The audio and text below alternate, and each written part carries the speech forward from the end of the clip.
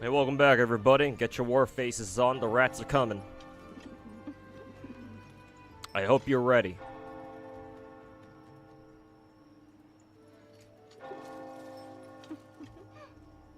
You uploaded with your fill live somewhere? Well, I dual stream to both YouTube and Twitch, so since I do that, whenever you stream on YouTube, YouTube automatically saves your VODs.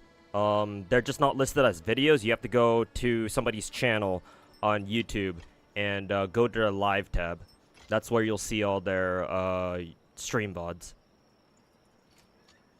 And since I've been dual streaming to YouTube and Twitch for I think the past almost a year now. I mean, I did it before, but I stopped doing so for about a couple of years, and I returned back to I came back to dual streaming. So you can find all the streams that I've been doing since then, since I returned to dual streaming on my YouTube channel. Just check the live tab, and you'll be able to find it.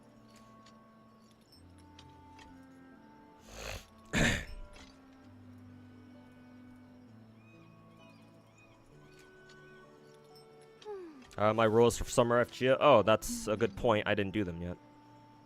And I did say I was gonna do them today, so let me go through all my other gacha dailies at the moment, and I'll do some pulls in FGO. I don't have a lot of gems. I don't expect much either, but we'll see.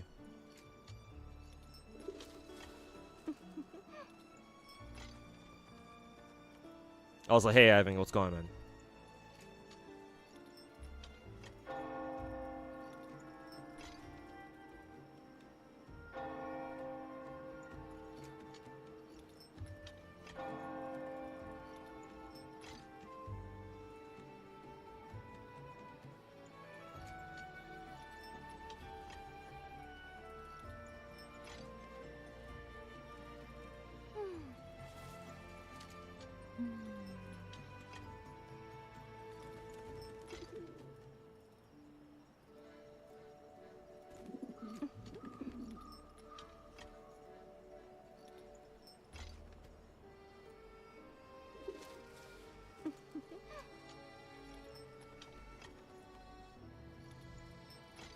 Did you already get some general feedback from it? I had a couple dudes on Discord DM me talking about it a little bit, so I spent the last like about hour or so while I was eating a late lunch just chatting it up with them a little bit. But overall, I'm pretty happy with how that video turned out. Again, the only problem with it was that, you know, it's very late. No thanks to all the other bullshit I had to deal with IRL, but it's out now. So hopefully that'll get me to get back to making YouTube videos on a regular basis again.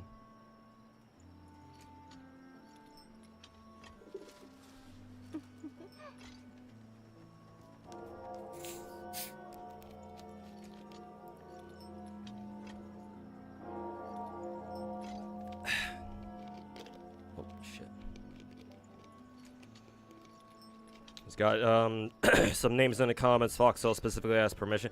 Oh, I mean, you don't have to ask for people don't have to ask for permission to watch my YouTube videos.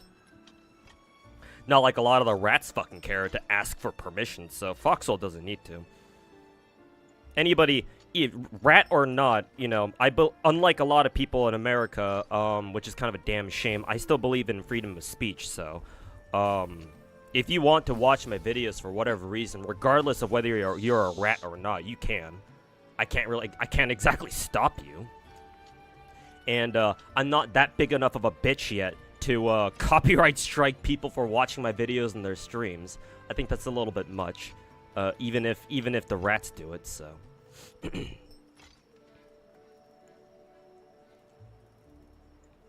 So yeah, nah, man. Foxhole can watch it. Can watch it, man. He doesn't need to have my express permission.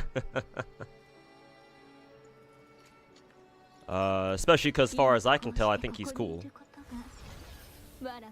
He's definitely not a rat, that's for sure.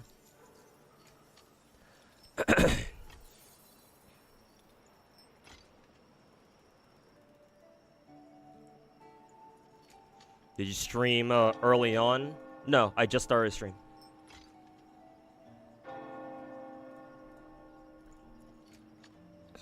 Excuse me. We'd be trying out Chaos Zero Nightmare. It's interesting. I'm thinking about it.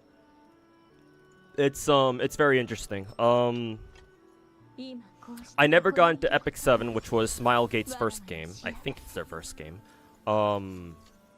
So I'm mildly interested in giving CZN a try.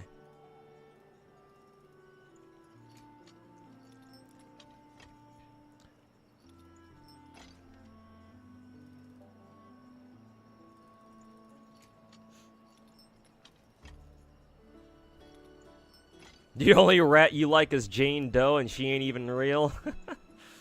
If only she were, though, huh?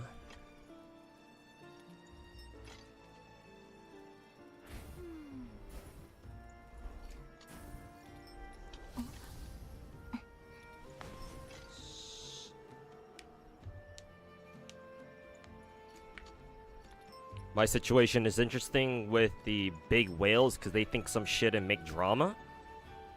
What do you mean? Are you talking about how bigger gacha content creators do nothing but just stir up shit and make drama? If that's the case, then, well, I mean, yeah, some of them do.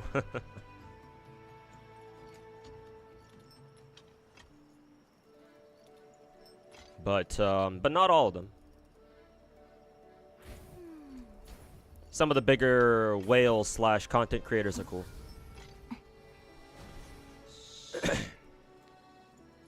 They're not all hot dog shit.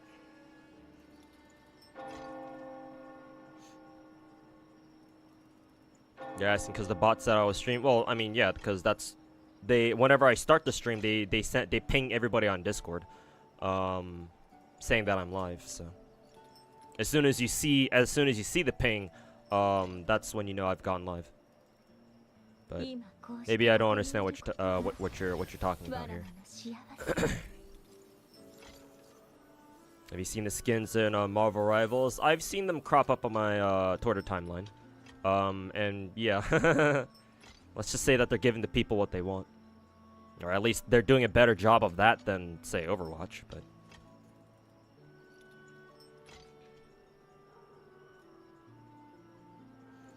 Kinda like that, but they do nothing but just cry while I really make the guides. Well, to be fair, I haven't made a guide for much of anything for a very long time.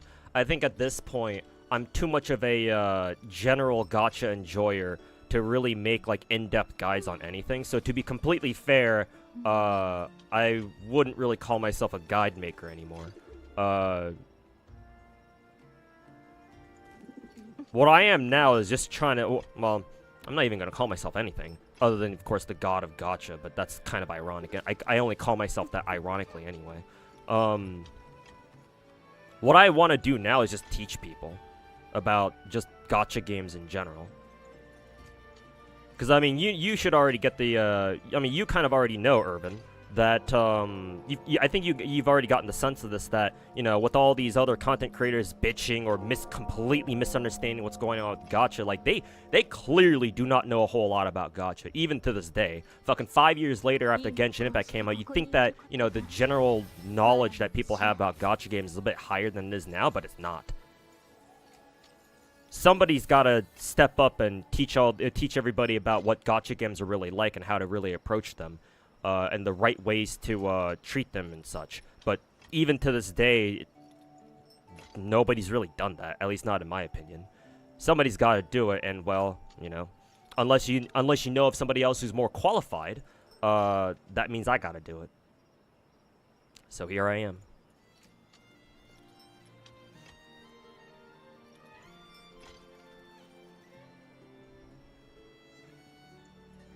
You call out a guy in my video who agrees with my opinions on the rats but doesn't want me to be the figurehead or support me. I mean, I already mentioned in the video, that's fine. There's a specific part of the video where I say, you know, you may not like me for whatever reason, right? And that's totally fine. You don't have to support me in particular, just as long as you understand that the rats are fucking assholes and you don't listen to what they say. That's completely fine. So, like, yeah, sure, I'm cool with that.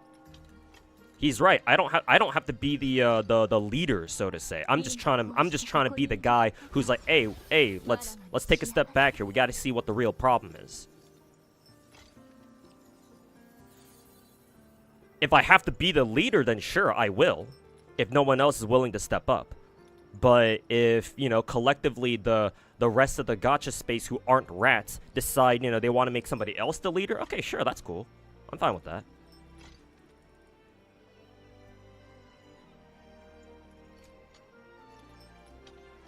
So that's fine. I respect his opinion.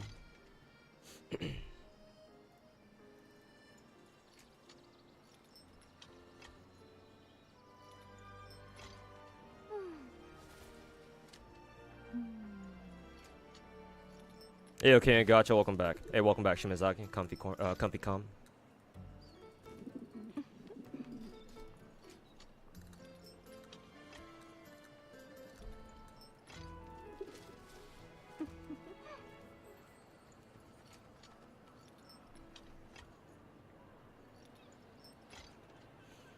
So your contribution on Foxhole has been fulfilled. What do you mean? Just because you brought him up earlier in chat, like in a different stream or something, or what? Oh, as in he left a comment. Oh, that's cool. Yeah, I think somebody in Twitch chat told me that he did, and that he wants to watch my video on his stream, which is fine. Anybody can do it, even the rats. I don't mind.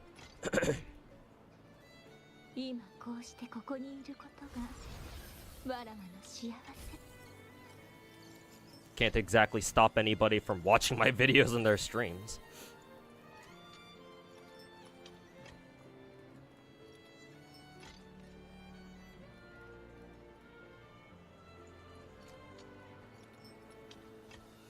Last question before you go for now. How the hell does my PC not explode with all these tabs open? Let's see. 3 of these games are on emulator, or no, just 2. Arknights and Blue Archive are on emulator. The rest of the games I have up are on PC clients. In order to have a lot of games running, especially gacha games, ideally your PC should have, I believe, a strong CPU and a lot of, and less importantly, but still rather important, a lot of RAM.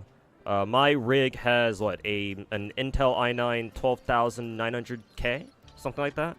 It's not like the best CPU out there, but it's decent. It's alright. Definitely more than enough for, you know, the average, PC gamer, I would say. And it's usually more than enough for streaming and, rendering, video rendering, so, that's alright. And I have, 32 gigs RAM. The reason why is because, especially if you play a lot of gacha games on emulator, emulators take up a lot of resources, particularly your, CPU. So, yeah, having a strong CPU is very important. At least that's my understanding of it. I'm no expert in PC parts, but that's what I've been led to believe.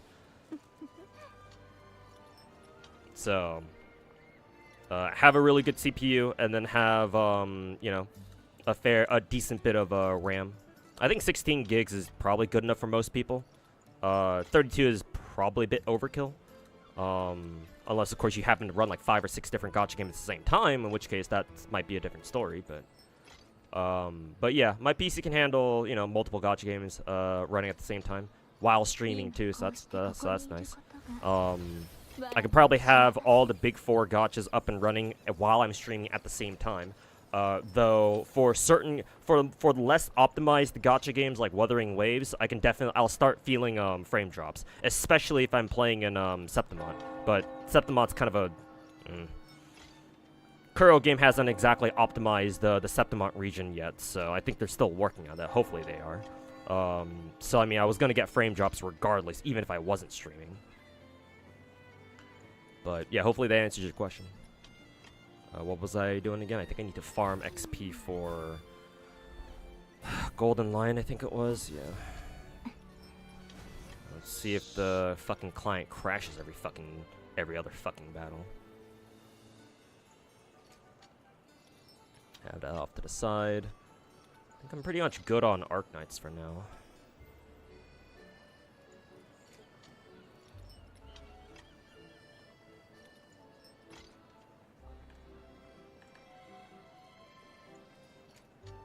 Get rid of that.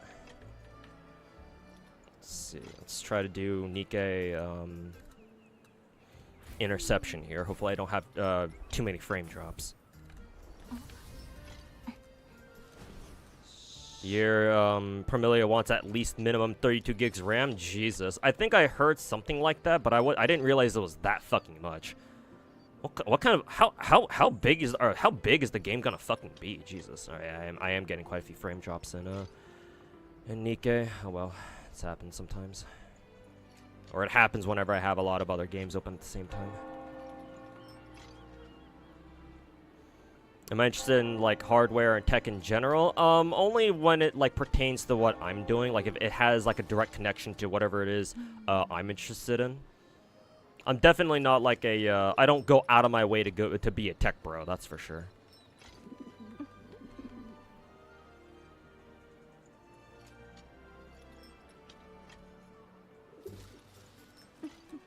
So like I can't talk about like PC parts the same way that a lot of other people out there might be able to. I just kind of, you know, nod my head and be like, oh yeah, cool, this is all very fascinating. I go search up like, you know, pre-builds on the internet or something. Ah yes, fascinating. And I just go watch a couple videos telling me, oh yeah, this card is really good or that card is really good.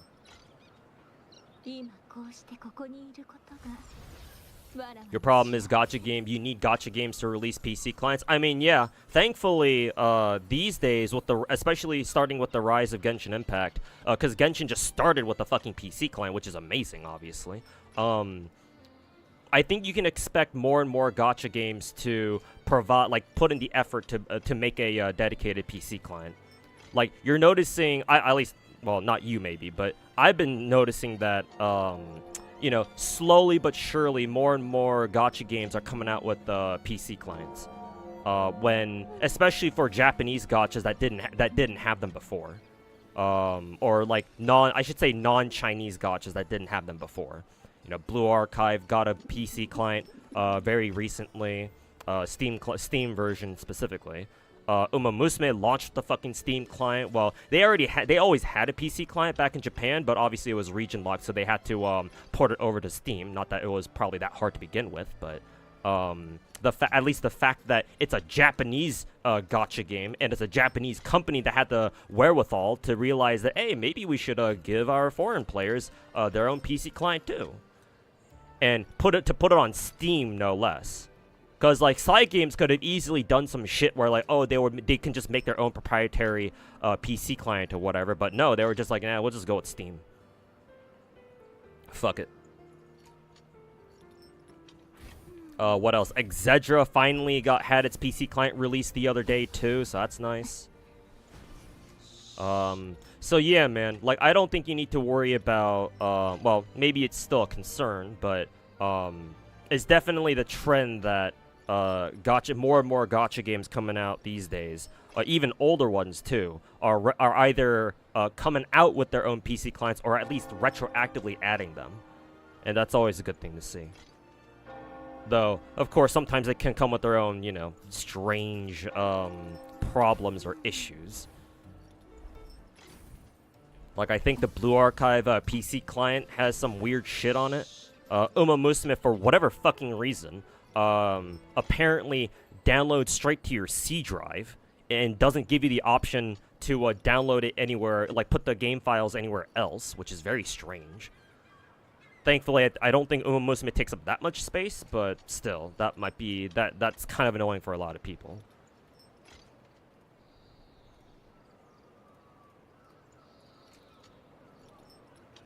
But if you're able to ignore those, then yeah, PC clients are definitely, thankfully, they're starting to become more and more of a trend now. And you have all the Chinese gachas to thank for that, pretty much. You know, Hoyo, Kuro. I'm sure all the other Chinese gachas coming out in the near future will also make sure to have their own PC clients as well. No way they can't, or no way they don't.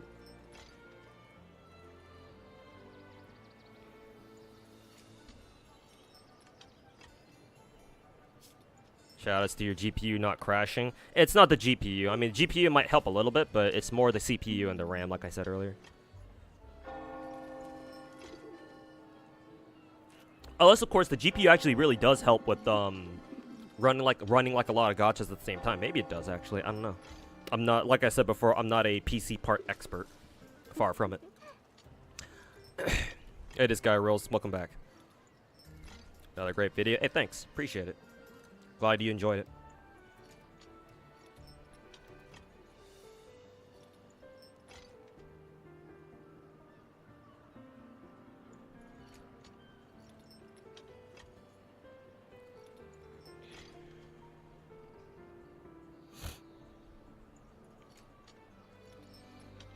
Is that this Surtur girl on my Arknight screen? Yeah, King of Gacha.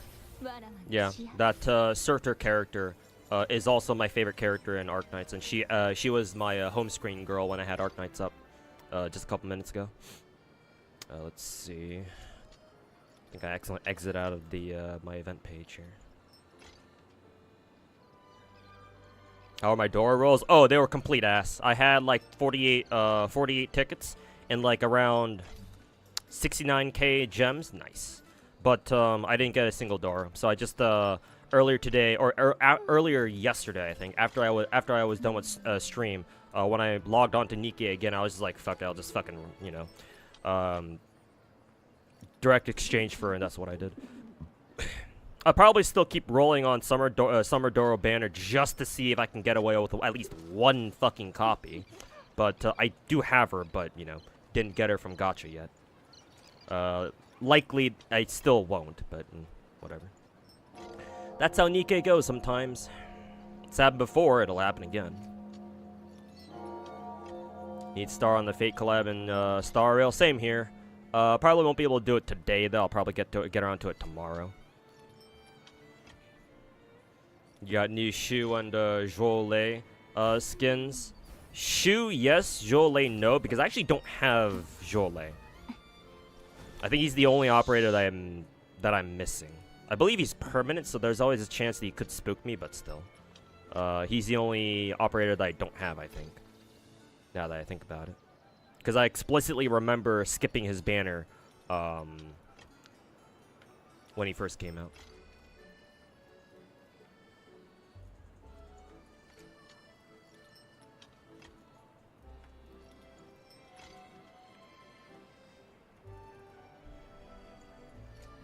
Gotta say, I love the montage at the end there. Yep.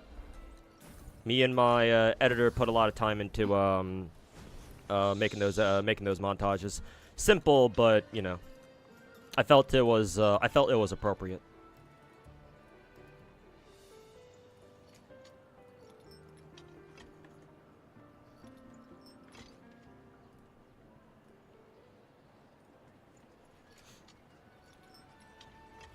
Let's see, who do I need to talk to?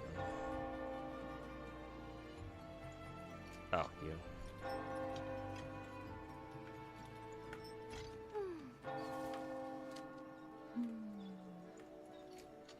OMG, Gacha God is live. Yes, sir, that is me. Hello. Welcome to stream.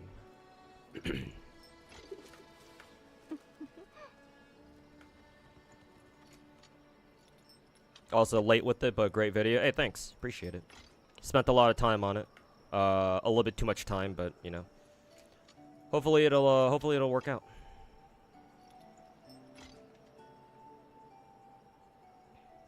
First actual YouTube video in God knows how long. So, hopefully, you know, I'll be able to find my groove of making YouTube videos on a regular basis again. Matter of fact, I'm actually already working on my next one, thankfully. So I still got it for now. Hopefully, I'll be able to get that out by like maybe Sunday. That might be a bit too optimistic, but next week for sure, or at least that's what I'm hoping. Summer's Endless event is peak. Oh, that's good to hear. Looking forward to it when I get around to doing it myself.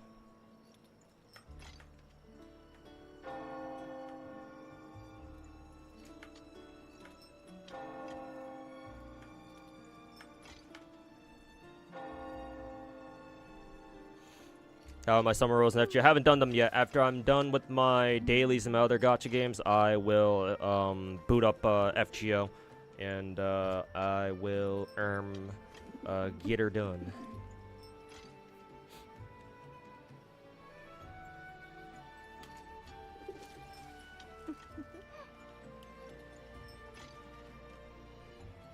Matter of fact, let me pull up my iPad scene right here so I can show you what I'm doing.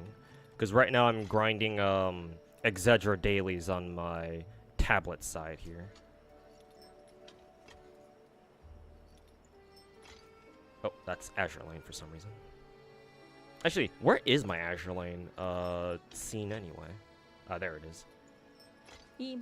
That was strange. Because I had Azure Lane up this entire time. But guess I didn't enable the scene for that.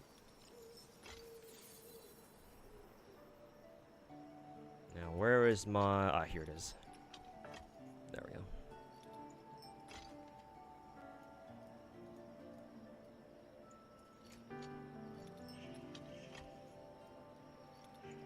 Put it in the corner, I suppose.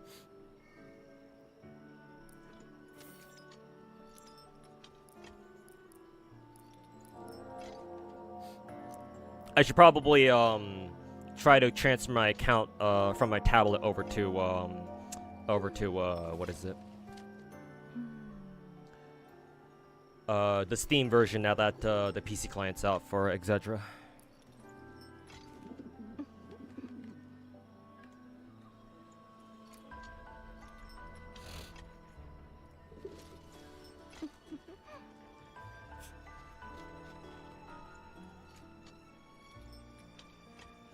Gotta go to sleep. Alright, Thesia. Thanks for hanging out. Thanks for catching the stream for a little bit. And catch you next time, yeah. Gonna be reading the FGO summer story? Not really, no. I've already been skipping it just to clear AP.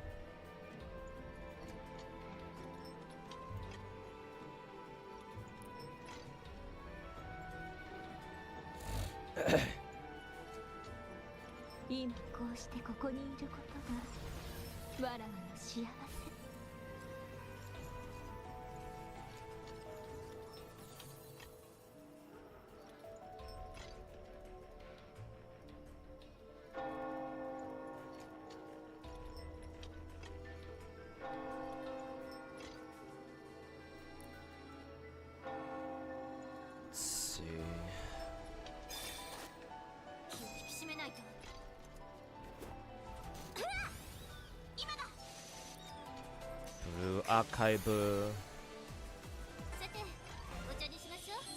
Skipping FGO lore. I'll be honest. I think FGO story has basically peaked with the Lost Belt 6. So like, I don't really feel too bad skipping any more of I don't feel too bad skipping the rest of FGO story. I'm not sure how Nasu's gonna be able to top Lost Belt 6. So, but I mean, hey. If he does, then I'll know about it.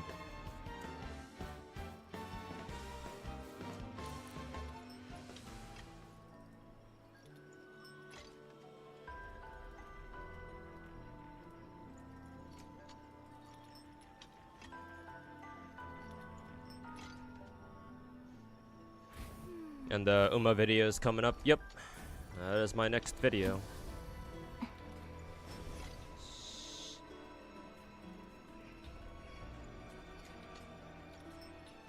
Prepare for a war? Oh yeah, no, I'm ready for him. I mean, I always have been.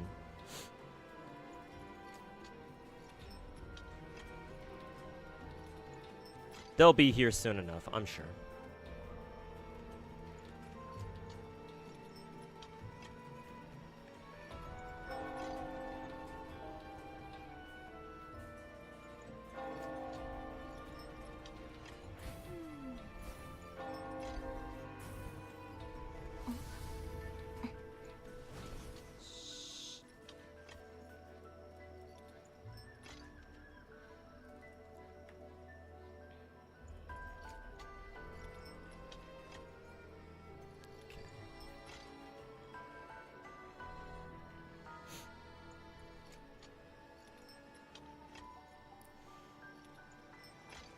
Japanese players think Ordeal Call 2 is better than Lost Belt 6? Huh, that's interesting. First time I'm hearing about this myself.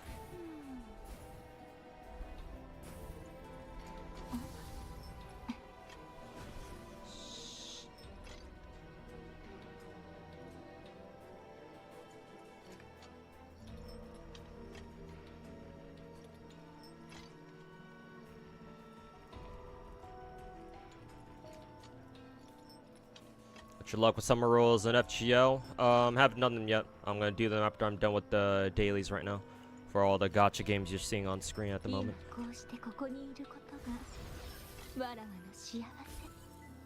Actually, I think I'm already done with dailies and Snowbreak. I do have to get around to doing the all the events though. I can do those off stream. Excuse me.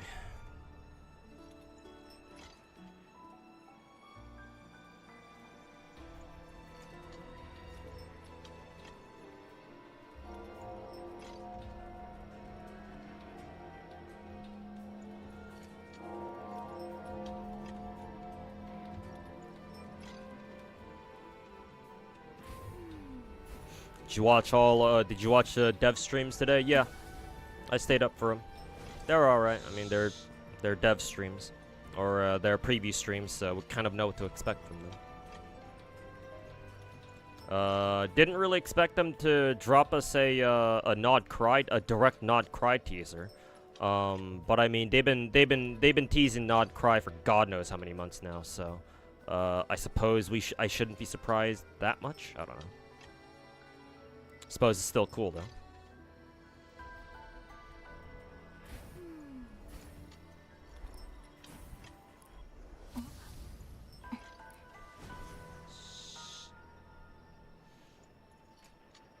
Ayo too. Oh, I read Kenzawa's message and he said sup too. Hey Kenzawa, welcome back, man. Here's the first one. Hey, it's our first thread of the day. Congratulations. Welcome to hell. Oh.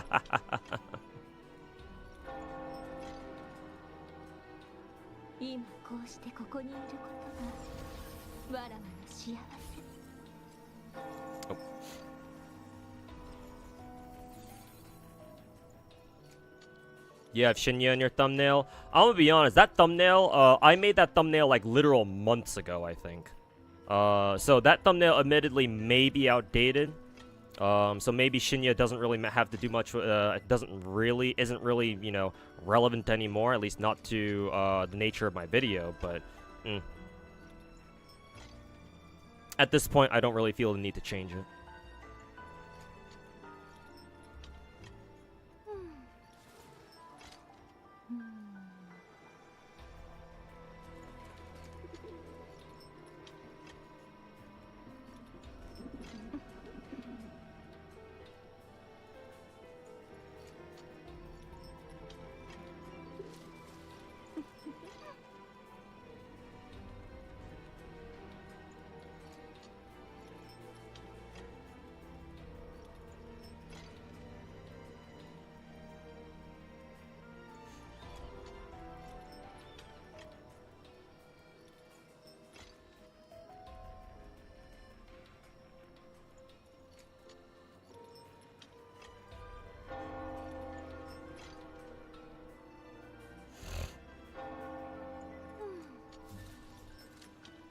Think it's only hell for you, so why are you drama farming again?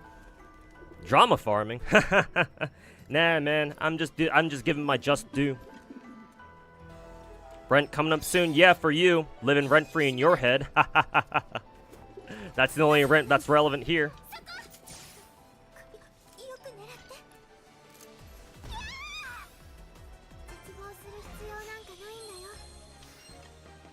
That was Diablo Immortal doing? I have no idea. I haven't heard the words Diablo Immortal in, like, years? I would assume it's still going on in, what, China? I have no idea how well it's doing outside of China, though.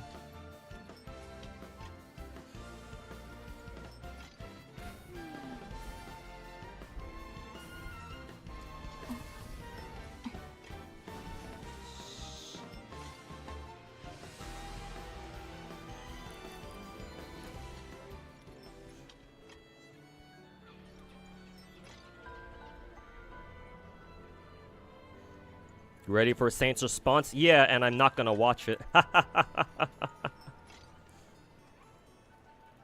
He can keep rattling his hamster cage for all I care.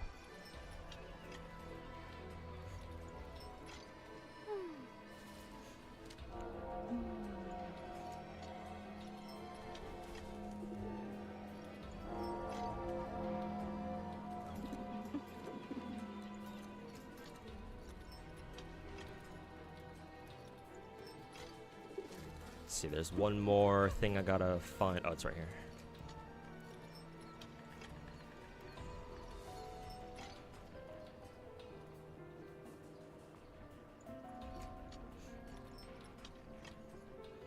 It's half the month, half of the month, your landlord already asking for a rent. What's a little kid like you talking like he knows about what rent is? Bro, you don't even pay your own fucking rent. Your parents do that for you. What are you doing on this fucking website, bitch?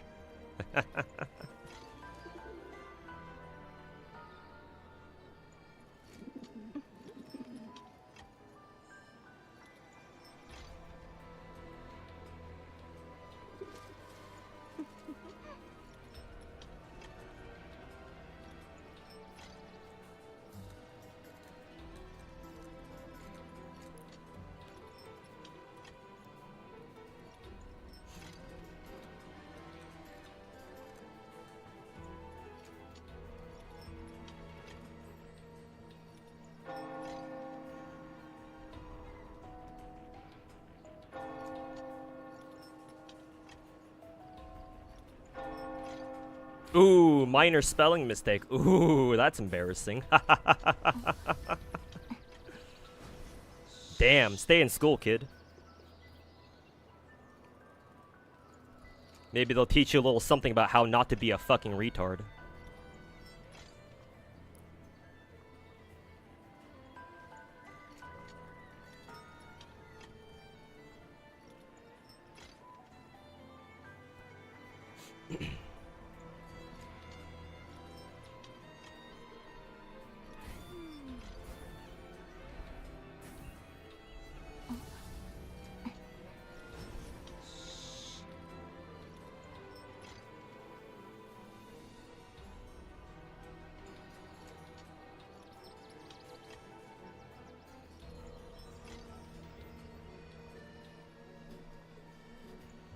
Seems like they've been living rent-free in your life the past 2 months. I mean, I've been living rent-free in your mind for the past 5 minutes.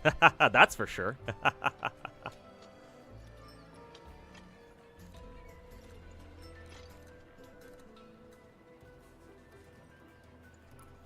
Damn, kids these days must be really bored on weekends, huh? Middle of summer, school's out. I mean, it's the middle of July. If you're American, you shouldn't be having school right now. So yeah, all you're doing is sitting on your phone inside your parents' house. Doing nothing but staring at your phone all day?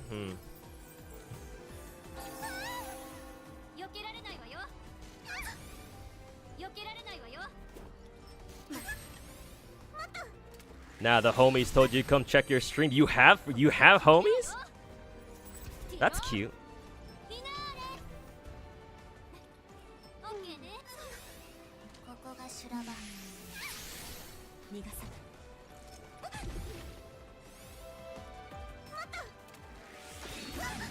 Here to congratulate you to finally making a little bit of yourself. Oh, that sounds like you're being salty. Ooh, did I touch a nerve?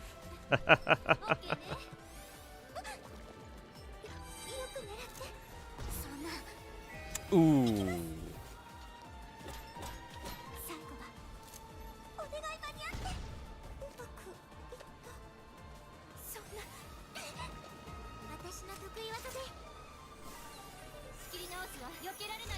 Mentioning Saint and Tectone now, and now your name is somewhat relevant. I think I've been doing that shit for the past couple of months on stream. I mean, you weren't here to know that because you're a fucking rat, so I don't expect you to know that.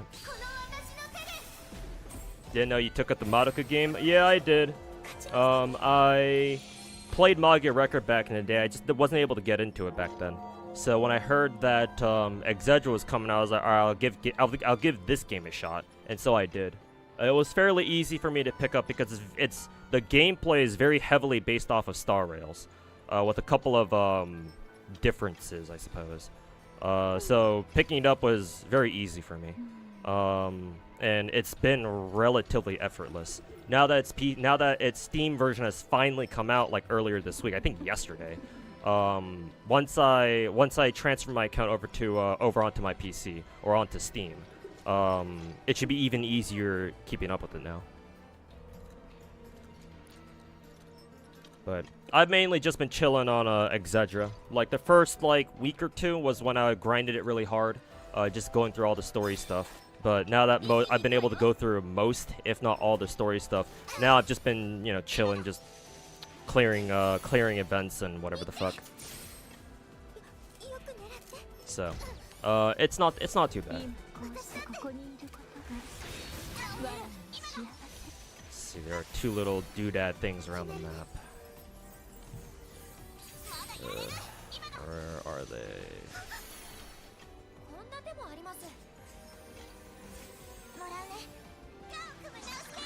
I hate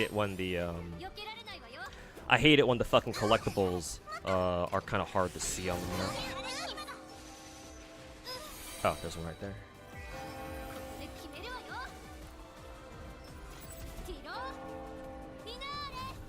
And then there should be another one around here somewhere.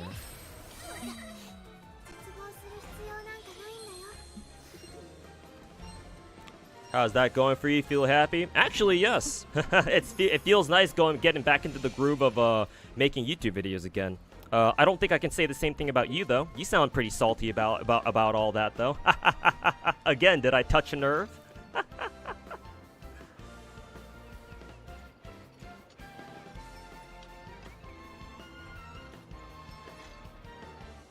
Feels nice to be back into the groove of things, I'm not gonna lie.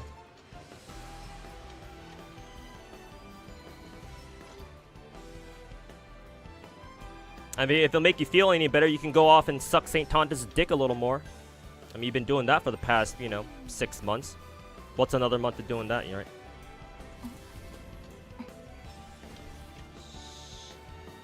Go on. You don't need me to tell you to do that. You'll probably just do that on your own.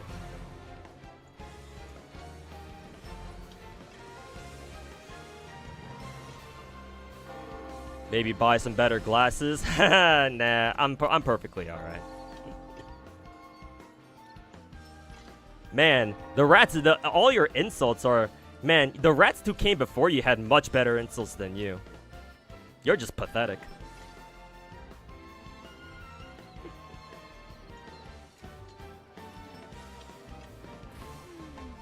Man, how the once mighty rats have fallen.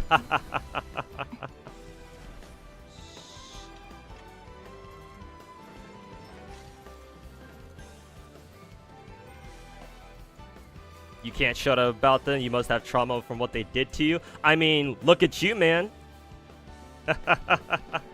You've been shook by my videos so hard you felt the need to come into my stream and start talking mad shit. And it's not even good shit either. You're just pathetic.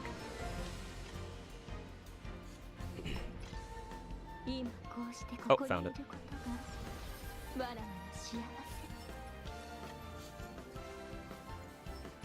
Mini game time.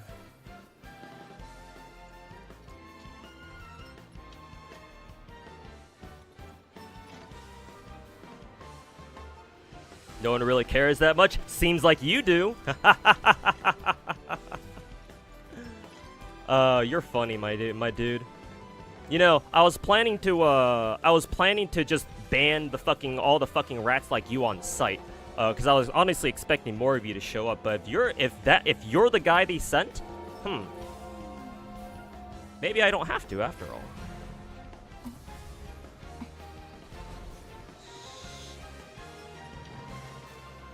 What else do I need to do? I think I need to get better gear for Rio. We don't even use Rio in this current raid right now anyway. I need to give Idol Naughty some better gear. What the fuck is she? Ah, here. Yeah, we need to give her some better gear.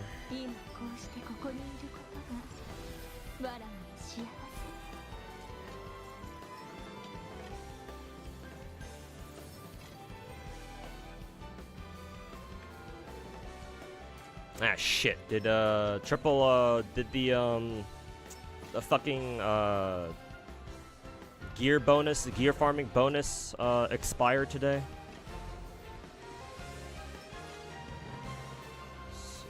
Yeah, it switched over to hard modes. Fuck. They're doing that fucking retarded shit again where, half the week is, normal mode and the other half of the week is fucking hard modes.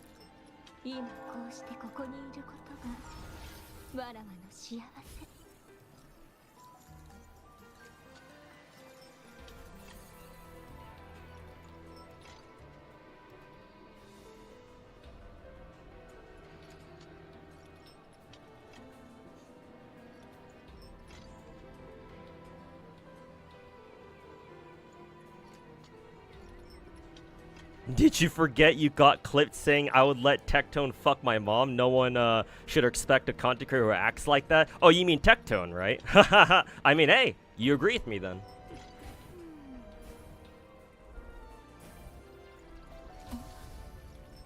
Yeah, Tectone's a fucking asshole, so he can go fuck himself. Thanks for agreeing with me. Now, go on and tell Tectone that for me, please. If you would be so kind.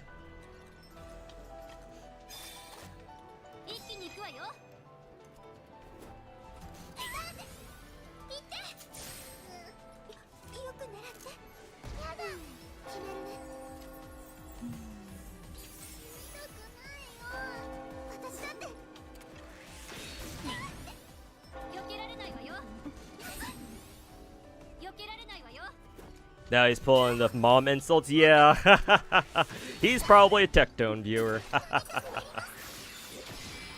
found the Tectone rat.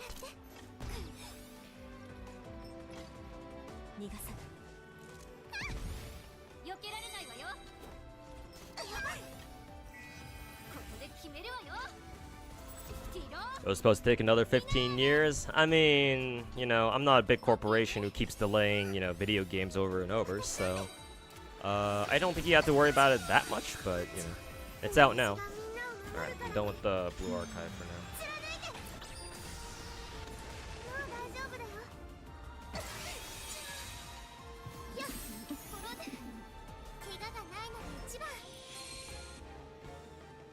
Yeah, that should be my last PvP run for today. Gotta do this fucking Suika game knockoff here.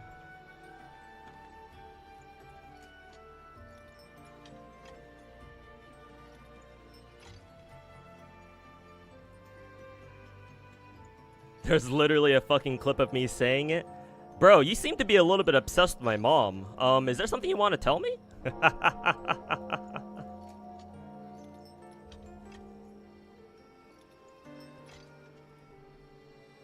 I mean, I know you idolize Tectone, but you don't have to make it that obvious.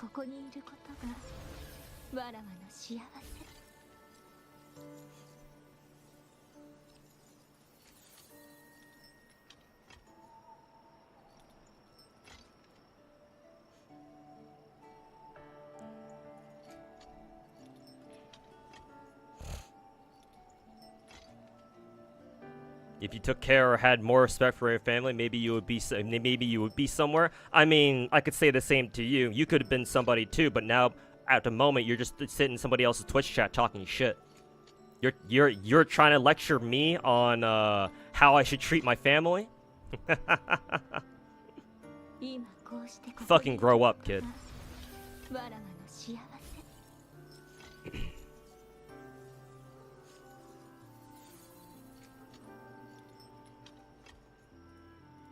Go back to fucking Twitter. Twitter is a perfect place for you.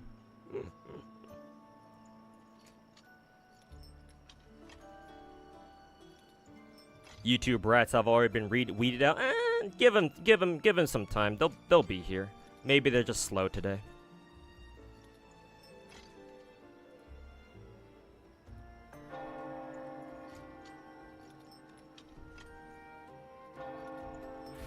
Even the rats get tired from time to time, you know?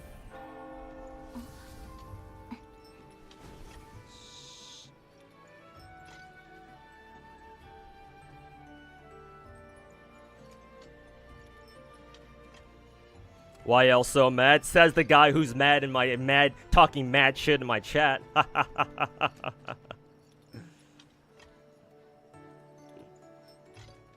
Ah, yes, classic rat behavior. Come in, start shit when he starts getting shit back. Oh, why are you guys all so mad? Some things will never change, I guess.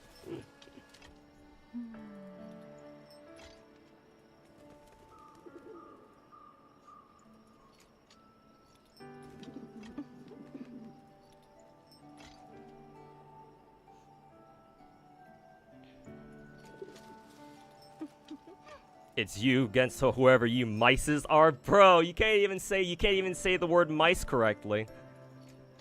Again, stay in school, kid. Unlike you who makes videos of people instead of confronting them. Oh, so you think you're real brave going into somebody else's chat talking shit, huh? Hey, I'll send you back to St. Tontus. Or Tectone's chat or whichever fucking dog shit streamer you came from.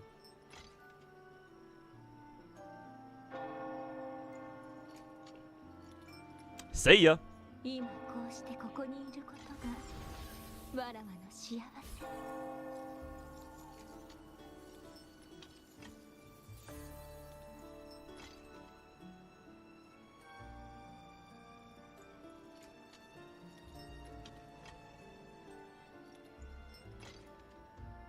Send your homies my regards, by the way. Tell them that they can go fuck themselves, too. Stupid little bitch. Oh, I don't want to do this again.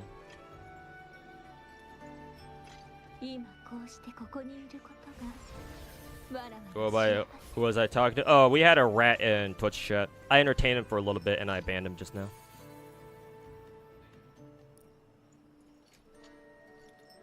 Hey, Haviland, thanks for redeeming comfy buys, my dude. Heard you're getting Golden Lion base. Well, I already got Mecklenburg or whatever. Got her earlier this week. So, yeah, I decided to go for Golden Lion next. Well, I know that's not how you say her name, but that's what it means in English, so I call her Golden Lion.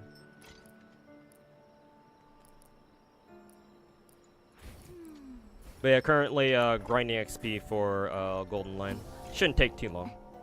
I mean, grinding PR these days is super easy. Nowhere near as hard as it used to be back in the day. So. So I ain't worried.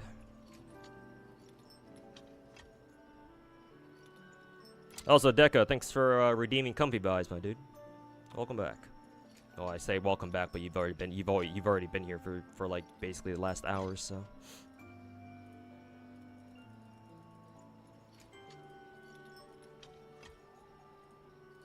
Oh, was there something I forgot in Arc? No, I don't think so. For love, it feels like a not must pull. I'm surprised that a lot of people apparently aren't planning to roll for Lova. That's odd. Considering Forlova was a character we've known since literally 1.0, since fucking launch. And her gameplay looks pretty fucking sick, I'm not gonna lie. I'm quite surprised not a lot of people are fucking rolling for her to begin with. Bit disappointing if I'm gonna be honest, but, you know, I guess that's how it goes sometimes.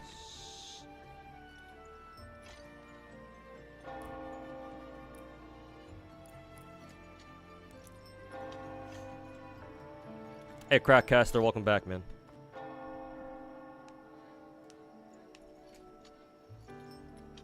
When you say you play 15 gachas, what does that entail? Do you just do dailies, or do you consistently do all in-game stuff and all the events in them as well? No, I reach endgame in all my gacha games and clear all the events as well. At the moment, there are two games that, my two most recent games that I picked up, they are not at that stage yet, because they are recent pickups. Brown Dust 2 and Uma Musume, the funny horse girl game. Those two, because of how recently I picked those up, obviously I'm nowhere near endgame like status yet. I've just barely figured out how to do like dailies and weeklies properly in Brown Dust 2, and I've already been playing that shit for a couple weeks now, maybe even a month. I forget when my chat convinced me to finally pick up Brown Dust 2, but I've been slowly but surely figuring my way out in BD2 and like at least understanding how the game works from like an infrastructure point of view. I still don't know how to actually play the game, but I'm assuming that, you know, that will come with time, and my own willingness to sit down and actually figure out, okay, how does the game work. So, I'm not personally worried about it too much. Those games, Uma Musume and Brown Dust 2, are the two games that I wasn't initially planning to play, if that makes sense. All my other gacha games that I picked up, I've actually gone out of my way to pick up and play, right? Day one, or, well, every game except for Arknights, I think. But I ended up really liking Arknights, so I treated it as if I wanted to play it from the very beginning anyway. But most of the time, the gacha games that I play are ones that I've heard about before. I'm like, oh yeah, I want to play that. I already make like a mental commitment in my head to play that when it comes out, and when they do, it's like, okay, let's do this. And so I grind those games out of my own motivation to just enjoy those games. And so I'm easily able to, maybe not easily, but eventually in due time, I'm able to reach, you know, endgame status for all those games. Brown Dust 2 and Uma Musume are a bit different because those two gacha games were games that I wasn't initially looking forward to playing, but in Brown Dust 2's case, my chat was like, oh, it's having its second anniversary, and we get like 1,000 polls over the course of like 100 days or something. So I was like, well, shit. I guess I'll try it out then. And so I did. And I wasn't sure if I was like going to keep up with it, but I mean, daily seemed to be pretty easy, and so just keeping up with the game didn't seem to be that bad. So I haven't had a reason to drop it yet. And so here I am. I'm slowly starting to figure things out. How long it'll take me to reach endgame though in Brown Dust 2 is more of a it's more of a toss-up question. I don't know when I'll be able to do that. If I had the interest in doing so in the first place. Same thing with Uma Musume. That game also is another one of those gacha games where I was like, I don't know if I want to play this. When it came out, I was like, alright, fine, I guess I'll give it a try. If only to see why people enjoy it so much, right? Because, you know, rather than what the rats do and just talk shit on gacha games that they'll never fucking play, if I want to know why a gacha game is so popular, if I if I have a genuine curiosity about why a certain gacha game is so popular, I'm going to play it myself, and that's exactly what I did with the funny horse girl game. Because I'm like, yeah, what makes this game so fucking popular, right? Why do people like this fucking game so much? And so yeah, I've been playing it since launch, basically, maybe a few days after launch, and yeah, I'm still able to keep up with it. I can't say that I really enjoy that game like as much as other people do, because it's basically just a fucking, you know, numbers go up simulator. It doesn't really have much gameplay, or at least the gameplay isn't what I'm exactly looking for. I don't think it's something that I would like really enjoy. I mean, a lot of people, you know, like watching numbers go up, sure, but it's like, for me, there has to be a little bit more substance behind the numbers for me to like really enjoy it. I mean, it's still enjoyable, don't get me wrong, it's just, you know, I'd say that if I didn't enjoy gacha games as much as I did, I would probably have dropped Uma Musume pretty shortly after, because I was like, nah, this isn't exactly what I'm looking for when it comes to just like video games in general, maybe, or just gacha games or video games in general. But for what it's worth, I'm still keeping up with that. But I'm definitely taking my sweet time with the horse girl game. Definitely playing it very casually. But with the exception of those two, all my other 13 gacha games and future gacha games that I plan to pick up, the ones that I'm motivated to play, right? Arknights, Enfield, Silver Palace, Ananta, NTE, what else am I missing? Azure Premilia. All those gacha games are games that I've seen. I'm like, yeah, that looks cool. I want to play that. So when they do come out, I will do everything I can to, you know, grind those games out and be able to reach endgame, you know, as quickly as possible, I suppose. Well, maybe not reach endgame as quickly as possible, just, you know, work on my account to get it to, you know, make it as good as I can get it to be, you know? I think I'm done with this event here, or at least for today. Gather all that. Oh, I gotta go recruit. But yes, when I say that I play 15 different gacha games, for the vast majority of them, I do dailies, do all the content, do all the events, and I'm able to play endgame. Maybe not well, but then again, these days I don't care to do endgame well. All I care about is if I can clear it and I can get some, as much rewards out of it as I can, then I'm fine with that. It's very hard to like be on top of your game for like multiple gacha games, let alone double-digit fucking gacha games. So if I can hit endgame and get some amount of rewards from them, ideally, most of them, but any amount, then I'm fine with that. Ooh, I didn't realize that they gave you rebates for this. I guess that's kind of nice. Kind of reminds me a little bit of Brown Dust 2, I suppose. But. Anyways, let's toss these multis into the fucking trash. Woohoo!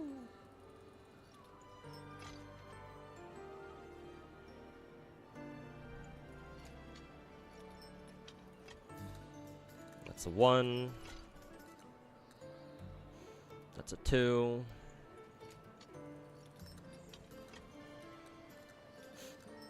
And that's a 3. Nice. 3 multis and absolute hot dog shit garbage. Lovely. Gotta love Korean gacha games. Well, Japanese and Korean gacha games both. They're both dog shit.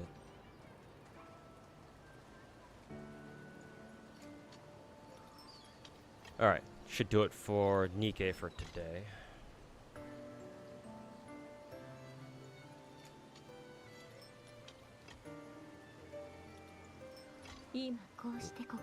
But now, let's see. Azure Lane still going. I'll get the rest of Exedra done. I'm gonna pull up FGO right now. Let's see here. Oops.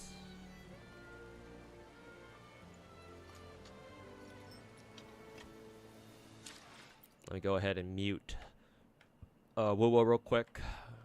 Because I'm about to waste some money in in FGO. Well, technically not money because I haven't paid for any packs yet, but basically the same thing. Your chat box isn't moving? No, it is. At least I'm pretty sure it is. Started Nikke today. Any advice you'd give as a new player? Oh, if you should have told me that earlier. King of Gacha, because I would have pulled up Nikke to show you what you should look for, or what you should be doing. So let me give me a couple minutes so that I can pull up Nikke again. Because actually, yes, there are a couple things that you need to know if you're just starting out in Nikke. I'm not sure if you'll know to do it just going through it yourself.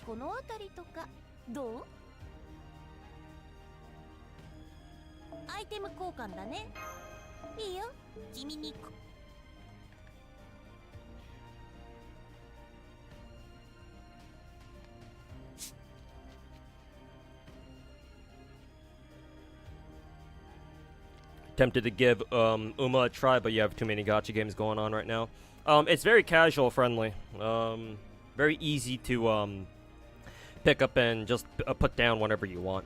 You can give it a shot if you think you'd enjoy it, but yeah, it can be rather time consuming if you decide to go like really hard on it.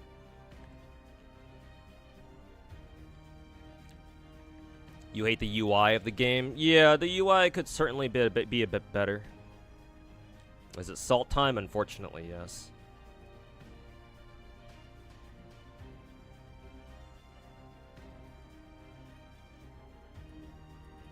But first, I'm pulling up Nikke again because somebody wanted to ask questions about Nikke, so here we are.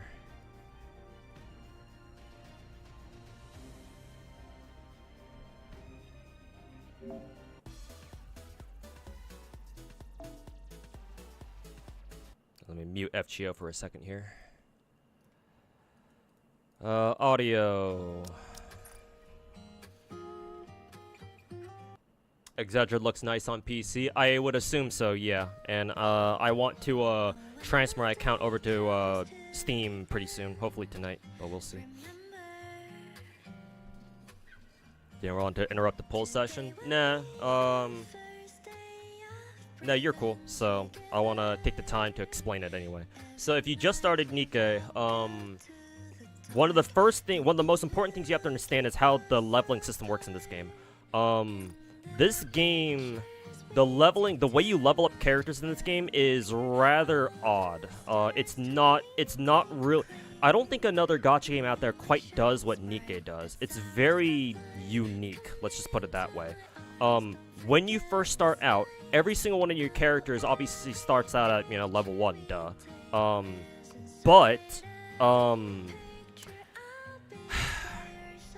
There's a device in your base. I don't know if you've gotten far enough into the base where they tell you about this, but there's a device in the base, or like a structure, kind of, called the synchro device.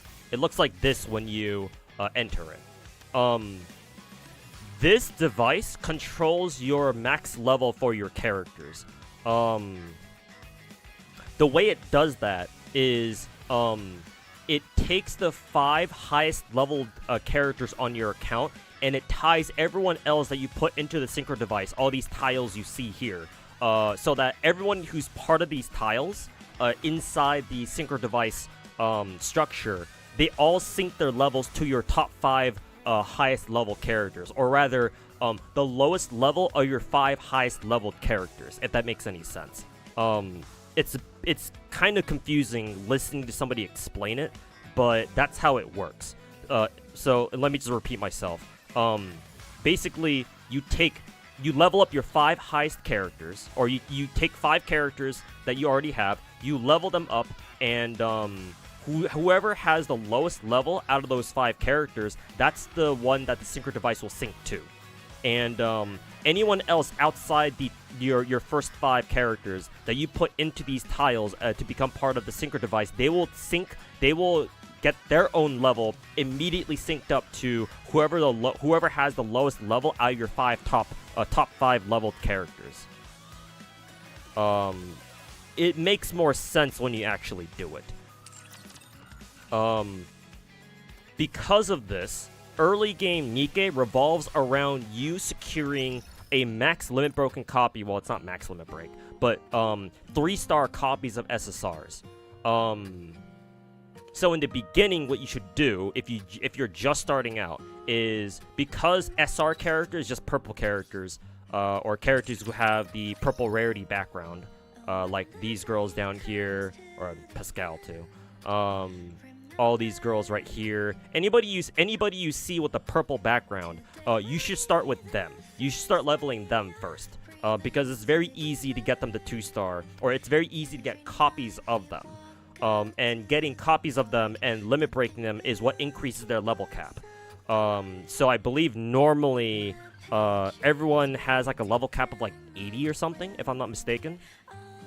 And at 1-star, their level caps go up to like 120. And at 2-star, they go up to level 160.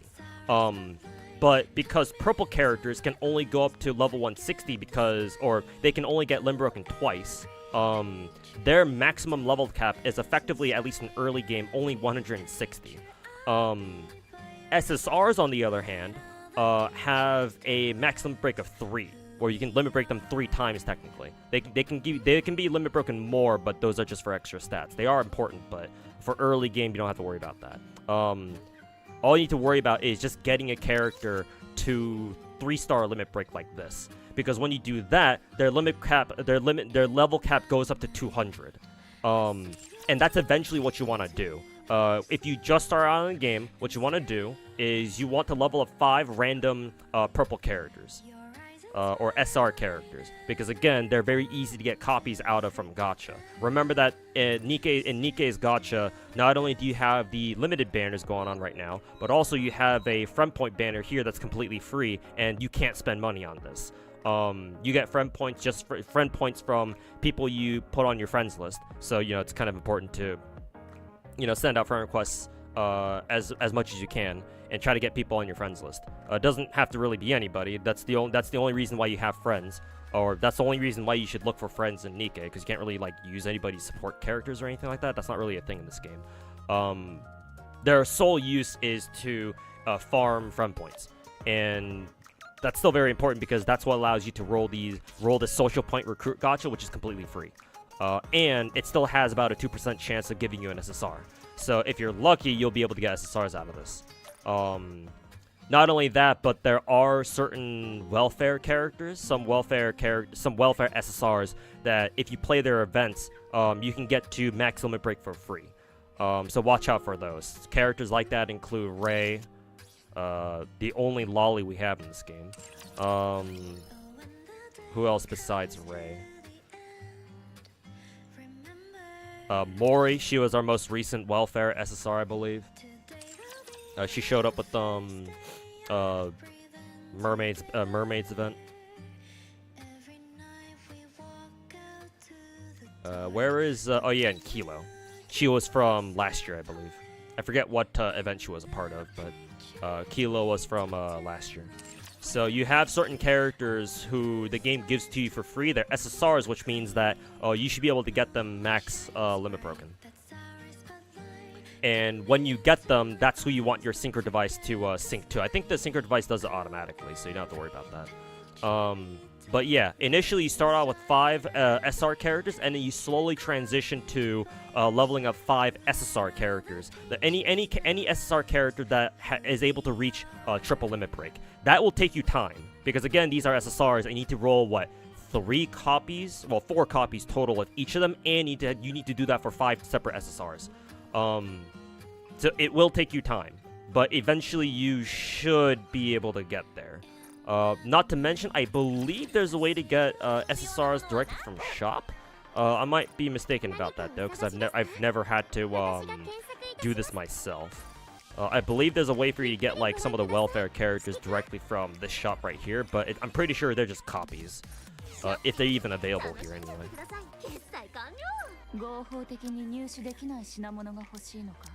Speaking of which, let me go buy out some of this shit real quick. Oh,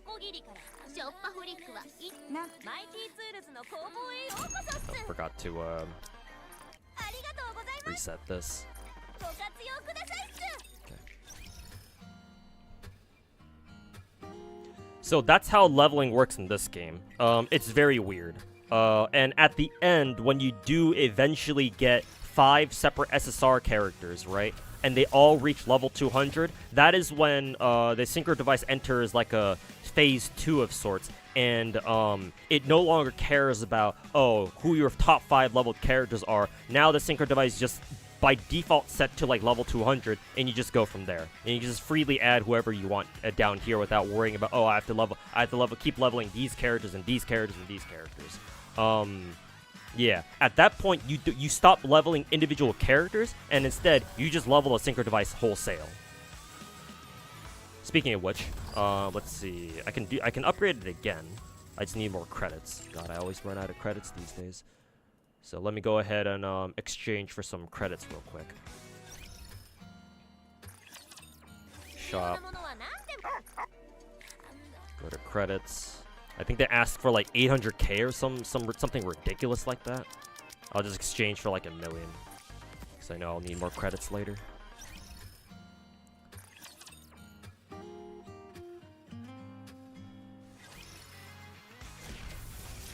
So yeah, as you can see here, when you enhance the synchro device, it'll enhance the level that every character that it has on there that it's synced to. It'll also level up everybody's levels here. So currently my synchro level is 518. When you upgrade a synchro device, it goes from 518 to 519. And now every single character that's a part of my synchro device is now 519 as well. Or yeah, 519 as well.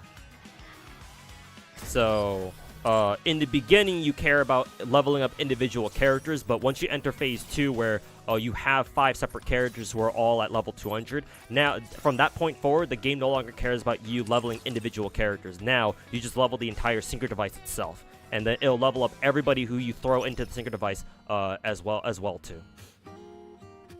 So that's like the #1 tip that I can give you, to basically just start leveling 5 SRs and then slowly transition into leveling 5 different SSRs instead. Don't be afraid if you started leveling one character, but you start getting like more copies of like another SSR, and you feel like, oh, you wasted you've been wasting materials for them. Don't worry about it, because every single character has the option to reset your level. It does cost 10 gems, I believe, but it's a very small. It's a very cheap price, as long as you don't constantly do it, I guess. But if you're only doing it once or twice, just to like change your level targets, because like certain SSRs have higher limit breaks than others, and yeah, like don't feel bad having to spend gems to reset level, because they're cheap. The price tag on resetting levels in Nikke is very cheap.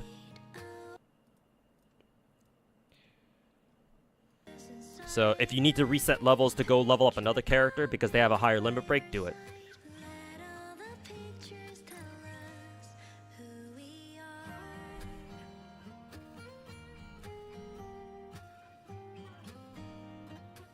Hey, Nana, welcome back, man. Hope you're all doing well. Yep, just trying to hang in there. Is Nikke generous with its gacha currency? You can stack up quite a bit of gems, if you don't, as long as you don't, you know, roll on every single banner you see. I think I was able to. I think the last banner that I rolled on actively was the Little Mermaid banner. Pretty sure.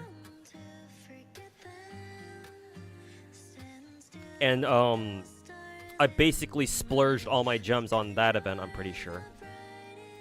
And or was it the Little Mermaid banner? I think it was, right? Little Mermaid plus Maiden, I think. Oh, no, not Maiden. That's not her name. Mihara. Yeah, overspec Mihara. So I went from basically no funds to being able to collect about like 48 tickets and like around 70k, 69k gems. Nice. In about like a couple of months. So it is possible to grind up a fair bit of gems. But that's assuming that you can hit that you're in endgame and you're able to grind everything you can. And like take part in all the endgame raids and stuff, so that way you get gems from like the raid rankings and shit like that. If you're an early game player, if you just started, you're probably not going to get that many gems. Though maybe you still can, because you just go through all of story. Story should give you quite a few gems, actually. So as an early game player, actually, you might be able to get even more, technically. But, I think strictly speaking, I would say that, yeah, Nikke is probably pretty generous with its gems. You can farm quite a bit. Now, their gacha, on the other hand, can be, well, you know, it can be hot ass sometimes, but hopefully you don't have the same luck of that as I did.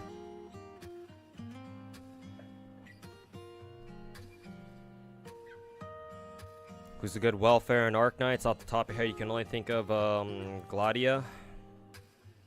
I'm sure we have others. Lumen, I think, was welfare. 6-star medic. Our best CC clear medic in the game, I think.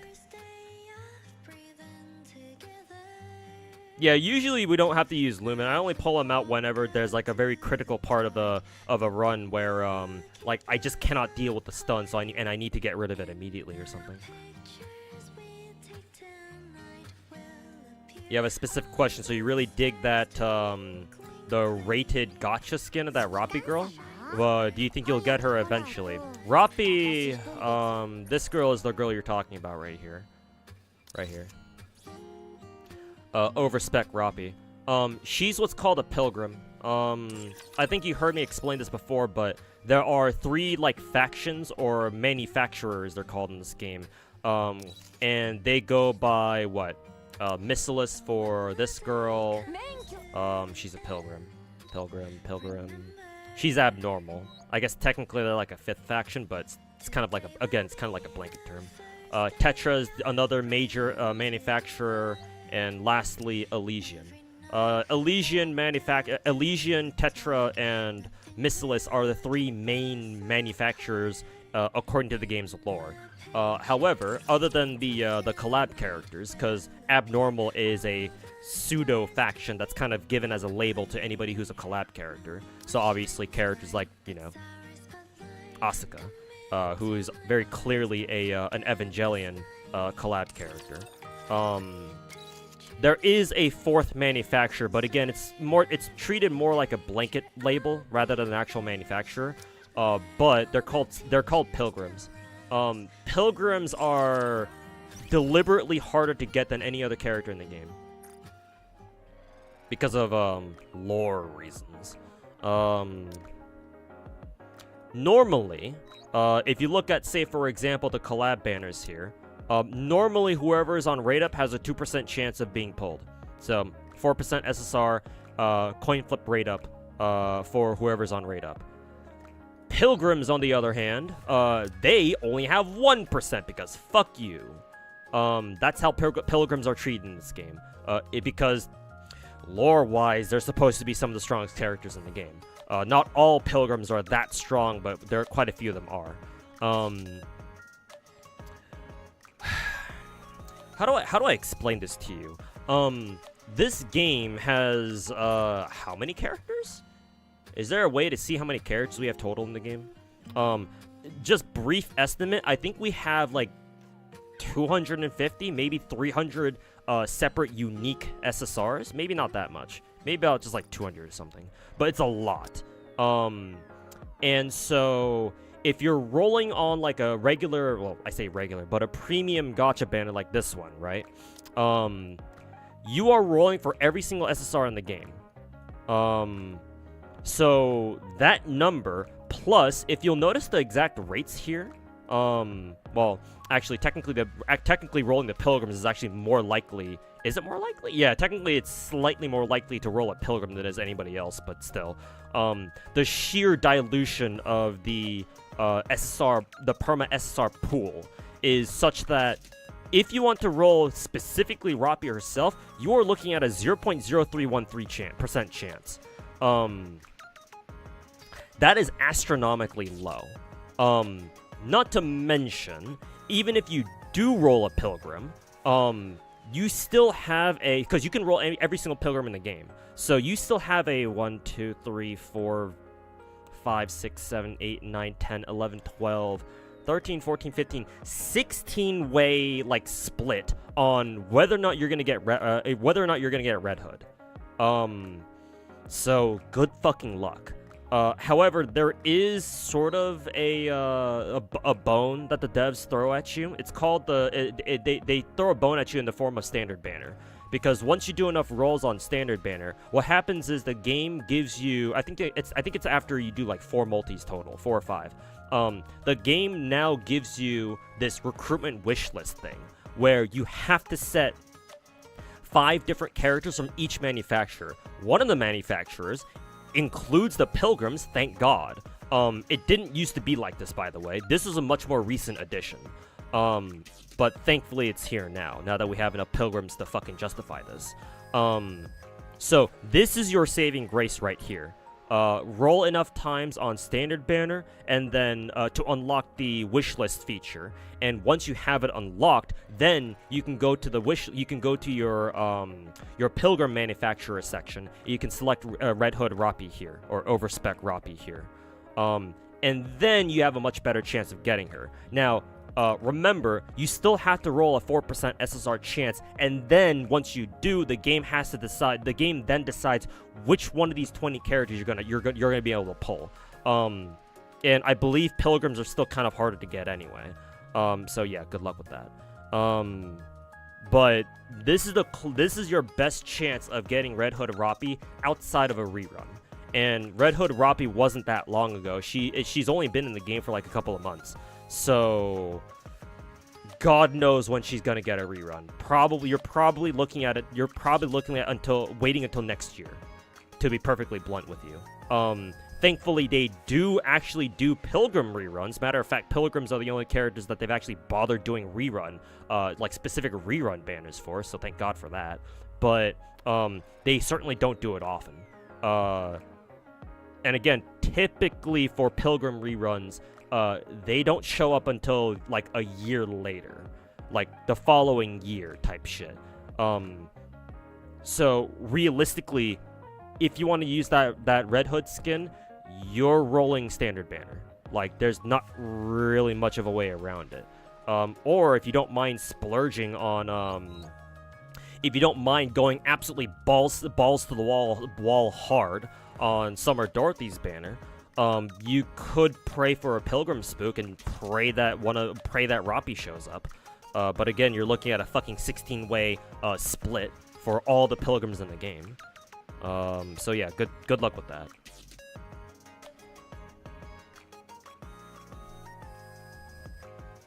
Gonna go to sleep. All right, UI, thanks for hanging out, man. Catch hopefully later today, if I'm still streaming, that is. How often should somebody roll to be somewhat conservative with gems? Me personally, I think that you should not roll on any banner outside of super meta banners. If you want to get the most value out of your pulls. A lot of characters in this game are not that good, to be frank with you. The majority of characters in Nikke, if you're looking at it from a meta perspective, and I hate to be that guy, who circle jerks meta, but unfortunately, if you want to be conservative, if you want to like be more smart, if you want to be smarter with your gem spending in Nikke, I would highly advise you to hold your gems and not roll for anybody who's not like at least S tier, or if you have a waifu, that is. If you just really like a character, then yeah, obviously you should go ahead and spend gems to try to get them, but try not to go too crazy with them. But Nikke has like since the game's been out for like what the past 2.5 years. At this point, we have a pattern with Nikke's banners. The most valuable banners on average, or typically, not on average, but typically are New Year's, Anniversary. Well, Anniversary and New Year's are very close together, so they might as well be the same thing. But for technicality purposes, let's treat them as two separate events. So, Anniversary, New Year's, half anniversaries, and summer. Those 4-5 different events are the most important events in Nikke's schedule, in their content schedule. So ideally, you do not roll Nikke's banners at all outside of those. Even if Nikke drops like a surprisingly good character who's not part of those like aforementioned 4 or 5 like special event type things, right? Unless they're like really fucking good, like fucking at least double S tier on Pridwin's rankings or some shit, or like you need that particular character like complete like a team that you're trying to build at the moment, or again if they're waifu, even if they're really good. I would even then I would suggest, yeah, like still like you should hold the trigger on that. Don't pull the trigger on that, because you never know, they might spook you later, just on their own randomly. Like I have quite a few permanent SSRs that I've gotten where they were good. I knew they were good, and yet I held my I didn't roll them because I knew that there might be a chance I might get them later. One perfect example of that is this girl, Summer Anchor. She and Summer Mast, I believe, are kind of like a pair, and I didn't roll for either of them back when they first came out because I was like, nah, I gotta save for whichever like high value event is coming after them. So I didn't bother rolling for either of them, even though I really need them to like really flesh out my Hydro teams. Because I believe both of them together are like top tier. I think they're both double S tier if you run them together, maybe. I think you can even run, who is it? Summer Mast, just on her own, and she's still pretty good. I think I've seen Sky run solo, Sky JLV run solo Mast, I believe, and she still works okay. Or at least it seemed like it. But I believe together, that they're meant to be used together, basically. And so, even then I was like, nah, I can't roll with them because I'm focusing on whichever high value event in Nikke is next. And sure enough, right? As soon as both of them joined the perma banner, right? As soon as they joined perma pool, I immediately put their asses into recruitment here, and eventually I was able to pull Summer Mast.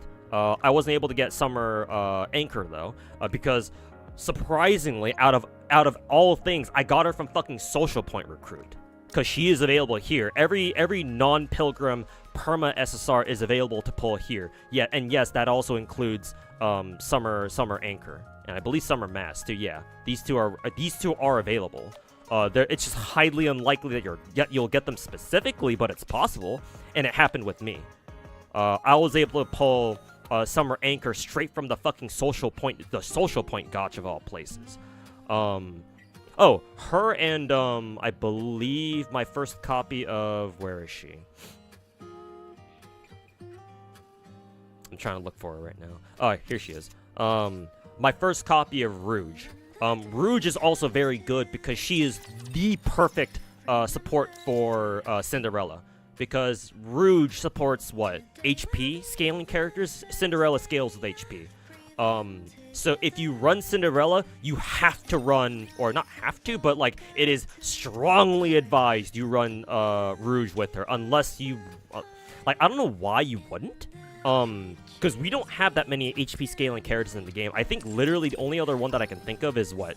Fucking 2B, I think? Where's 2B? Surrounded somewhere. There she is.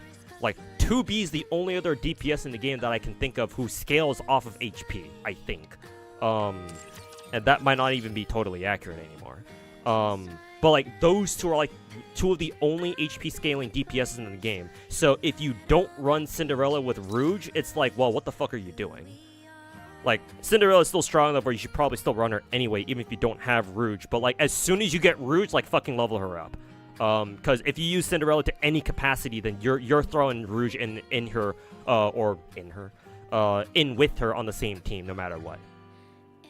And yeah, I got my first copy of Rouge out of fucking Social Point banner of all things, which I definitely wasn't expecting. I mean, obviously you're not really expecting to get certain characters like that, but yeah, the point is that there's always a chance, no matter how unlikely, that eventually, right? It might take some time, it might take weeks, months even, to finally get the characters that you're, kind of looking for. But that's the important thing. There's always a chance.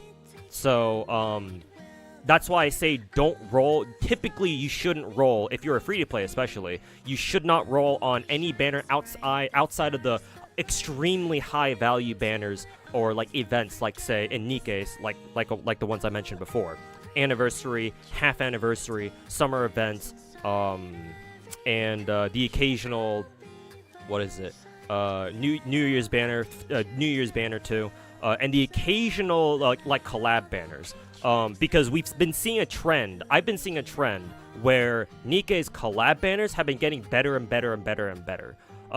The first collab event we had with Chainsaw Man, all the Chainsaw Man characters are kind of dog shit. I mean, the only decent ones were the ones that were intended for PvP, I think.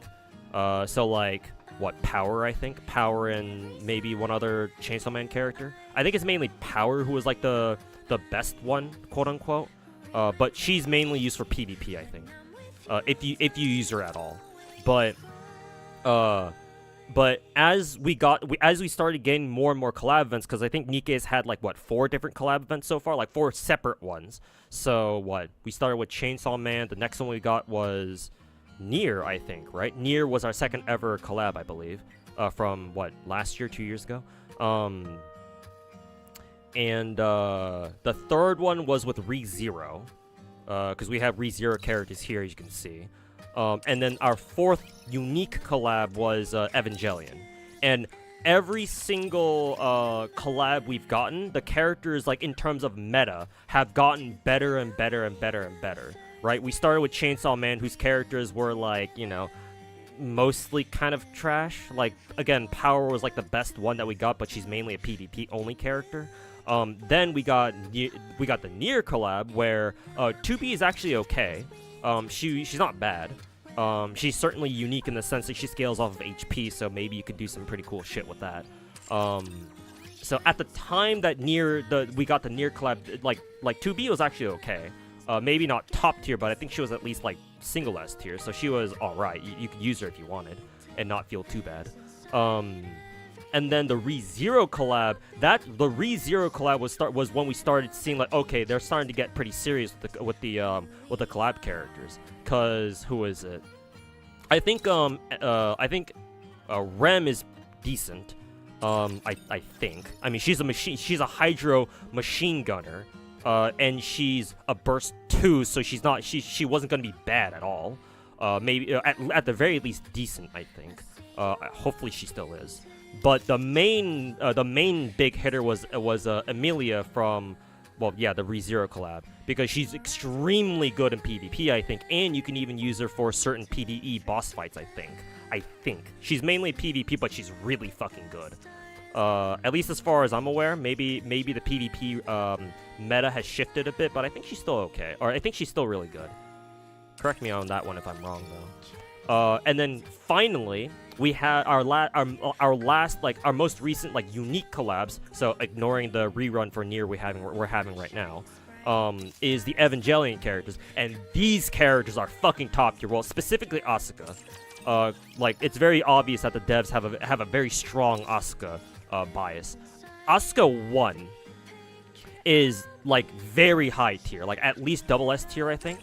She's very good. And on top of that, we had a fucking, like, a phase 2 of the Evangelion banner, where they re-released Asuka and, Rei Ayanami? Again. And Asuka 2 is even better than Asuka 1! Where the fuck is she? Yeah, Asuka 2 is even fucking better than Asuka 1. Like, if Asuka 2 is double S tier, this bitch is triple S tier. She is top tier. There's no getting around it. This bitch is top tier. And she's a collab character, mind you. So if you didn't roll for her ass, guess what? I hope you're praying to God that you're able to pull this motherfucker instead. Scarlet Black Shadow. And well, guess what? You get to bring 5 characters into a fucking battle, so, you know, even better if you have both of them. Because they're both wind element. So yeah. I expect the trend of Nikke putting out, like, really strong collab characters to continue. If you know, looking at the past 2 years of Nikke doing collabs is any indication. So, yeah. Like, honestly, you should also put in collab events as like into the mix of, like, potentially high value events. Oh, actually, I just remembered, Evangelion wasn't our last unique collab event. Our last one was this one with Stellar Blade. I completely forgot about this fucking event. Holy fuck. Yeah, this bitch is top tier too. Surprisingly, it's not Eve though. Eve is okay, I think. She's alright. Where is Eve? There she is. Eve is okay. I think she's single S tier, so she's okay. But the real star of the show for the Stellar Blade collab is this bitch right here. Raven. She is very, very top tier. I think last I checked, Pridwin put her at fucking triple S tier, and so that means that she's a fucking Geo, or she's a fucking boss killer. Any boss that's weak to Geo, or what do they call this? What do they call Geo in this game? Iron. Yeah, I call it Geo because, you know, Genshin habits.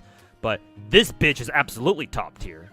So yet again, another collab where we get a character who's just blatantly fucking top tier, or at least I'm pretty sure she is. Raven is better than Eve for boss fights, yes, I believe. Maybe Eve is better for, like, general fights or, like, just mob clears. But I can check Pridwin again right now, because Pridwin is usually pretty on point with their like, tier lists and stuff. Bossing tier list. Yeah, Raven is triple S tier, whereas Eve is single S tier. That, and you also have to put in well, actually no, the icon on her is just to denote that she's what is it? She's a limited character. But no, Raven is much better than what is it? Eve. Well, yeah, Eve is better for, like, just general fights if you're just clearing story. But Raven is the boss killer, And when we talk about meta in Nikke, we're talking about it or at least I talk about it in the context of killing bosses. Cause like story is whatever. Once you get to a certain point, it's like you don't really give a shit about like story difficulty. Most of the time, anyway. There are some exceptions. But most of the time, meta revolves around you building teams that are suited specifically to killing bosses for union raids or solo raids, that kind of stuff. And in that context, this bitch, Raven, is hilariously top tier, at least as far as I'm aware. Fucking triple S tier right off the fucking gate. I forget why they had to cancel the solo raid we got from the Stellar Blade collab multiple times, but it was directly related to her. Either because like she was doing way too much damage, or she just wasn't performing as intended somehow. But anyways, that's a story for a different day. So yeah. Again, what was the point that I was trying to make? Collab events these days should also be treated as potential high value events in Nikke, because these days with the past like 2 or 3 collab events, it's like chances are they're gonna drop another top tier character. Like one of the collab characters is gonna be fucking top tier, or at least high tier. So yeah, save your gems for those basically. Save your gems and of course your gold mileage tickets. So hopefully that answers your question. I forgot who asked that question of I forgot who it was who asked the whole question of like when should you spend gems in this game, but yeah, hopefully it answers it.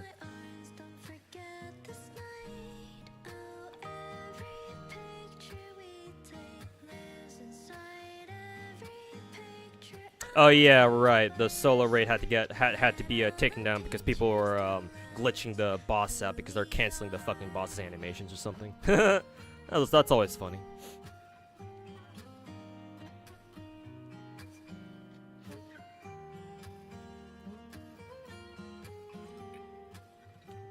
They botched A2.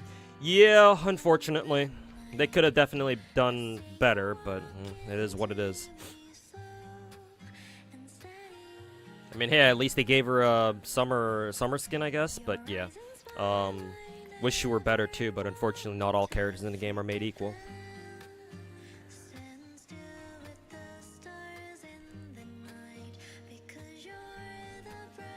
Are there written guides for FGO Advanced Quest? I think if you look hard enough, but I don't know if I don't know of one personally. Hopefully, some people in Twitch chat might be able to point you in the right direction, but. At the moment, I do not have any such guide on hand for me right now. Is the duping thing important to clear content, or only a PvP thing? Duping as in like extra copies of characters? No, extra copies is extremely important, King of Gacha. If you're talking about like limit breaking characters, like getting extra copies of them from Gacha or whatever. No, these are extremely important. If you're just a casual player, then obviously it doesn't matter too much. Though, arguably, even as a casual, sometimes some casuals do care about getting like max limit broken copies because that's the only way you get certain lobby wallpapers. But if you're only playing the game casually, you don't really care to like go for high scores on solo raids, or you don't go too hard on like union raids or whatever, then it's not really a big enough factor. But if you do, then yeah, rolling for extra copies of characters is very important because extra copies translates to more stats for your characters, especially if you can get them higher than triple limit break, because for every character's first 3 dupes, they give them like I believe like a flat increase to their stats, but afterwards, after triple limit break, and once you start enhancing their cores, like their core level is what they're called, and it can go I believe all the way up to like 7 or 8, I believe. What the game does is for every core level copy you get and give to the characters, instead of getting like flat increases in stats, they give them percentages. So the more copies of a character you get past triple limit break, I believe their stat gain is what, exponential? Maybe I'm exaggerating a little bit, but they I get the sense that they get way more stats the more core copies they get past their first 3. And given how damage is calculated in this game, and in this game, damage is calculated in the literal millions, sometimes even the billions. So even if it's just going for like, you know, going from no limit break to just like, oh, 1 star, right? 1 star limit break. That can still be potentially a huge deal because, again, a small increase in your stats at all, especially for your DPSs, can potentially translate into like, what, tens of thousands, if not hundreds of thousands of extra damage. And the difference, the stat difference is, or the damage differential is even more pronounced the higher their core level is. So yes, if you care about like going for high scores, or even just if you just care about like clearing, like say interception EX or something, and you just need more damage, yes, dupe levels are extremely important. Like, it's not the end of the world if you don't have them, but they help a lot, I think. I thought it was the opposite, where cores don't really give you much. Maybe, I don't know actually. I'm not an expert here. I was under the impression that the core levels give you a percent. Yeah, like Chai's in Twitch chat says, it's a percentage increase. But like, remember, percentage increases are still insane because, again, it's a percentage. Percentages are a lot of the time much better than just flat stat increases, because like the percentage you get can turn out to be way more than the amount you get from flat stats. And like remember, characters can be core leveled like 7 times or something. So like all in all, they're getting what, like a 14% total increase going from like triple limit break to like max core or something. That's a huge deal. You know? Again, especially when, you know, we're talking about a game that calculates damage in the literal fucking millions. Like, it's the same way in FGO, right? Because FGO, your damage is calculated in the potential fucking millions, too. So, like, any buff a character gets can potentially make or break a run. Especially with all the fucking RNG damage range that game has.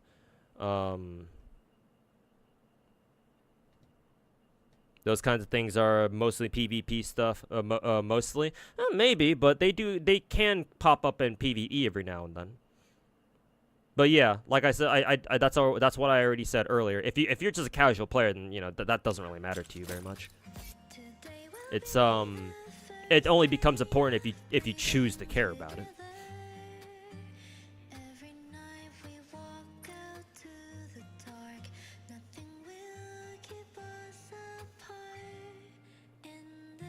Advice to get gachas into characters you don't have yet. I mean, if you really like the character, then yeah, sure, go ahead. Again, who knows when costume gachas will ever get a rerun. That's one of the few drawbacks that Nikke has. A lot of their content is FOMO dog shit, basically FOMO limited time dog shit. And so once like a skin like expires, right? You're not seeing that shit again for God knows how long. Like, they have rerun certain skins every now and then, but it's like they don't do it often. They don't do it for a lot of skins, or a lot of content, I should say.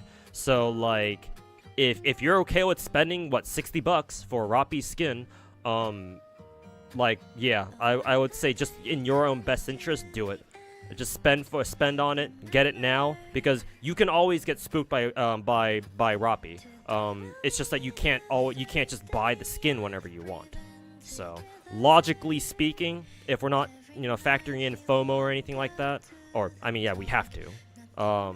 We can't ignore it. We have to factor it in. Yeah, you should pick up the skin now, because again, you can always get Rappi, no matter how unlikely. You can't always get the skin though. So. Have I done it yourself? No, not yet. I do want it, though. I do plan to spend money on it, but I haven't done it yet. Waiting for a good time to do that, though. How long do we have on this gacha again? 18 days? Okay. So, 2.5 weeks. Excuse me. Welcome back. And yeah, thanks for watching the video, man. Appreciate it. Glad you enjoyed. USD conversion is nuts here. Yeah, it is what it is. On behalf of Americans, I apologize for the dog shit conversion rates.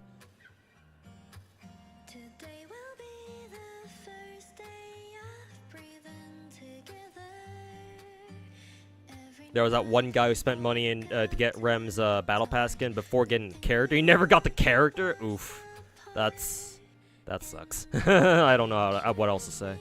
Well, I mean, they've done collab reruns, so you know, there's a chance, no matter how small, that we'll get a ReZero collab rerun. So you know, hopefully one day. Who knows though?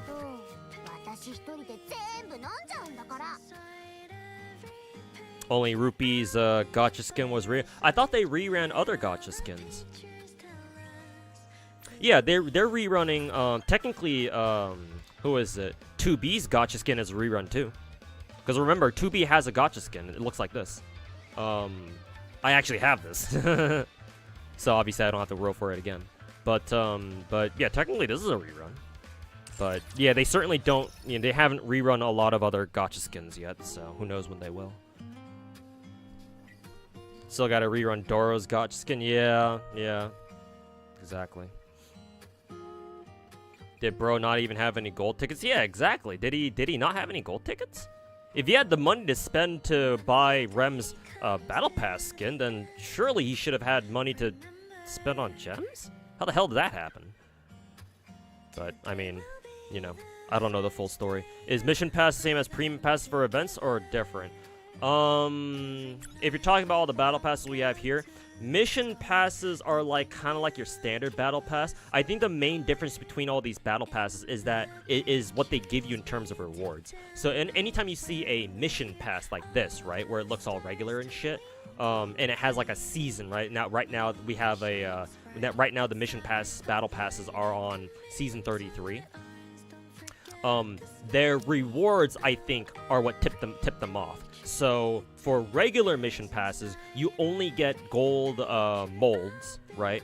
And you get standard rolls, or standard ticket rolls, right? And then obviously whichever skin you're buying the battle pass for.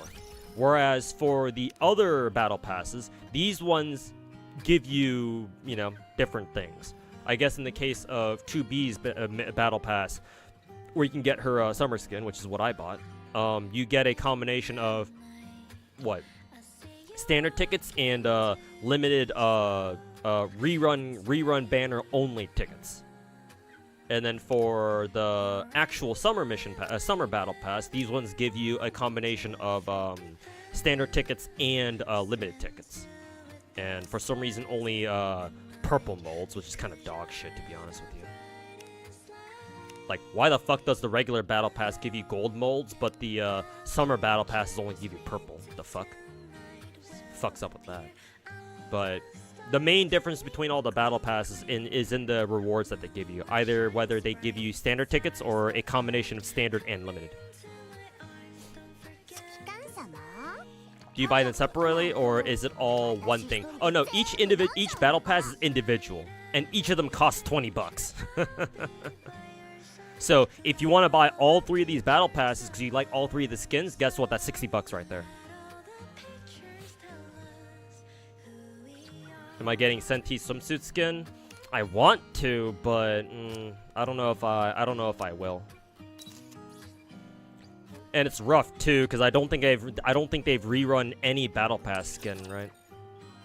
So I have what, 12 days left on it. Thankfully, regular mission pass battle passes last for quite a while, so they give you a long time to think about whether or not you want them, or you want to buy them or whatnot. But yeah, that's the difference between all the battle passes. You tried Nikke for an hour. You had to retake it. I don't know what you mean by that. They said it improved a lot since launch. Yeah, it's gotten a lot of quality of life updates that make it a lot more manageable.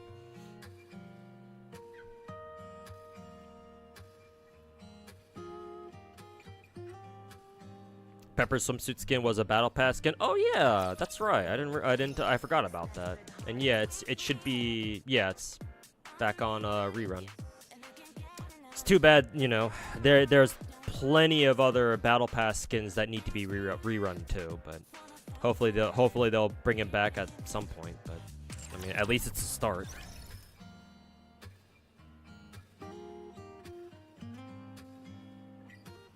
Is Summer Dorothy considered good? I would assume so. I have no idea at the moment, though. I don't think Pridwin has Summer Dorothy up right now in terms of like how good she is in terms of meta. And I haven't seen any like initial like analysis videos from people like Sky and the others. Who are like, oh yeah, Summer Dorothy is good or bad or whatever. So, at the moment, I don't know what the verdict is.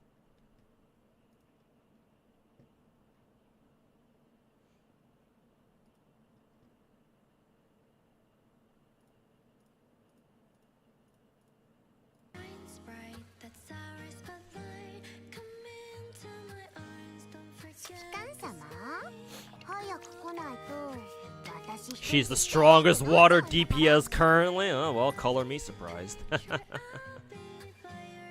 Ah, yes. Not surprised whatsoever. Well, that's good, though, because I could definitely use more Hydro DPSs, because I think at the moment my best one is by far Hot Springs Ludmilla. And I think she's basically my only one besides regular Dorothy herself, so... But yeah, I'll fucking take that shit.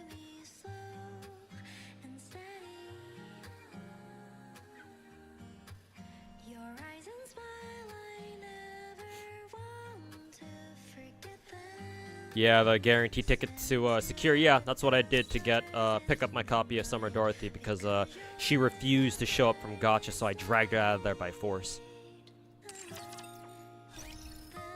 And I plan to use my the rest of my tickets because I have another 400. No, that's surprising. I didn't really I had another 400. I plan to use 200 gold tickets to just grab Eleg, a copy of Eleg, just on her own.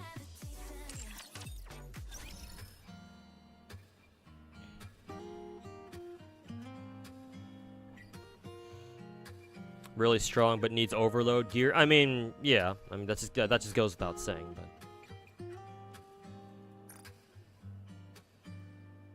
Also, I didn't realize Summer Dora was a shotgunner, but I guess she is.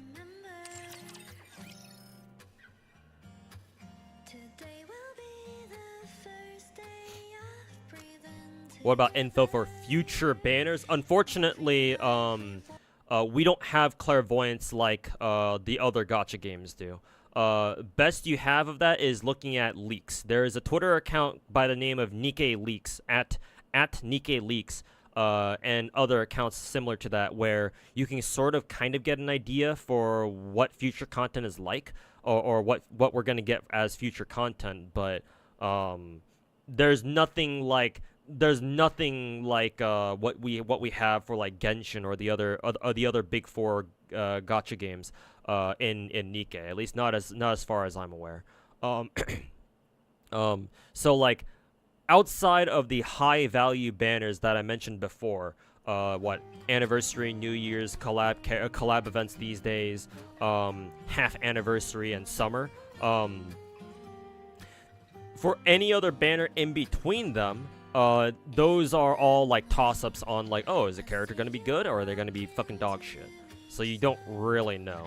All we do know is that every character that we get as part of like every special event is like at least one character is gonna be fucking blatantly, disgustingly top tier. So it's just a matter of, you know, oh, when they're out, we'll know who they are, and we'll, you know, be able to roll for them. Banner roadmaps, yeah, we have nothing like that in this game. Yeah, we don't have banner roadmaps at all.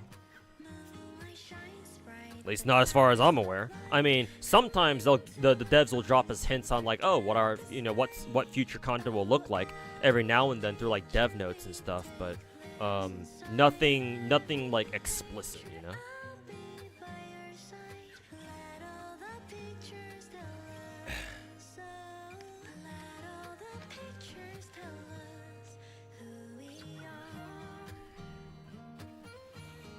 Step Leaker left Nikke because people complain about watermarks. Eh. It is what it is, though. To me, leaks in Nikke don't really matter like that much. Yeah.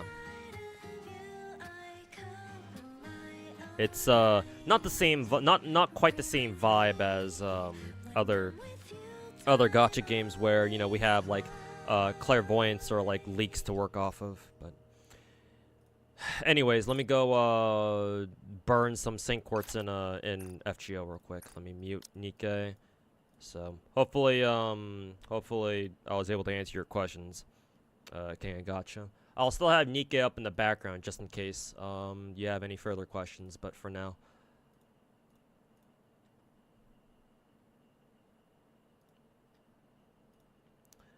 For now, it is time to suffer an FGO.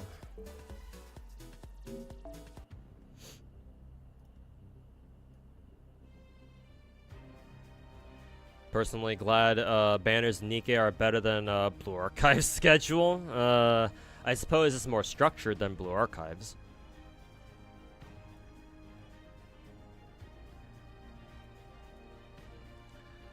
Alright.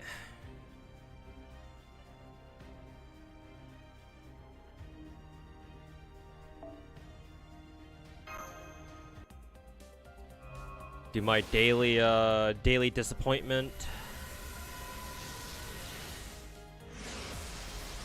Not exactly a high bar to pass cause it's Nexon. Yep, true. Drew.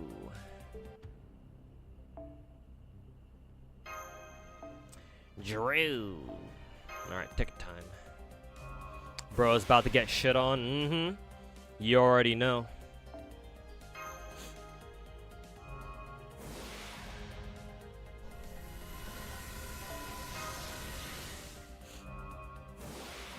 GG!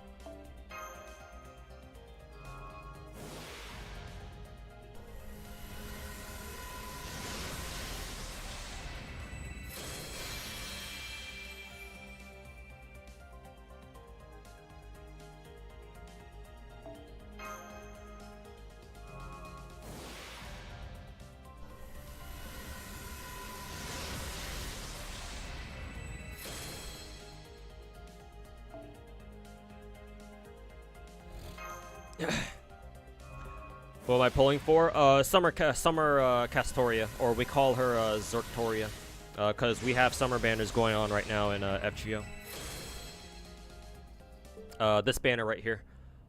This banner is Omega. This is like the epitome of summer banners for me, because all three characters who are on Raid Up are all characters that I really, really fucking like.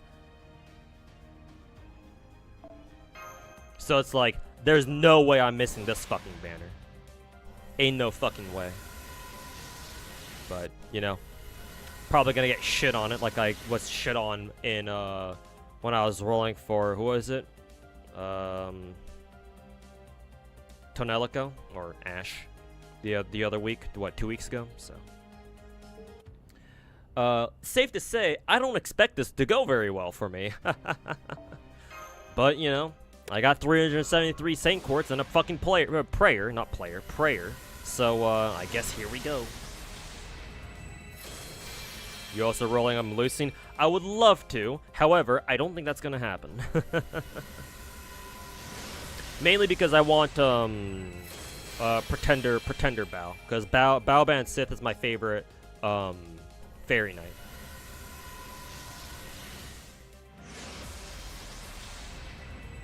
So I would like to roll on Melusine's banner specifically for Bow, but picking up the other two wouldn't be bad either, obviously. But I don't know if I'm gonna have anything left over after this. So I'm kind of expecting the worst right now. Melusine will be dropping Monday. Wow, Monday? What the fuck? Why are the banners so goddamn early? Usually they wait until the second week, or usually they wait a week to introduce part 2 banners. What the hell changed? I just want to let you know you're glad that I uploaded a video calling out the rats. Been a bane of your YouTube experience. Couldn't enjoy God without being hearing people be fucking negative about it. And thanks, Gerby. Thanks for watching it, man. And yeah, my pleasure.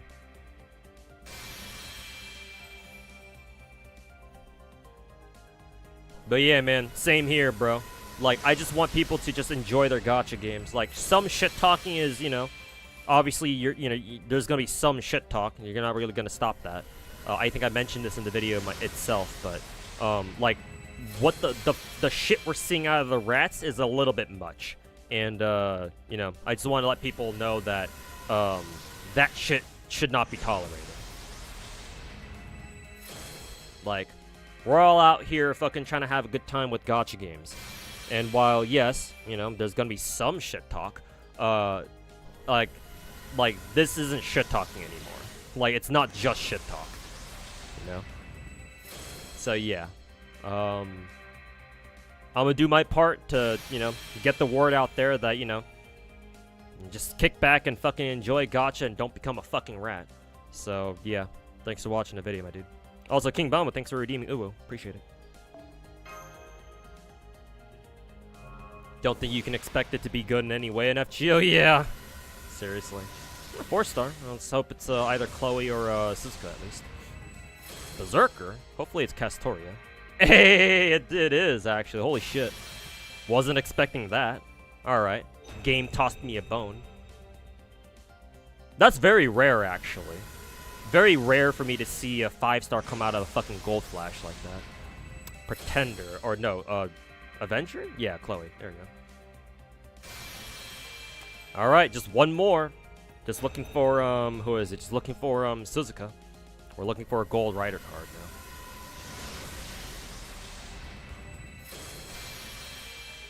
Streamer Luck EX? Nah, bruh. Nah. My name isn't Mina Aoyama. I don't have Streamer Luck EX.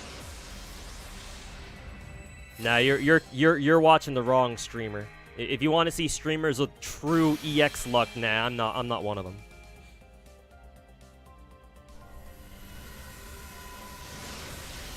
Goated roll. I mean, I'll take it. That's for sure. You're a bit late. And you just started. I think you just missed me getting Zertoria, like literally like 20 seconds ago.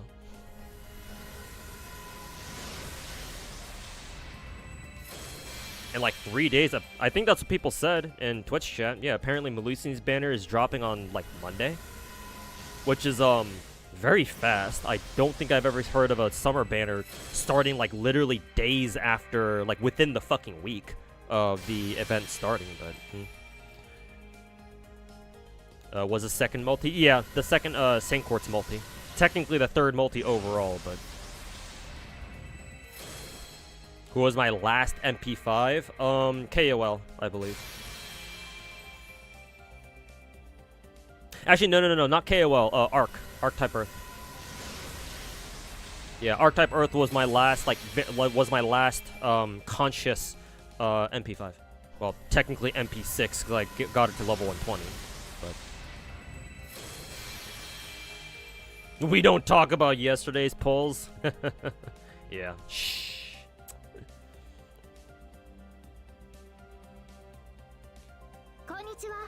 It's enough to make grown men cry. Is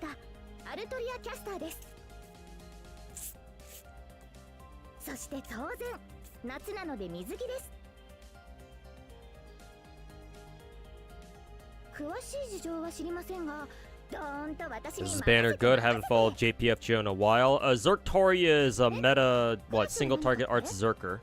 So there's that. Chloe has, like, weird-ass, plug suit gimmicks. Because her second skill is basically a plug suit. Or a built-in plug suit. And Suzuka is okay, I think. I don't know what she does. How many saber faces are there by now? Not enough. Not enough. First multi-luck? No, this is technically my third multi. I'll still take a screenshot of it though. How many pulls so far? 3 multis. So, 30 pulls.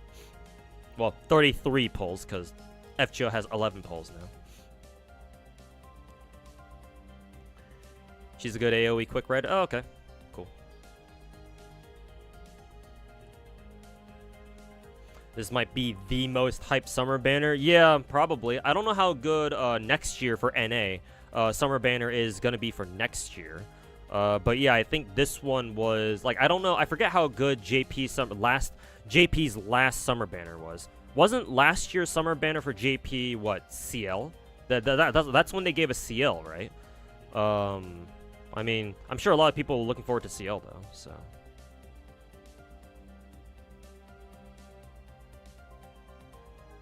But yeah, this summer banner is obviously really good. I think next year's summer banner is also pretty good, too. I mean, we got CL, and I think last year that's when we got, Dubai BB. And, I like Dubai BB's first ascension. I think her first ascension with her, black nightgown, or it's not really a nightgown. But her party dress is fucking hot as fuck, because basically her, like, half her fucking titties are sticking out of her fucking dress. So, I like that. Alright, we're gonna chase MP2 and Ryder Suzuka, and hopefully I can get away with it. Another BB summer? Yeah, surprisingly. But yeah, she gets another summer version.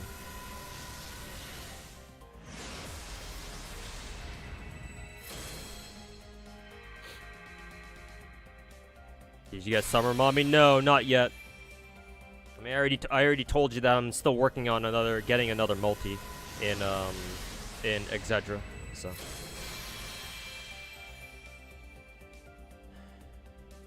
I think I have like what 2,100 gems in Exedra right now, so I still need to find like 900 more from somewhere.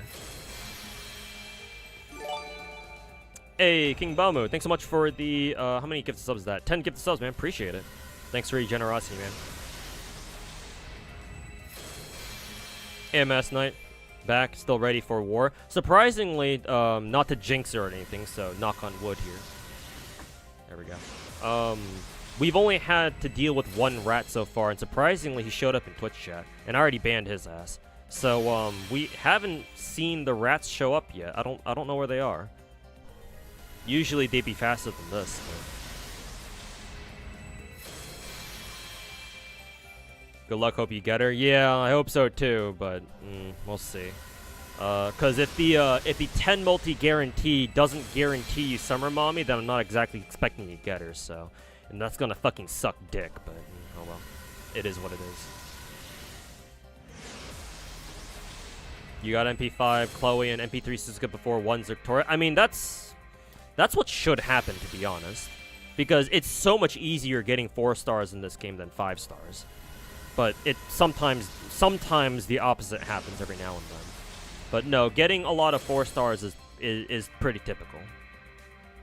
Like usually I'm able to get the 4 stars on rate up to pretty high MP levels before I get my first copy of of a 5-star, but you know, not always. Also, Azure Familia wants 80 gigs of space. Well, that's pretty typical of gacha, like big production gacha games these days. So I'm not exactly surprised by that. I'm more surprised that it requires fucking 32 gigs of RAM. What the fuck? Like, what on earth about Azure Familia is gonna demand 32 gigs of fucking RAM? Holy fucking shit.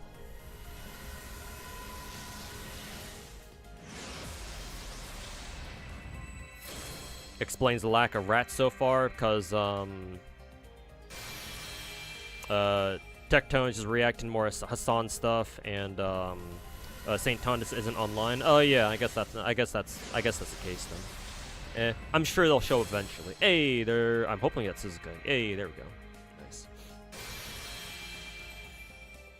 Is Azure Prom gonna have a beta? I hope so, but yeah, we have no idea. Hopefully they'll be able to give us some news when by the time Gamescom shows up. Gamescom, or oh, that's the first copy of a 5-star. Did I have Arc on it? That's pretty cool. Either Gamescom or PGS. So, but yeah, that'll probably explain why we haven't seen very many rats so far. Yeah, they'll show up eventually.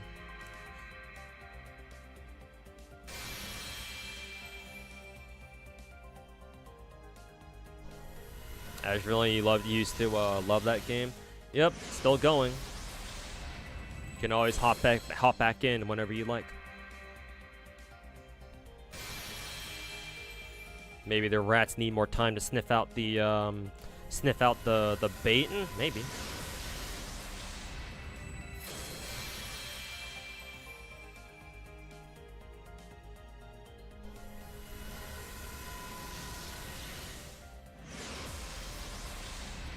Azure Prom will have a CBT soon. Really? I didn't hear them announce anything. Is it a global CBT or is it mainland China only?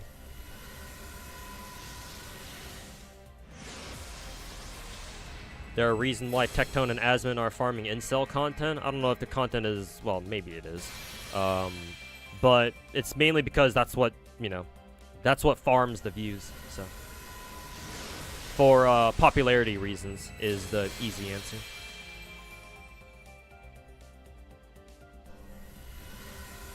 Mainland China only? Yeah, that's kind of what I expected. But I mean, hey, at least we have some news about its progress at the very least. The fact that they plan to launch a closed beta at all is pretty good news. So.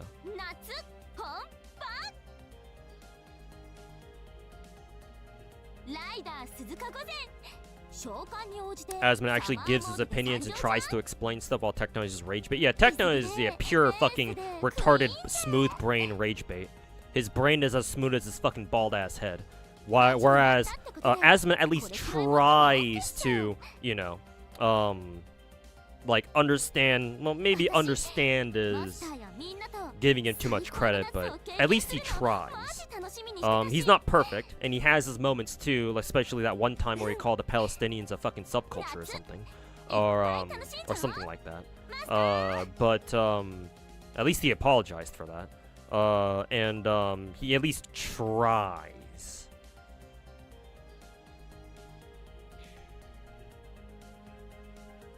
So it's like Asmongold, at least to me, is he's okay. I suppose he's tolerable. I don't have anything like big. I don't really have a problem with him per se. It's just that he's a React Andy, mostly. Though he does play games, on stream after he's done with his React Andy segment, of course. But Tower and Exedra has 4 days left. I did go up to Tower floor 29. So that's the highest floor that I care to clear. I think I may want to clear floor 30 just for the extra the key shards, I think, but I don't know. I'll decide later.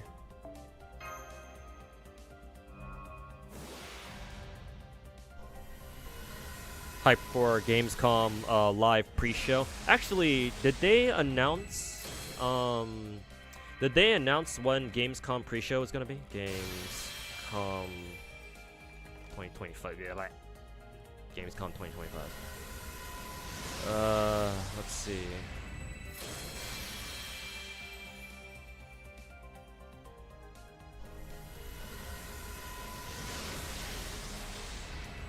Why does the official website not even list it? Oh, it's on the top left. August 20th to 24th. Oh, it's still like a month out from now. Okay.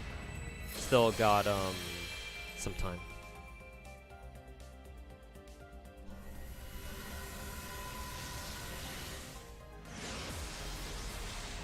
Maybe we might see some CBT gameplay. Yeah, hopefully. Hopefully so.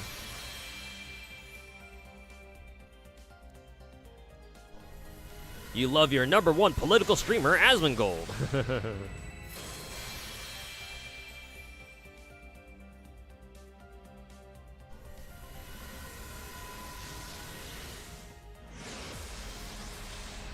Also hoping to see an Enfield announcement. Yeah, hopefully so too. Cause wasn't it at Gamescom where we first got the Enfield trailer? It wasn't the closed beta test trailer. It was like the first trailer that they ever put out, right? Or one of the first trailers they ever put out. I think it was like Gamescom like 2 years ago. Maybe not last year, but like 2 years ago. So yeah, hopefully they return to Gamescom and drop us some more info.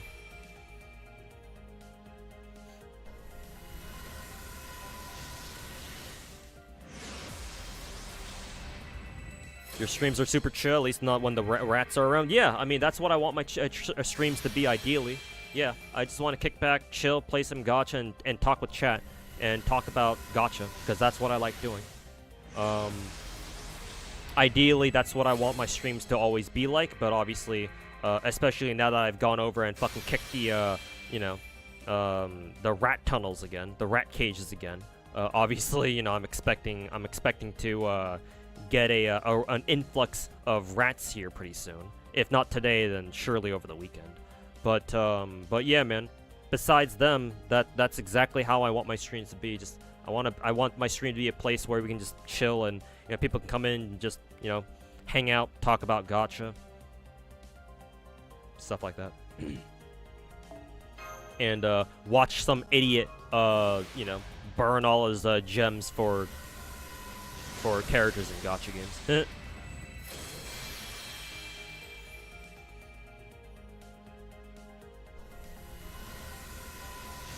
Not gonna lie, Enfield's gameplay is kind of ass. I think after having watched Taboro's videos last Sunday, I do think that I also have my reservations about the closed beta footage, especially with the way Taboro described it. Because yeah, if Enfield's beta gameplay really was just spam skills and watch shit happen. Yeah, I'm not exactly happy with that either. I think that I think I mentioned this before, but I think the best case scenario that we can expect right now is that Enfield is going to combine aspects of their closed alpha with the closed beta, where they bring back the skill casting elements from the alpha. But then they still keep the dodge, but figure out a way to make it make more sense in Enfield's gameplay or something like that.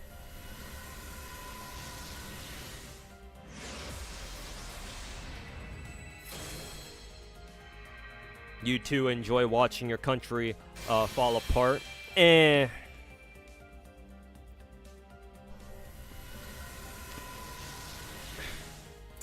much as it seems like America's going to shit, remember this, most other countries have it far fucking worse.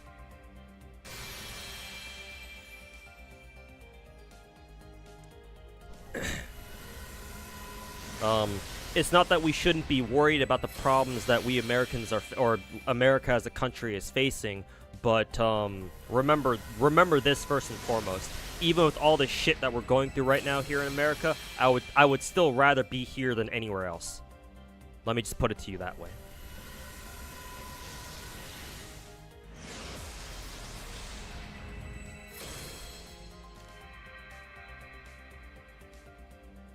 Maybe when you critique gacha, but not get too heated about it.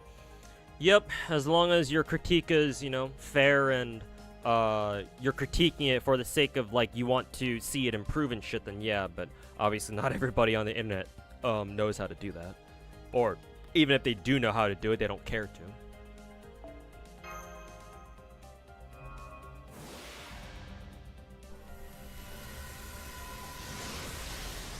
Heard Europe's a shit show right now. Well, not at the moment, but in the future they might be running into some problems. Let's just put it that way.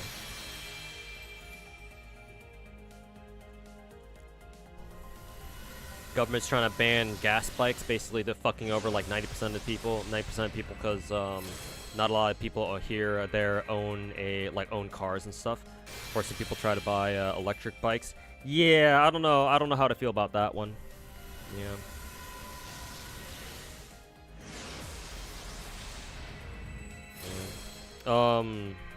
Vietnam, like, I don't know too much about Vietnam, but that might work if the government heavily subsidizes like electric bikes or like electric scooters, so that they can be a lot more affordable, or that they're at least, like, you know, decently affordable to most people. Not only that, but they also have to develop their infrastructure to support, you know, like a whole industry of and like a consumer base of electric bikes as well. I don't know if Vietnam has that yet, though. That's kind of the issue.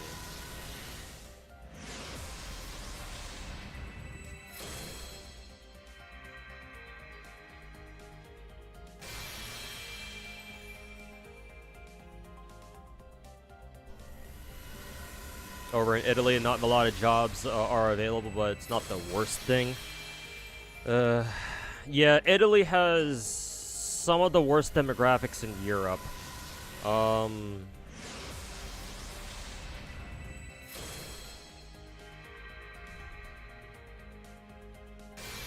Like, they're definitely gonna have to figure something out. I don't know what, but hopefully Italy can figure out something. I don't know. Just finished watching the video, banger vid. Hey, thanks, Chrono. And yeah, welcome back. The Vietnamese mostly don't have enough money to change electric vehicles in the first place. Yeah, and if the government's trying to force it on them, then yeah, I don't know about that. I think the Vietnamese government might be, like, all caught up in the whole, like, oh, the world's transitioning to, like, you know, renewable energy and shit like that. It's like, well, like, hold your horses. You know,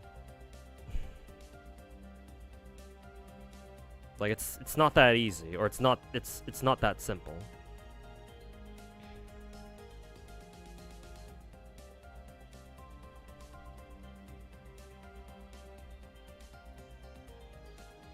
Government thinks you should copy China when there were nothing like them.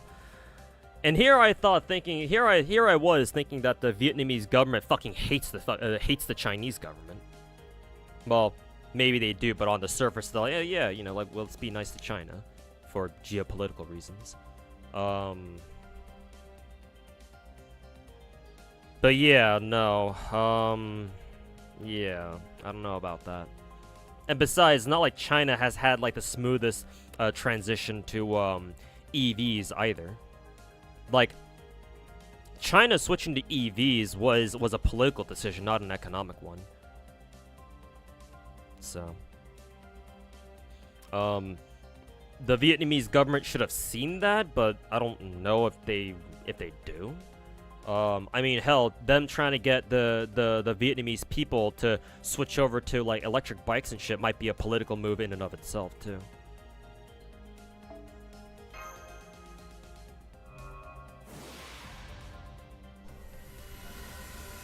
Meanwhile, over in the Philippines, it's like LGBTQ versus PWD. I mean,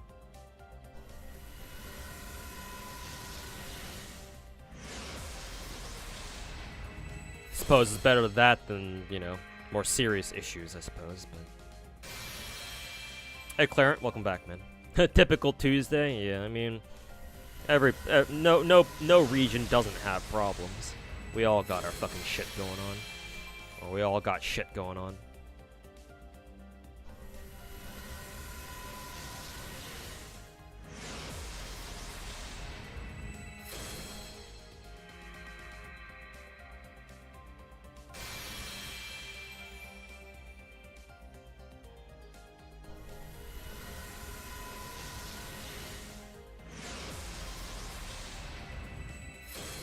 You hate when people just flex that they're LGBTQ or whatever.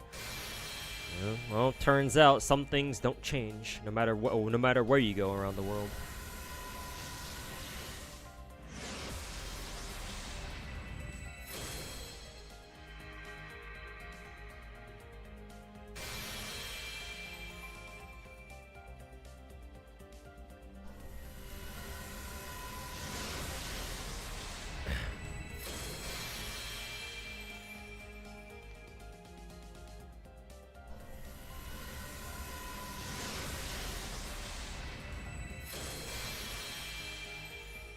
The more things change, the more they stay the same. I heard that from Call of Duty once. Modern Warfare 2, I think, specifically. OG Modern Warfare 2.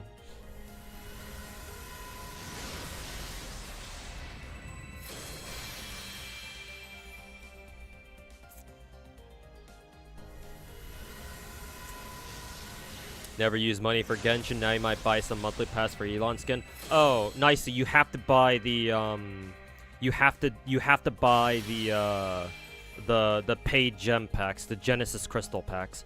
The Elon's a 5-star, so I assume that the skin that they're gonna give her is going to be purchasable only through only with the Genesis crystals. So yeah, you can't buy the battle pass because the battle pass doesn't give you Genesis crystals. Just saying. You're gonna have to drop money on the direct packs itself, or themselves. Alright, 4 more multis. See if we can get an MP2 Zertori or not. You see Soap die in New Marvel. Yeah. I mean, it makes sense because Soap died in the original trilogy as well, but the way he dies in Modern Warfare 3 is kind of shitty. On top of that, I heard new Modern Warfare 3 story was kind of dog shit. So, well, not kind of, it was straight up dog shit. So yeah, that didn't help either. At least when Soap died in the original Modern Warfare 3, it was like all dramatic and like, you know, it was heart wrenching and dramatic and shit. But the way he died in new Modern Warfare 3 was kind of trash.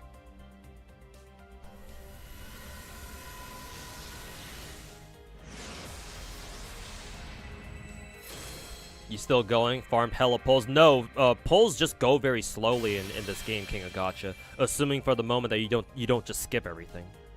No, in FGO, pulls go very slowly.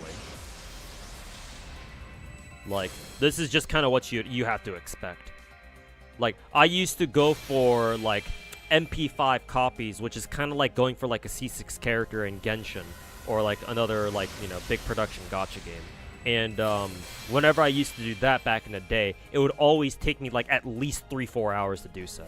Because I didn't skip my rolls. If you do skip the rolls, obviously, it takes nowhere near as much time, but still. Am I winning? I did get every single character so far, so technically I already did. I'm just being greedy right now. And I'm going for a second copy of the 5-star character. I don't think I'm gonna get her, but you know, weirder things have happened. Weirder things have happened than this. NTE's rolls will be even longer. Yeah, if they keep their current gacha animations, I suppose.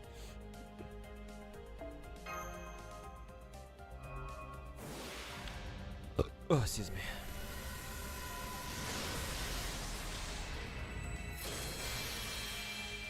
They tried. People wanted boots on the ground. Yeah, I really like the 3D movement CODs. Ooh, did I get what I'm looking for here? Hey, greed pays off. Fuck yeah. The greed! The beautiful greed. But, yeah, man. I love, personally, I don't know about you guys, but I love the 3D movement, Call of Duties. Like, I loved Advanced Warfare. And to a certain extent, I really liked Black Ops 3 too, but I preferred, the snappier, like, boost jumps, like the boosting of, that we had in Advanced Warfare.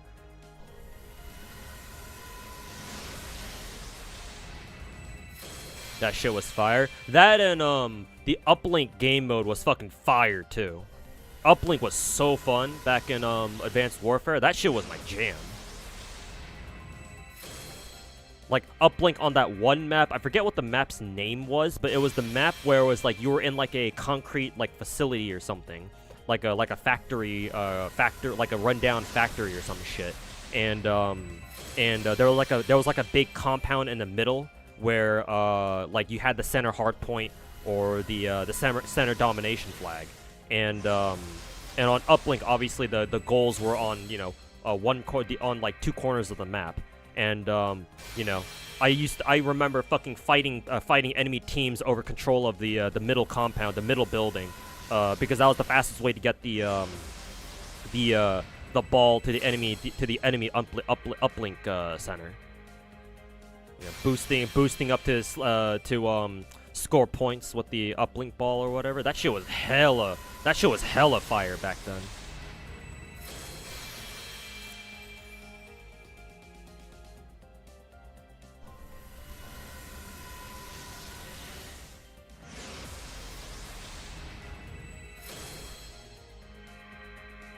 Hey yo, Fox Soul, how's it going, man? Glad of you to show up, man. And yeah, I believe somebody stopped by my stream to tell me that you asked me for permission. You don't need my permission, man. You can just watch any of my videos whenever you want.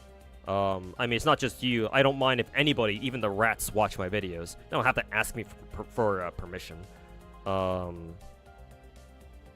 yeah, man. Feel free. But yeah, good to see you, man. Alright, mission accomplished. And I still have some sync quartz left over. That's not too much. It's not really enough to really, you know, write home about at all, so. Well, MP2 is kind of my goal, so mission accomplished, surprisingly. Oh, not palingenesis yet.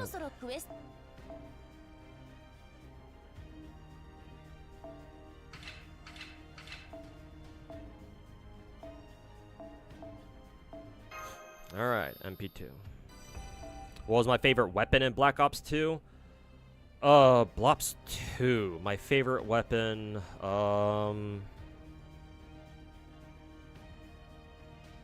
probably the Scar. I love the Scar in whatever game it shows up in. The Scar H, or its military designation, is the Mark 17. MK17 or Mark 17. Is my favorite AR/DMR. Technically, it's a DMR or a battle rifle. In real life, I love the way that shit looks, especially when it has a 20-inch barrel. Like the extended, like the Mark 17 having a longer barrel, or even an extended barrel, makes it look so fucking badass. I just love the vibe of the Mark 16 or Mark 17 rather. So yeah, the Scar H was like my favorite gun to run in Black Ops 2. But the AN-94 is also really good too. But yeah, the Mark 17 is my favorite, like, real life, like, full-size firearm. And so whenever a gun offers me the chance to use it, I will. Or at least I'll try it out and see how good it is. And as long as it's decent enough, I'll try to make it work. So, in, what is it? In Blops 2, I believe the Scar H was an available gun, if I recall correctly. So yeah, I really like using that gun. That, the AN-94, I really liked running Red Dot FAL as well. I believe it was called the FAL OSW in Black Ops 2. Because that shit was no recoil, or it did have recoil, but it had really nice recoil. So 3 shots across the map and, you know, anyone's dead. 2 shots up close, I think. If you hit a headshot, it's 2-shot kill at any range. So. What do you think was the best COD story? Personally, this is gonna sound very weird, but personally, I really enjoyed Black Ops 3. I know Black Ops 3's story was really weird and convoluted to most COD players, but I fucking love that shit. Because I dig like super mind-bendy stories and shit like that a lot. So Black Ops 3 being a complete fucking mindfuck was right up my alley. The vibes of it were like everything I could have asked for. But it was a little bit too mind-bendy for most COD players, so most COD players ended up not really liking it. Or even if they did like it, they didn't really know what the fuck was going on. So effectively, I think that the safe answer for like the best COD story probably would be what, Black Ops 1? But the original Modern Warfare trilogy is probably the most classic. Black Ops 1 probably has the best, like, story out of any individual COD game, probably. But, as like an entire arc, the original trilogy is probably the most memorable.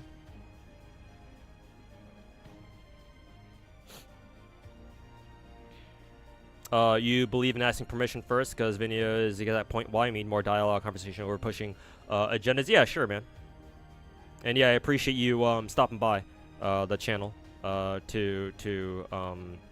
just talk about that. But yeah, man, even if you didn't, I know that just given your, you know, other content, I can, you know, at least put my trust in you that you would have used my videos to, you know, try to fight against the rats too. So, but yeah, I appreciate it nonetheless. Big fan of M8A1 in Black Ops 2. That was the meta gun, I think, because I think in the pro scene, if you were an AR player, that's what all the AR players used. Because no recoil, you could potentially one burst people across the map with it if all 4 bullets hit. Just yeah, a really good gun. Like possibly the best gun in the game, because pros usually use, at least back in the day, pros used to use the best guns in the game, but now these days they're like they have like gentlemen's agreements to not use like the most broken shit in the game or something. So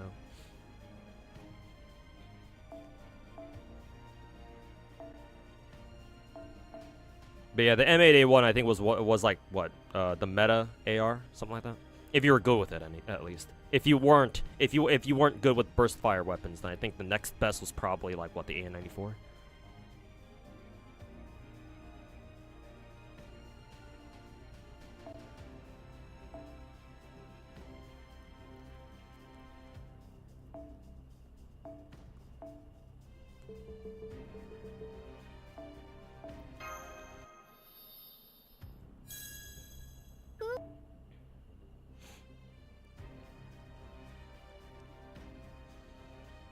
What was that one pump action from Blops 2? Yeah, the Remington R870. Yeah, the Remington shotgun back then was omega busted. I still remember sending it down mid on what was that map called again? It was the God, I'm blanking on Black Ops 2 maps. Oh god, I only remember the names of like Standoff and Hijacked and obviously Nuketown these days.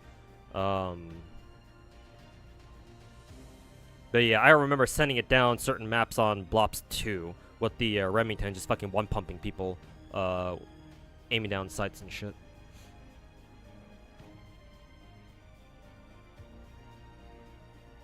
Found out you can't damage Reznov. Yup. The game doesn't give you the whole friendly fire will not be tolerated thing. Was it Raid? No, but Raid was a pretty good map too. Well, games on Raid were very you either stomped the other team or you got stomped yourself. At least in pubs. No, it's not Raid. It's a different map that I'm thinking of. Yeah, Hijack was fucking was one of the best maps from Blobs 2. Let me see if I can look up what the maps that I'm thinking of was. Black Ops 2 maps. Let's see. It was Slums. Yeah, Slums. Man, Black Ops 2 did not have that many maps, huh? I thought it had more than this. Thought it had more maps than just 8 of them. Was it really just eight maps in Blobs 2? I thought they had. I really thought it had more. The fuck?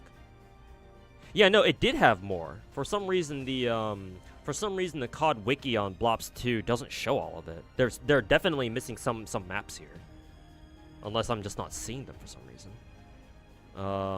But no, Slums is the map I'm thinking of. I used to send it down mid with the R870, just fucking one pumping people off the center hard point. It was fun.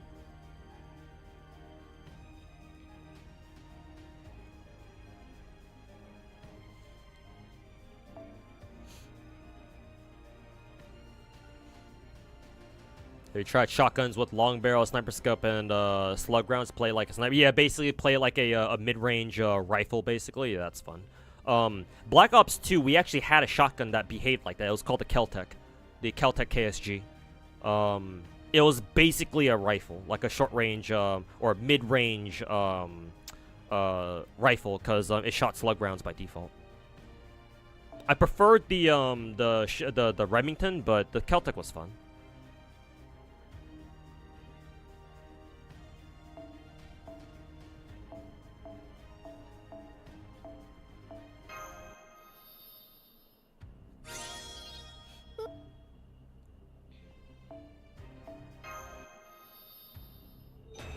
I think Modern Warfare 2 endings was the most memorable moment, and then Akimbo model 1887 was most fun to play. I remember that era.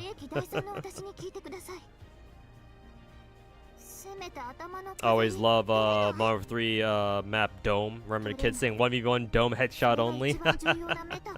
Hey, I'm old enough to remember when kids used to be like 1v1 me in Rust. Snipers only, interventions only, Rust.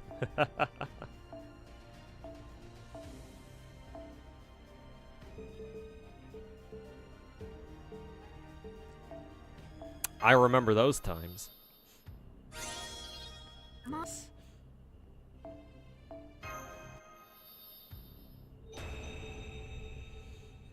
You appreciate Black Ops 1's twist now that you're older. It didn't really click with you when you played it when you were younger. Yeah, the Black Ops games have always had more mature storylines. Because the most of the Modern Warfare games, or all the games that were made by Infinity Ward, not Treyarch, they usually had like more like straightforward stories, I guess. But you can usually trust Treyarch to put some more like mind-bendy shit into their games, into the game's story rather, I guess.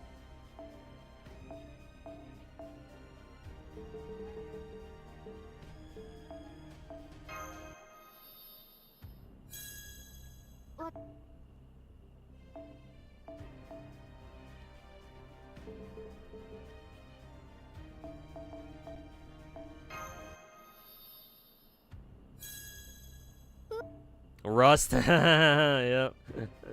Good old-fashioned Rust. I think they brought back Rust for what, Modern Warfare like 2 or like new Modern Warfare 2 or 3, I think. I remember grinding that map briefly in Modern Warfare 3.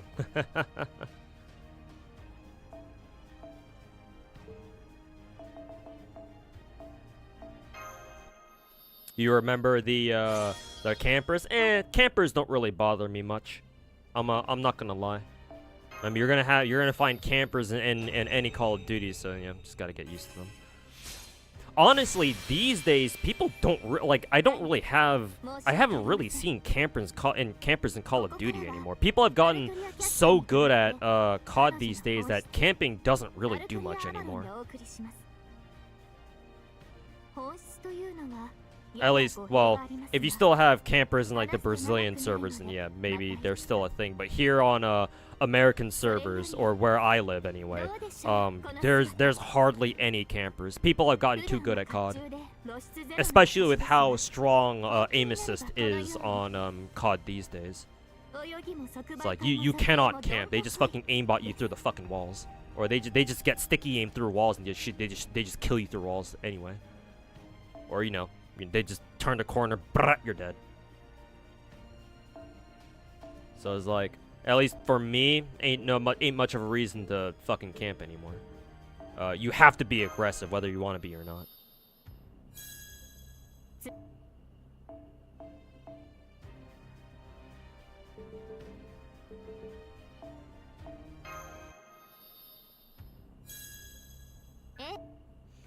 Aim assist scrubs everyone, controls, yeah, and it's hilarious too. You can easily tell who's on controller and who's not.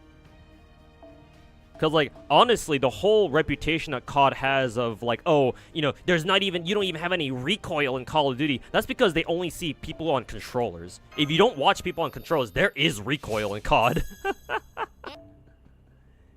and it will kill you. Especially if you're going up against other controller players, that's for fucking sure. The air carrier map, the only map you can utilize night vision goggles will always be one of the coolest maps. Oh, and new Modern Warfare 2, right? Yeah, I really dug those the night vision maps in Modern Warfare 2. Yeah, I remember briefly playing on those maps. Yeah, Modern Warfare 2, new Modern Warfare 2 or Modern Warfare 3. I think in new Modern Warfare 3, there was like at least like 2 different maps, maybe just 1 map, where yeah, you were basically forced to run night vision, or it was a night vision map. So yeah, that was really cool. Remember a game called Brink? I do remember. I never played it myself, but I do know it because Foxhole, the studio that developed Brink, later went on to develop a free-to-play, like objective-based shooter called a hero-based shooter called Dirty Bomb. It was initially known as Extraction, I think, during its closed beta phases, but they changed the name to Dirty Bomb. I loved Dirty Bomb back when it was still active, like almost a decade ago by now. So I didn't play Brink, but I did play the same studio's next game after it, which was called Dirty Bomb. Absolutely loved Dirty Bomb.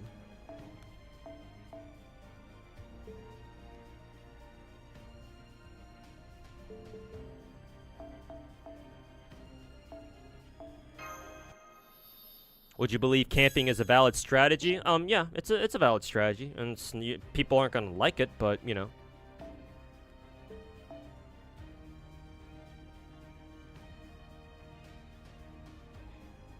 Like, for example, I quote-unquote camp on objectives if I know that, you know, enemies are gonna attack it, so I just stay there and just wait for them to come to me. Oh, excuse me.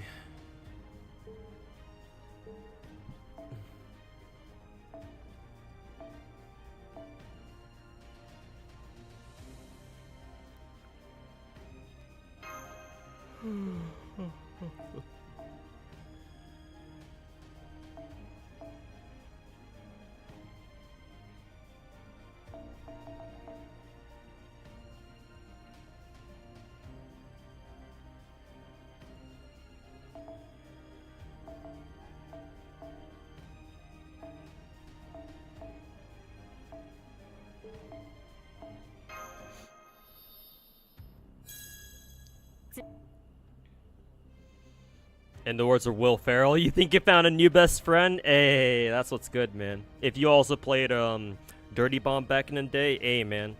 Anybody who's played, well, you know, usually anybody who's played Dirty Bomb back in the day is a friend of mine too. Good times on that game, that's for sure.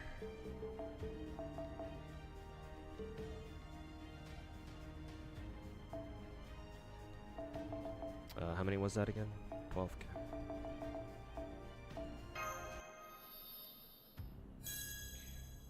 Did I ever play BF3? I did briefly. I remember playing Battlefield 3 on like an old gaming laptop I had like when I was way younger. But not much, but I did play a little bit of it. I was more of a COD fanboy, just because it was more suited to what I liked out of first-person shooters, because I'm much more of an arcade shooter kind of guy. I like running around and shooting people with low recoil guns for the most part. Whereas Battlefield, at least traditionally with the Battlefield games, it's obviously more about large-scale fights, right? You have vehicles and stuff. It's not always going to be like a a head-to-head gunfight per se. So I much preferred the traditional COD formula of 6v6. You get in there, work on objectives, and you shoot people, and capture objectives that way. Again, I'm much more of an arcade shooter kind of guy. But yeah, nothing wrong with Battlefield though.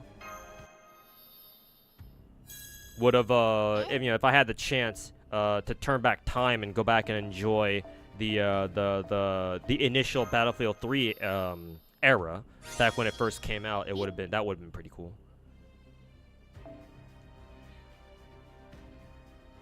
All right, we're grailing Zertoria now. Play a bit of Blop 6 and you liked it. It's nice it's on Xbox Game Pass. I do think that Blop 6 is probably the best COD in a while, probably. I really like it. I've been grinding it. Or Blop 6 is the COD that I've grinded the most in like a long while. It's definitely by far the COD that I've grinded the most ever since it switched engines, going from Black Ops 4 over to Modern Warfare 2019. Cause like when it switched engines, I was like, oh man, like I'm getting fucked. Cause like a lot of things about COD that changed when they switched over, or when they drastically changed their engine to what it is now. It took a long time for me to get used to that. But thankfully, I was able to. So now it's not too bad. Like I think I played Modern Warfare 3 a fair bit, I think, but nowhere near as much as I've grinded Black Ops 6.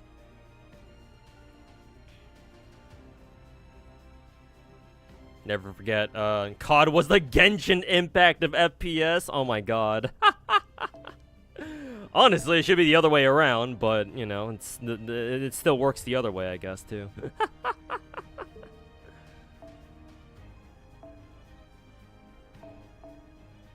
It feels very weird to put it that way, but I mean, you're not wrong.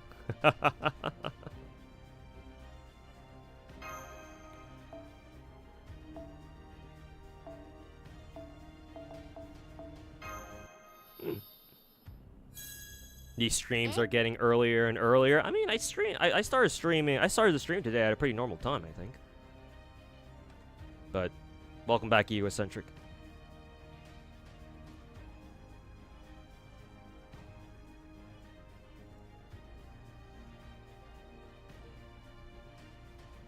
Hurts you when you become blinded by the lusting, sinful art of a servant, despite it being shit. Who, the servant or the art?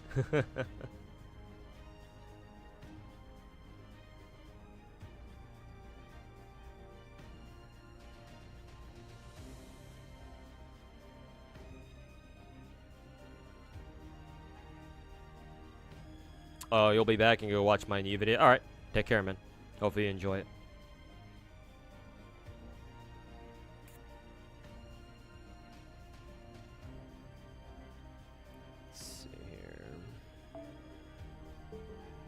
Was that 7? Okay.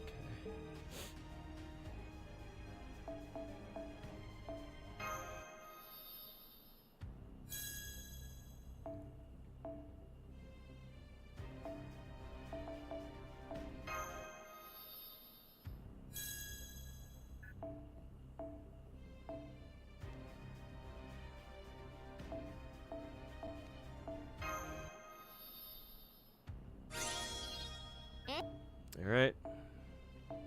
92, going to 94.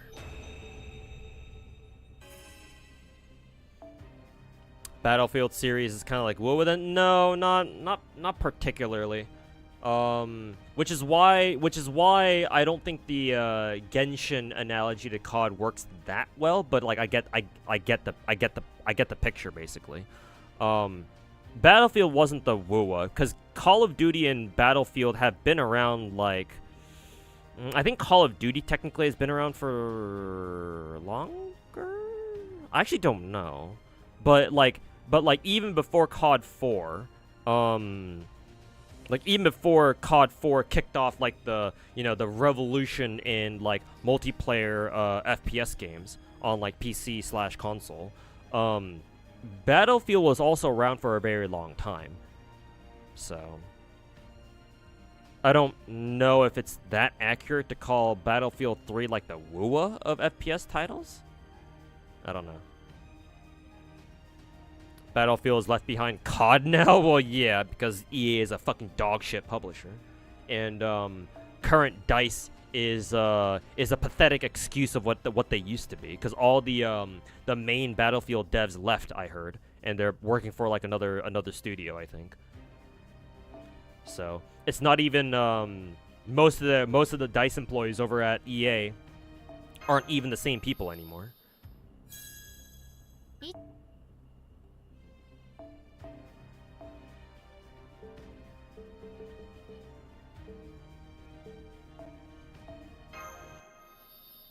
COD is older than BF. Okay, that's what I thought. But the point is that Battlefield has also been around for a very long time too. Maybe not as long as Call of Duty, but it's also been around a fair bit itself.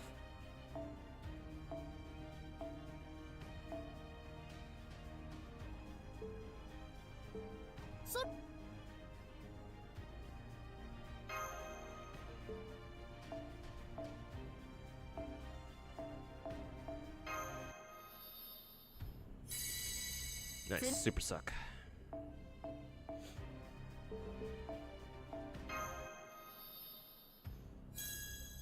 Just know that during those days, people either like COD or Battlefield, Titanfall, Gears of War. Talk about some great communities and toxic ones. I mean, speaking of gacha, speaking of video game tribalism, I'm sure we all remember the whole Call of Duty versus Battlefield debates we had back in the day. No, COD's better. No, Battlefield's better. The more things change, huh? The more things change, the more they stay the same.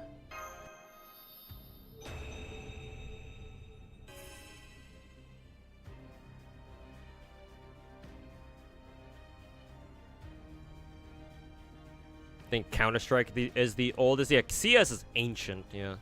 You want to go all the way back.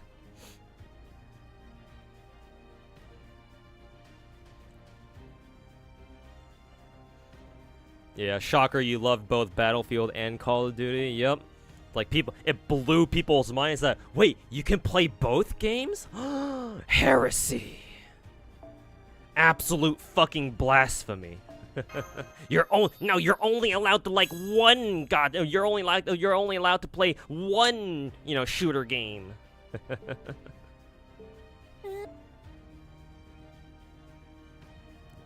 Dramatic gasp.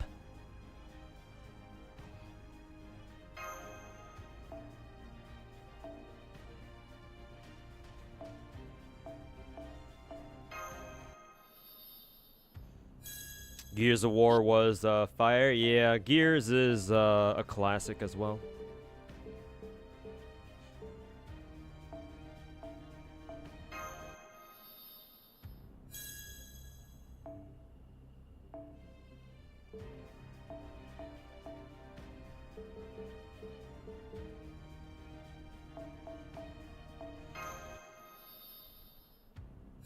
Yu-Gi-Oh! And Magic, yep, you just kind of see it everywhere now, don't you?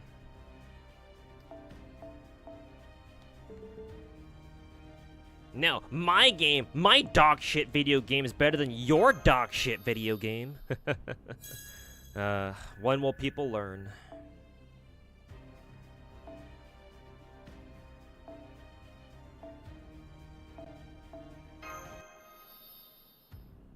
You were a Medal of Honor player? Oh yeah, yeah. Medal of Honor was a thing too. They had some good games back then, I believe.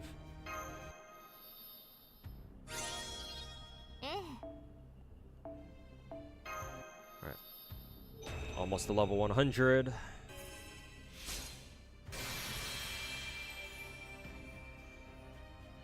You want a Gears of War remaster collection for PC? Only Gears of War 1, GAL 1, Gears 1 is getting remastered for now. Yeah, hopefully the Gears 1 remaster does well, so they can remaster the rest of the games too. Speaking of shooters, Delta Force is collabing with Arknights. Yeah, I heard about that.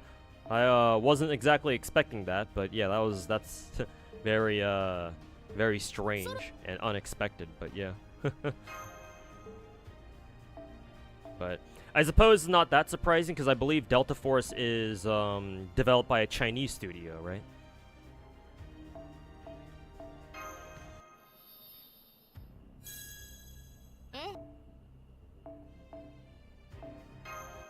So, if that's the case, then I'm assuming the Delta Force devs must be big fans of Arknights.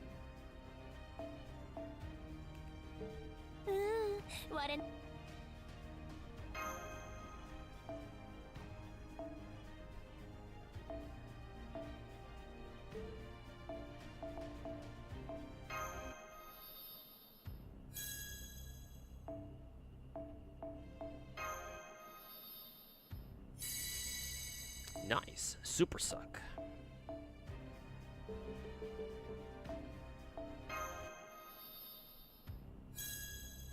If you want to live, send me a DM on Discord. Alright.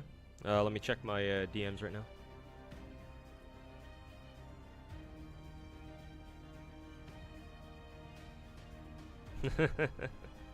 Thanks, Foxhole. But yeah, thanks for the DM, man.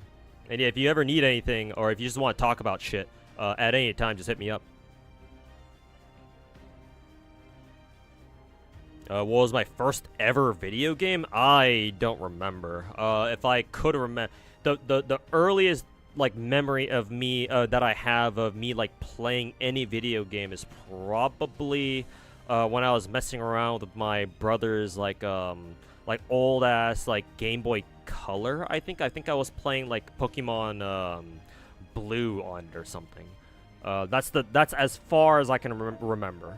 Or that's like the earliest memory of that I have of me like playing a video game. Most of my early like my super young days of playing games was usually on the N64, because growing up I had well, it wasn't mine, but I think it was my brother's technically, but we had an N64 and then later on a GameCube, I think. Those were like the two consoles that I remember having. And then from there, I went straight into PC gaming, thanks to my buddy Protagonist, who I've mentioned multiple times on stream, because he was the one who got me into like PC gaming with like games like Soldier Front 1 and Combat Arms and other like free-to-play shooter online games, I think. So he was the guy who helped me transition to like PC gaming. Lowlight plays a whole different bunch of games. Well, yeah, that's true. Maybe it was Lowlight who also reached out to the Delta Force devs too. True.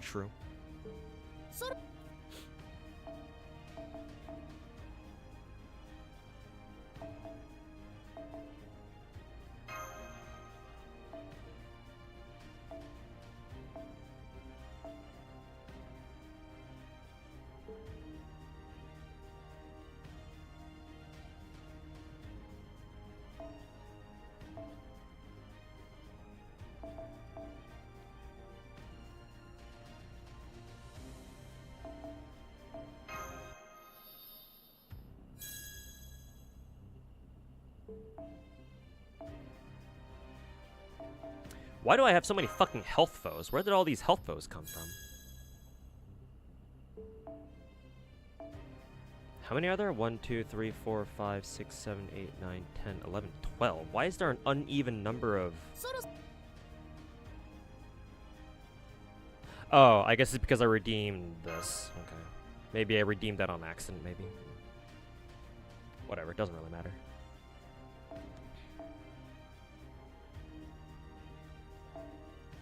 And then, let's see, Berserker. Let's get her skills leveled up.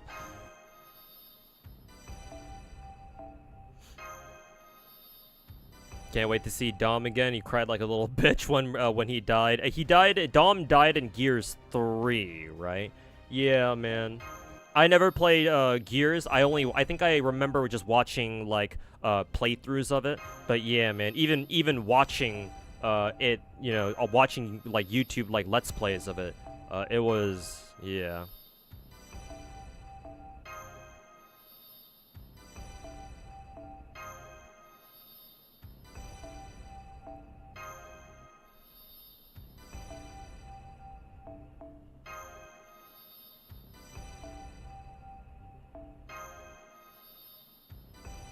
You always replay Dom's death scene on YouTube? Yeah. It's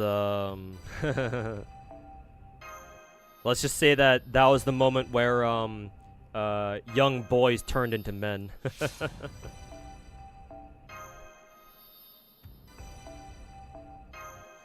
Used to remember when you could enjoy like arcades. Now it's so nowadays it's really hard to find one. I assume just going off of what you mentioned before, Naisu. You live in Vietnam, I assume. I don't know what the arcade scene looks like in Vietnam, but here in America, we've actually been seeing like a small little resurgence of arcade like centers here. Like obviously up until like I think the mid 2000s or sometime during then, like arcades were still like a thing, right? And at least here in America, but mainly after we got hit with the recession back in what 2007, 2008, arcades really started like falling off here in America. Like arcades started shutting down. People didn't really. Oh, sorry, I gotta take this call. 1 second here. So hold that thought.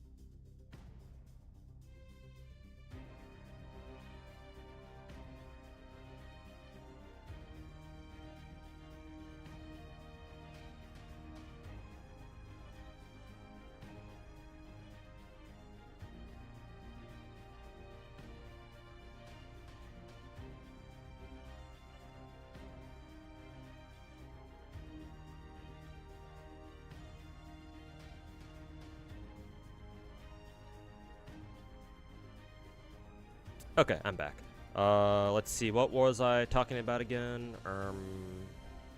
Yeah, so arcades, right? So here in America, arcades, I believe they started declining here in America after, like, the recession we had back in 2008.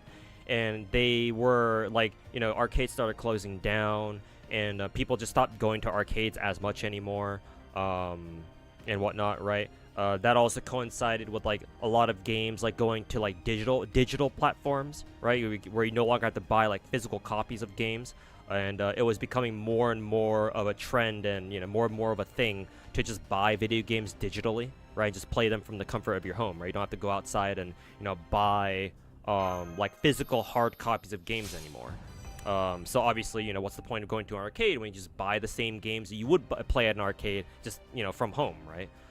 However, strangely, arcades are making a bit of a comeback in like the past like several years. The pandemic obviously like put a it was a big speed bump, but they managed to survive that, I think, and they're still growing, not too fast, but more and more arcades are slowly but surely, I think, popping up around the United States, I think, where we have like I think the two most prominent like arcade like franchises, I guess, are what, Dave & Buster's and Round One, especially Round One, because Round One, I believe, Is Round One a Japanese company? Let me look that up. Actually, I'm actually kind of curious.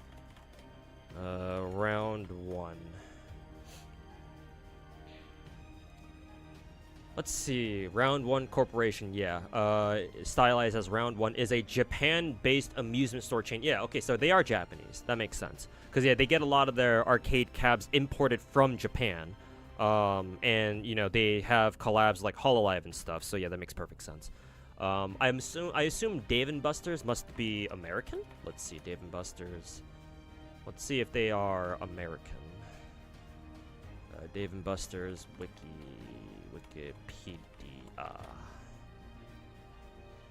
Yeah, Dave & Buster's is American. So yeah, so we have Dave & Buster's, which is an American sort like pseudo arcade chain because they have arcades as part of their establishment, and we have Round One, which is Japanese. And they've been expanding quite a bit here in the States, I believe.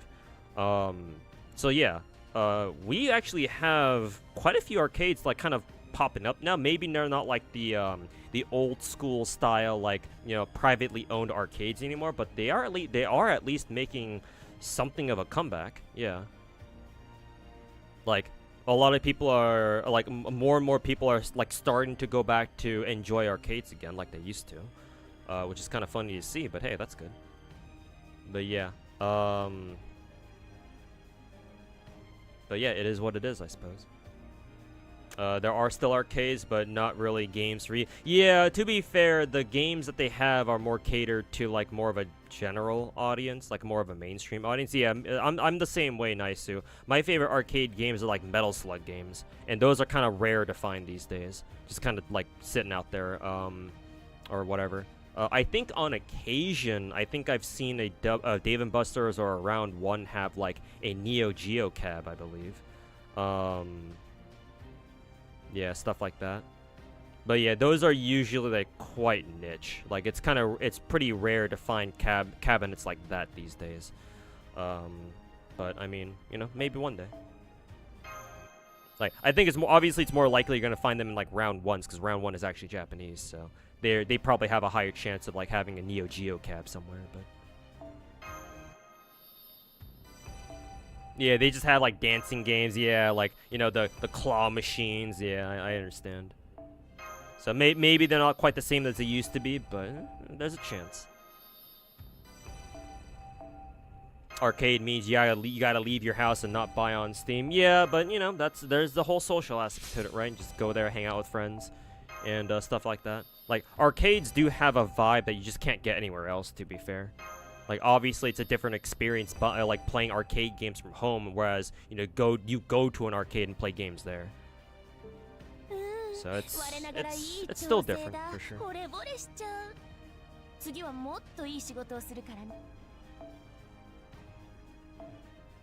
Let's see. Oh yeah, nice. I can get who is it? I can get Ash's A2 to max level as well now. Nice. And then finally we get to unlock Zertorius A2 now.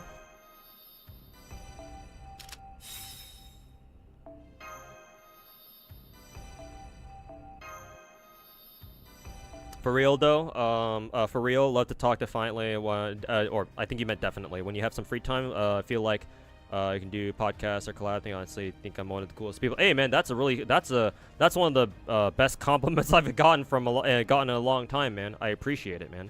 Yeah, Foxhole, hit me up on Discord if you want to do like some sort of like a podcast thing, even if it's just for one episode. Yeah, I'm down to do that, man. We can talk about it more, like talk about the details and stuff on Discord because I did accept your DM. So yeah, if you want to hit me up for like a podcast or anything like that, yeah, I'm totally down, my dude.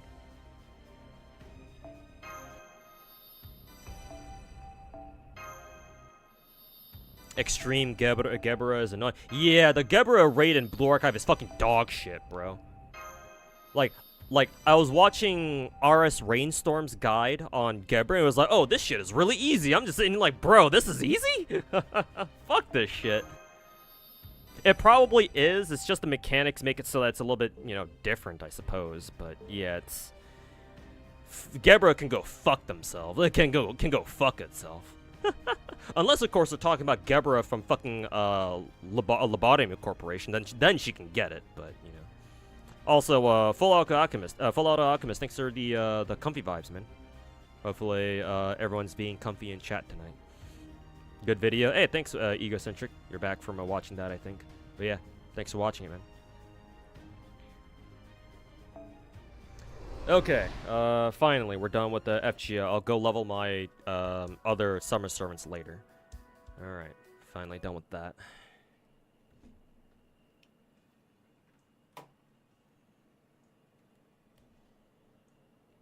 But yeah, really happy with my summer rolls. Got everybody I wanted, plus MP2 Zerktoria. Jesus, I got away with murder with that one. I don't know if I'll be able to roll on the Melusium banner though. Hopefully I will, but I don't know for now. So I guess we'll find out. But even if I don't, I'm really happy with my summer rolls because at least I got everyone I wanted from the main banner. It's gonna suck if I miss out on Baoband Siths, but can't win them all, I suppose. There's always next year. Hopefully this year summer servants return next year, but I guess we'll see. Please complete commit. Oh, I already have 3 coming on right now. Oh, okay. How far away am I? I still got like 3rd left. Okay. Back to the grind. Okay. Finally, let's start playing some Wuthering Waves. After like 3.5 hours of playing all these other different gacha games. Holy shit. Alright, back to our originally scheduled Wuthering Waves content. Woohoo! What did I need to get done? I think I already completed the Lola stuff, or the Lolo stuff. I already did the banner fall event. I technically am done with Virtual Crisis. Yeah, this is the main thing I have to get done. The fucking TCG bullshit thing. So I guess we'll just do that then. Jesus, do I remember how to fucking do this again? Let me go wash my hands real quick. BRB.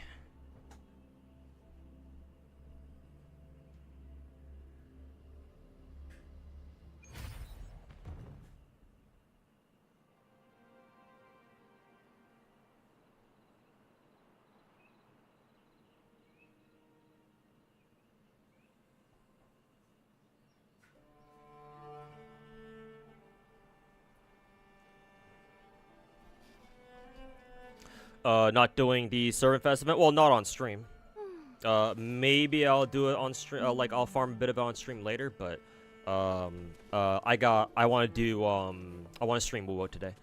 Because how much longer until next patch is like next week, right? Well, Lupa's banner ends in 4 days. I imagine that's when we'll get our next patch. Actually, now that I think about it, why did Wuwo do their stream this fucking late? Are we gonna have some days where we don't have a banner going on, or like any of our major events going on? What? Because usually the big 4 gachas, they do their preview streams like at least like a week or 2 before. So why was Wuwa's stream like so late this time? I don't know. I don't know if it really matters, but. Either way, I only have like 4 days left to get all the events done here, so I want to do some Wuwo today. Did you see the CZN Nightmare, the CZN live stream? They had a stream? Unless you're talking about the one they had already.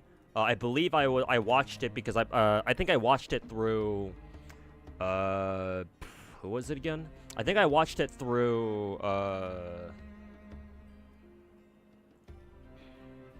Lakari's stream, I think, because Lakari actually had a sponsor segment in one of his more recent streams where he, what was it again? He was sponsored to like watch like the CZN like trailers and stuff. Like it was a really weird sponsor segment. Like I don't know why Smilegate is sponsoring streamers to like watch CZN content this fucking early, but I guess, you know, the earlier the better, I suppose.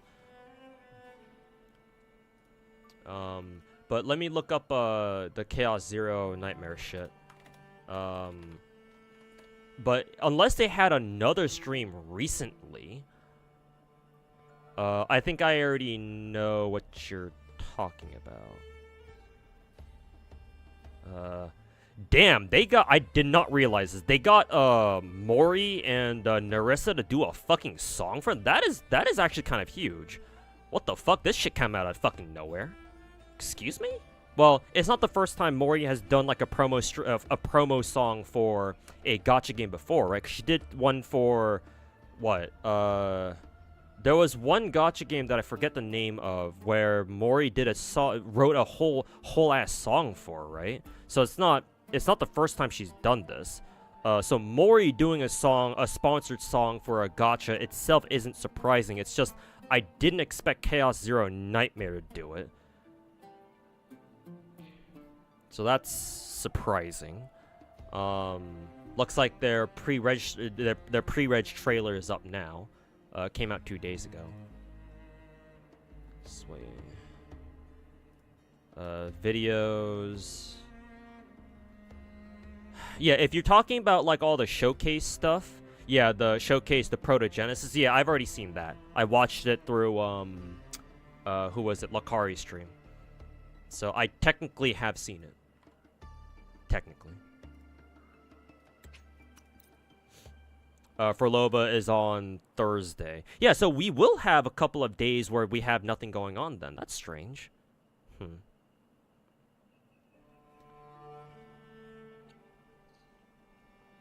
CZN looks really good. Might play it, not gonna lie. Same here. I'm still on the fence of whether or not I want to pick it up or not. I may try it out just for the sake of seeing what it's about. We'll see how much I stick with it. Because I did miss out on Epic 7, but CZN seems to be single player and we don't have to worry about PvP at all, so well, you know, hopefully so anyway. But yeah, I guess we'll see.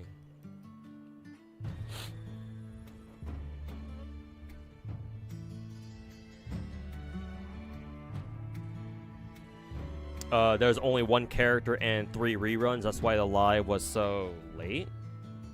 I guess, but like, I don't know. Not to bait the rats or anything, but like, oh, Egocentric, thanks so much for the 5 gifted subs, man. Appreciate it. Much appreciated, man. Thanks for your generosity. And thanks for supporting the channel.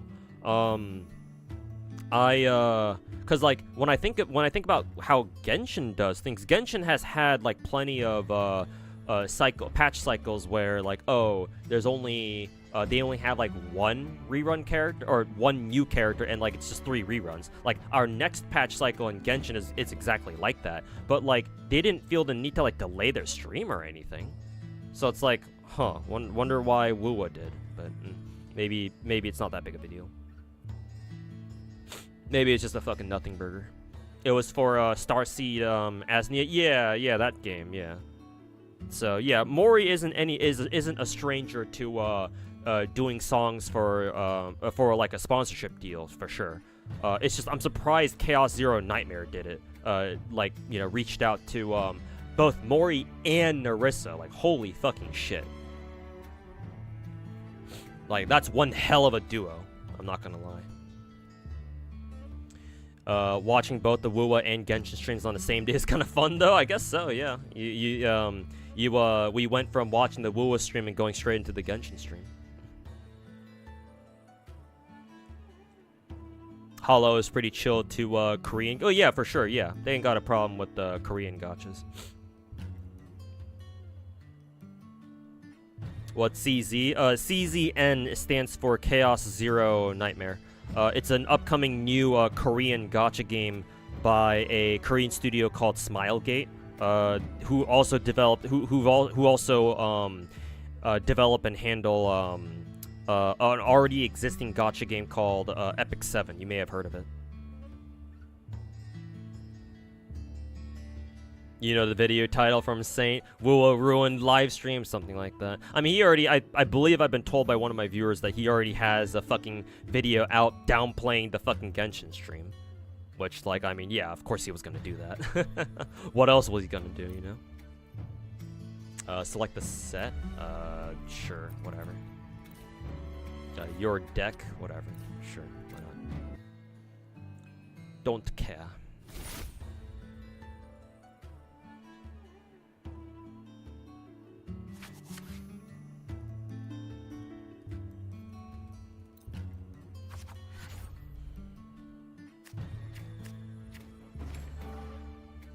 Ugh. I've completely forgotten how to fucking play this game.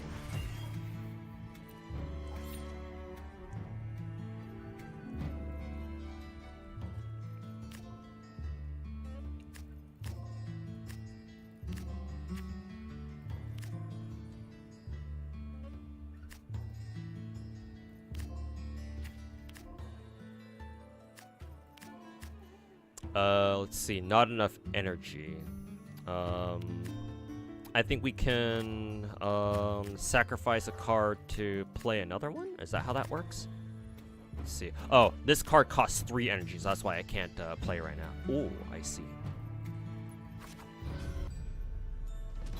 Oh, if that card got discarded, I probably should have just gotten rid of it for like, I don't know, 4 energy, I think, or would it not have mattered? I forget.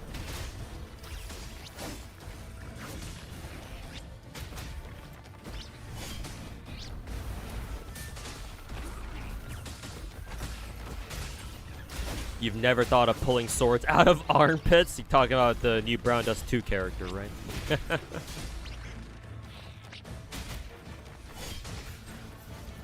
I mean, leave it to the Koreans and the Japanese to come up with some real fucking degen shit you never seen before. Keck W.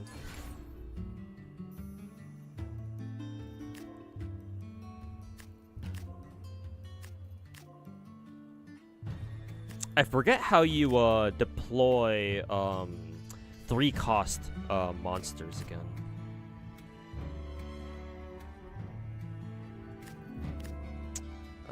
Can we put it over like that? Yeah. Something like this, I suppose.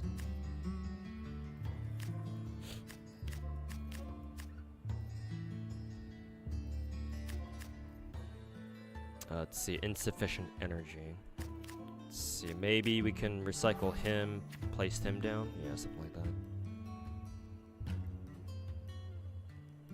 that. Active tactic for this round, increase your echo strength by 1. Oh, I need energy to use that too. Oh, okay. Been hearing from your friends that the UBW collab was really bad. You want to ask if it really was that bad? I've been hearing reports of that too. I haven't played the story yet myself, but it ain't looking good. That's for sure. At least from what I've been hearing. I do plan on reading the story itself soon, like sometime over the weekend. Today today will probably be a full Wuwo day so I can try to complete this event. So maybe I'll read the story tomorrow or maybe on Sunday, and I will see how absolutely dog shit it is or not. But yeah, I have not heard any good things whatsoever. So yeah, I'm setting my my expectations quite low. Let's just put it that way. It can only be modulated on top of a non-modulated echo. So I guess because I've already put on top of there, it doesn't work anymore. Let's see. I don't know what this means. I don't know what the 0 means. So I guess I can. I don't know. Can I recycle this? What happens if I recycle it?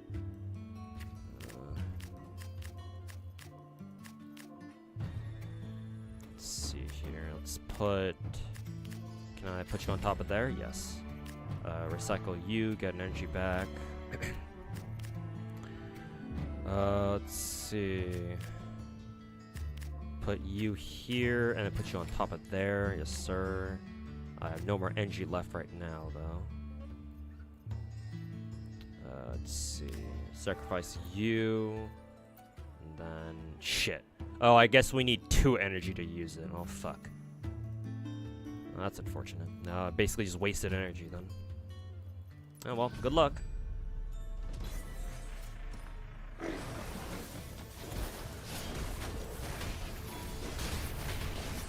It was decent for Star Rail story. To downplay it even more, it was aggressively mid. That's a funny way of putting it, I suppose. Put the boar in the middle. Oh, should I put the boar in the middle? Okay, I'll try to remember that for next time. Not sure if we're gonna win this one. The last enemy on the enemy team seems pretty strong. Don't know how much my guy can tank this dude. Not very well at all.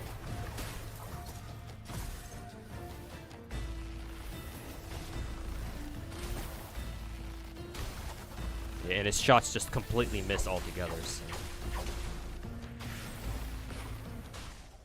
For some reason, we still won anyway. I don't know what bullshit ability we had there, but my board was in the middle. Maybe I didn't do something right. I don't know. Let's see here. I kind of want to have 2 of these archers in the back line. The archers seem to do a lot of work, so I kind of want to put this guy back here. Yeah. I don't know how strong this guy is. Let's see. Move him over here. Maybe we'll recycle these 2, and we'll be able to put the board here. Oh, max fucking echoes deployed. Well, fuck. Fuck me then. Let's see. Oh, no, I can't take back a fucking card when I deployed it. Fuck you. 3 cost echoes can only be deployed through modulation. Oh, well, that's bullshit. What? Select this maybe? Sure. Okay, well. Did what I could. Good luck.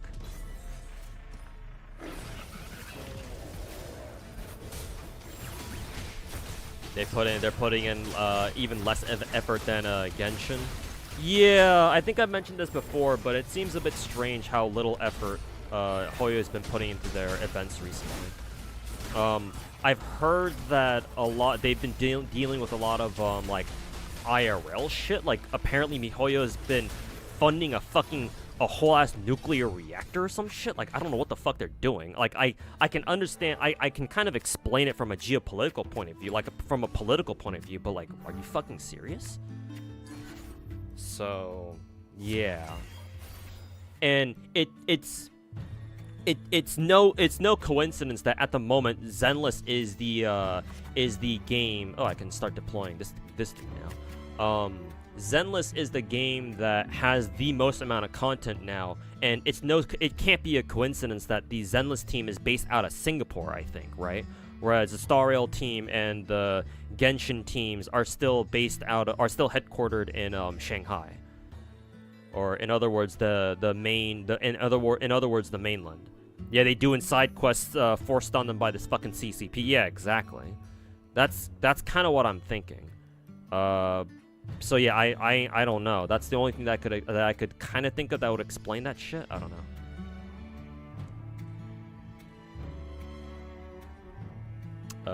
Let's see.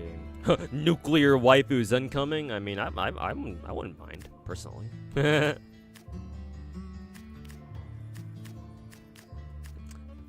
You know, I wouldn't really mind. Let's see. This guy is a little bit too flimsy. Let's see here. What's the strongest character that I have? Let's see. He's got the most attacks, so I want to put him like this. Oh, insufficient energy. Do that then. On top of a modulated 1 echo? So you have to do this? But I don't even have enough energy to do that then. Well, if that's the case, then we'll sacrifice the boar and do this. That's how this shit works. Okay, good luck everybody.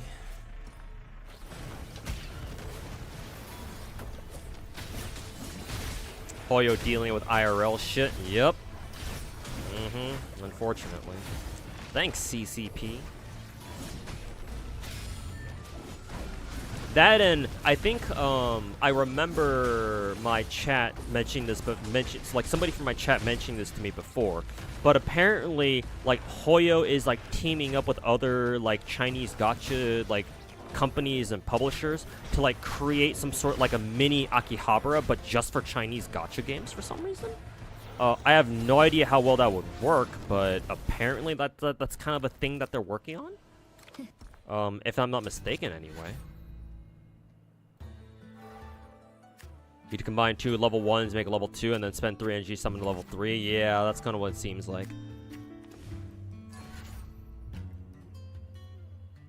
So I guess that explains why the energy cost for these 2 are like 5 now. Something like that. Also, what does the middle thingy do again? Well, what this do? Oh, that just burns energy. Oh, okay. Oh, I see. Oh, I see. Let's see. I forget if you keep the cards in your deck if you don't use them. I guess what I can do for now is I can just do this. Something like that. Oh, getting another call. Be right back, chat. I have to step out for 1 quick second, so give me a second.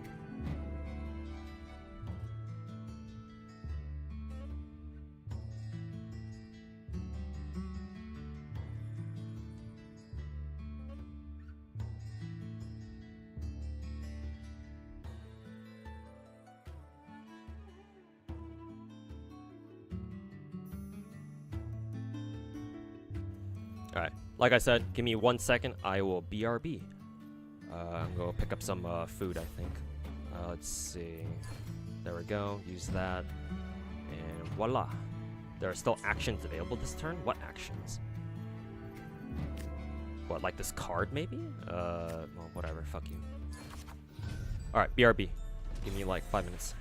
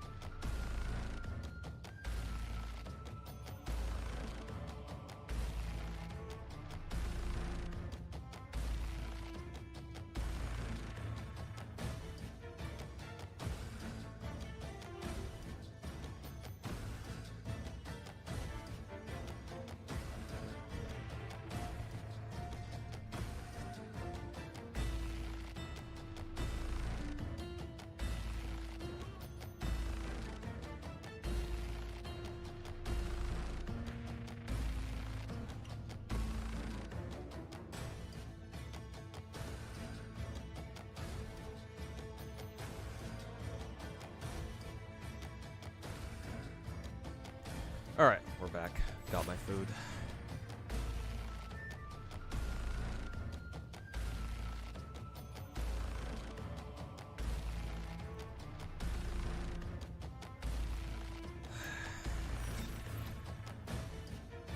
Alrighty.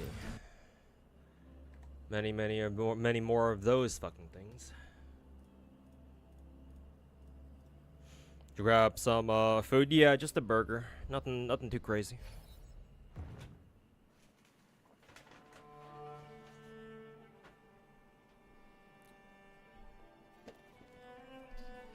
Actually, it's more like a sandwich. Did you bring enough for everyone? Unfortunately, no. I don't have that kind of money, and I don't have that kind of money. I wish I did, though. Did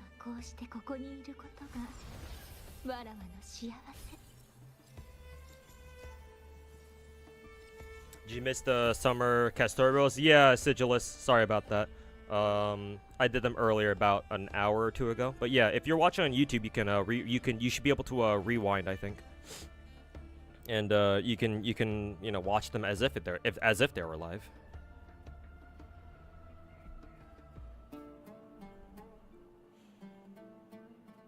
I didn't go for MP3. I just stopped at MP2. But yeah, I didn't think I would get MP2, but I did. So thank God for that.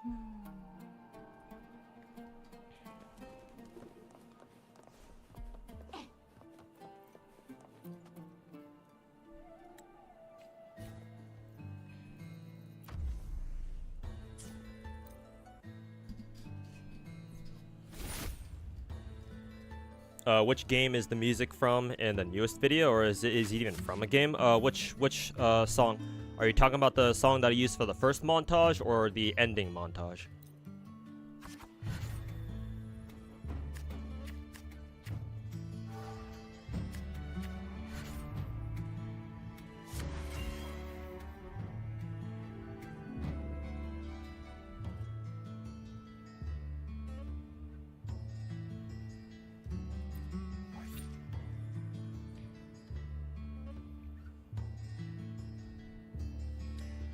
Let's see here.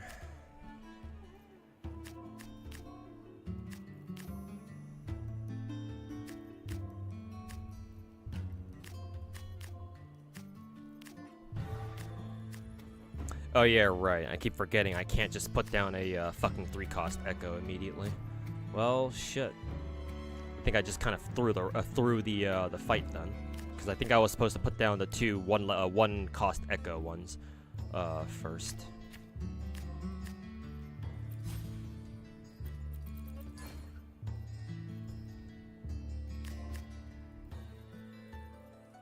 Good luck.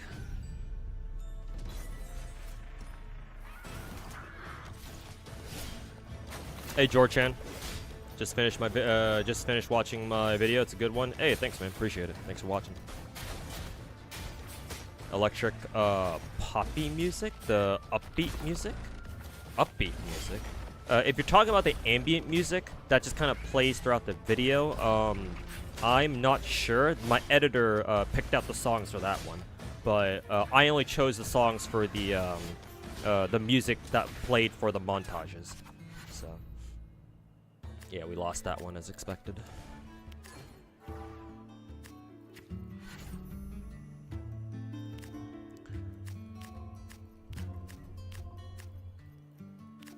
Let's see here.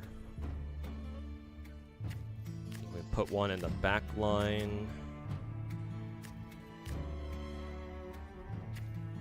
Let's see, burn one, then do this, I think. Yeah. And we'll see how this one goes.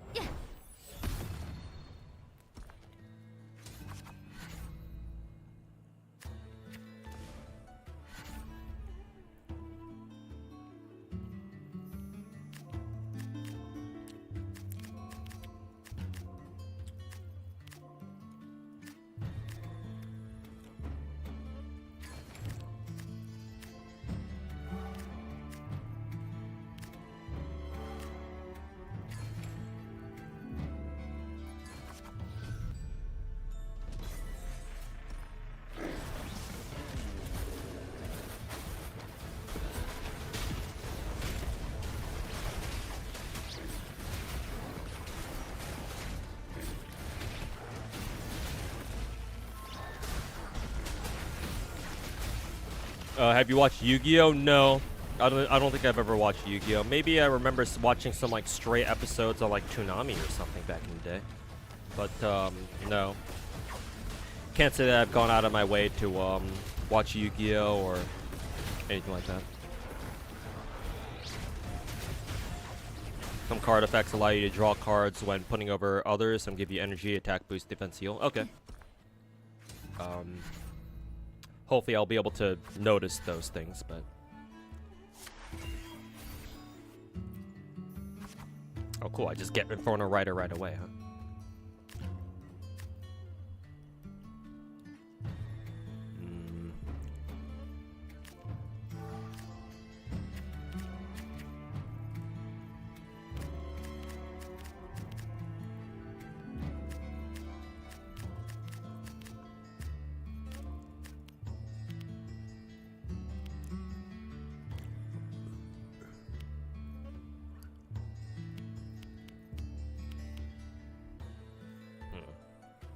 I wonder if any of these are, ranged characters. Because what happens if I do that?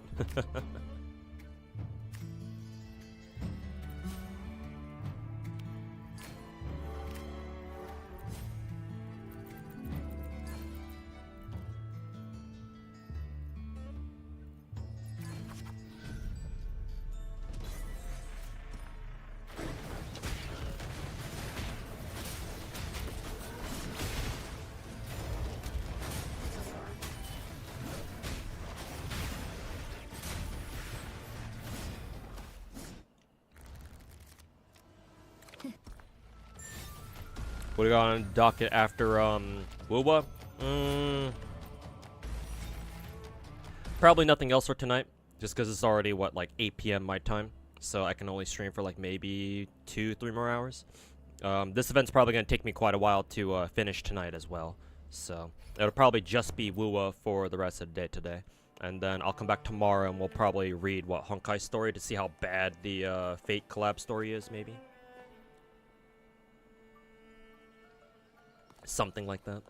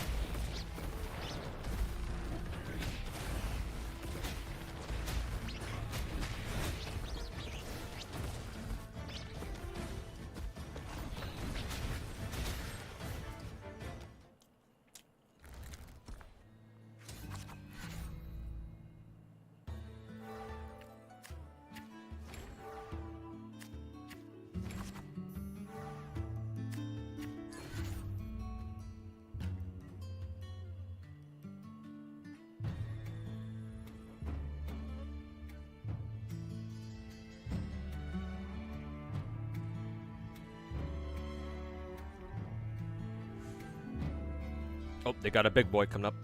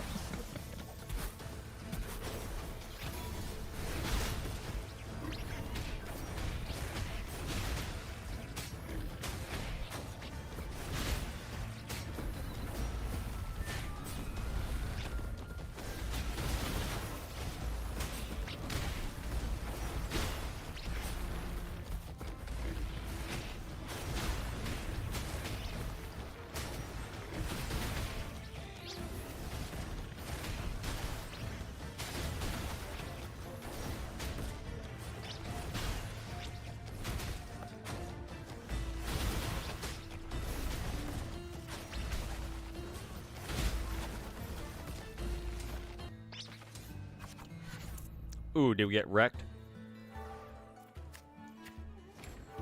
Can't use Inferno Rider yet though.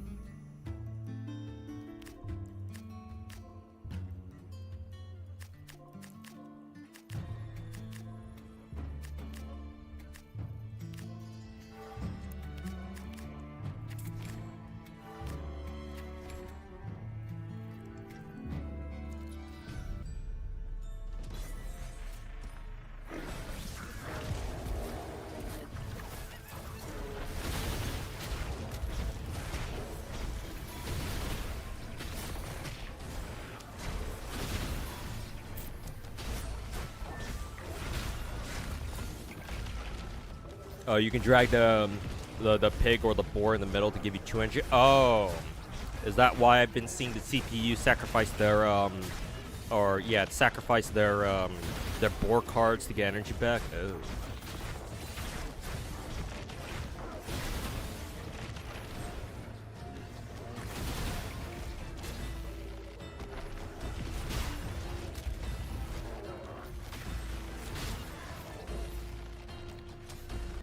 Oof, my cards are kind of dog shit, huh?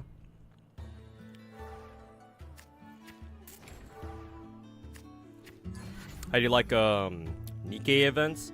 Nikke events are usually pretty simple. They're pretty structured. The only thing that I potentially don't like about Nikke events is that sometimes depending on the mini game, they can take a little bit too long, or it's like kind of annoying to do. Most mini games that come with Nikke events are okay. They're pretty manageable, but some mini games can be kind of fucking annoying. I'm not gonna lie.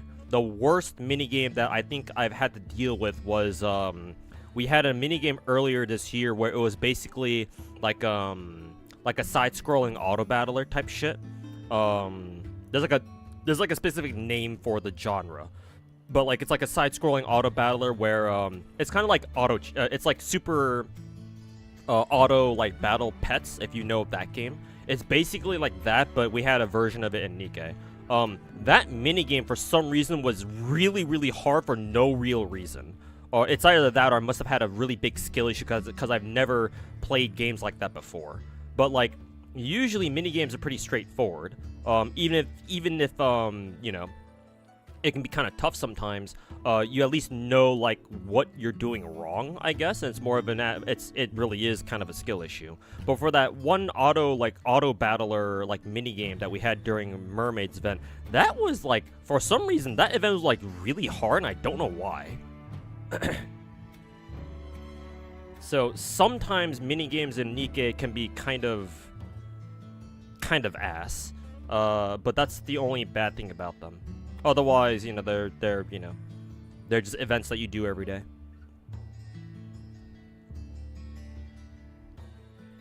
Hey, yo, Brain Trash, welcome back, man.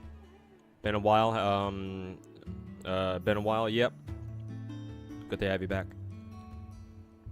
What about the Hollow Knight minigame? Well, that minigame was fine. At least to me. It took a while, but you know. Castlevania one was really long, yeah, but you know, if you didn't have to finish the entire thing if you didn't want to. And besides, it's back in the arcade again, so if you can, I think you can go back and get all the rewards that you didn't get yet if you weren't able to finish it last time. So I actually don't have a problem with the Hollow Knight / Castlevania one, or the platformer one. I think is the general genre that it's called. Also, the Stellar Blade mini event minigame was really bad and clunky. It was until you got used to it. I thought the same thing too, Max, where I thought the Stellar Blade minigame was also really fucking clunky and unintuitive, but once you figure it out, you figure it out.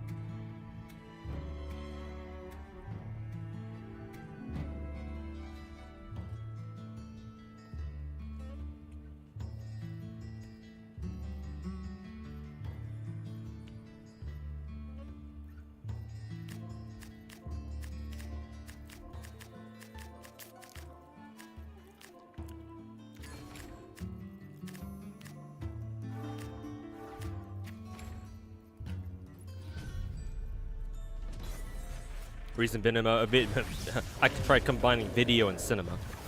Recent video with cinema, by the way, really good shit. Hey, thanks, Max. Thanks for watching.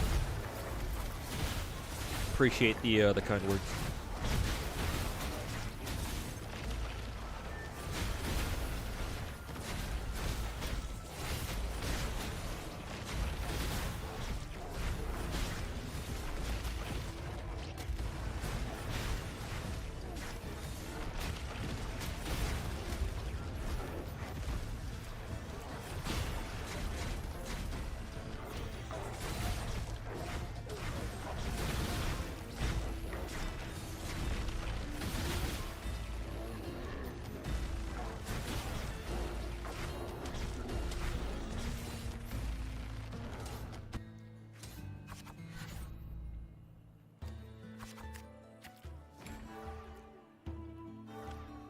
damn, I'm getting wrecked.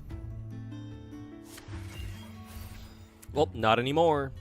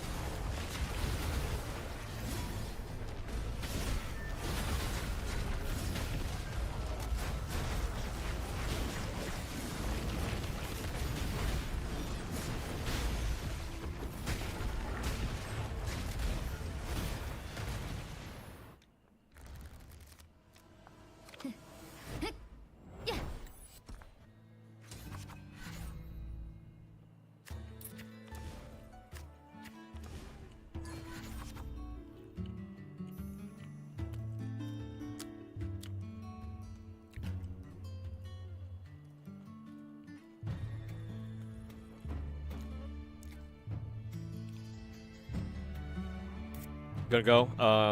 Gonna watch the last video before heading off to bed. See ya. All right, Clara. Thanks for hanging out, and we'll catch you next time. Hope you enjoy the video. Hope more people are gonna start opening their eyes about their gacha CCs. Well, you know, hoping is great, but personally, you know, I think that we have to do more than just hope.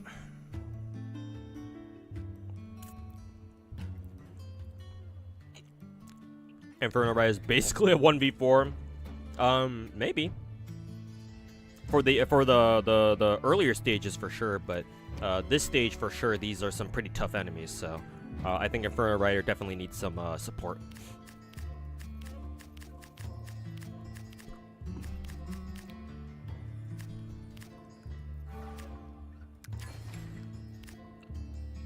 Huh. You can even sacrifice a modulated this into that? Damn, alright. I didn't know that.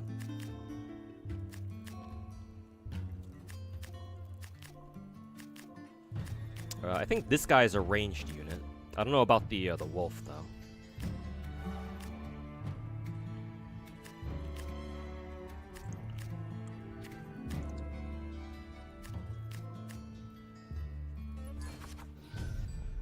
Gonna go wash my hands.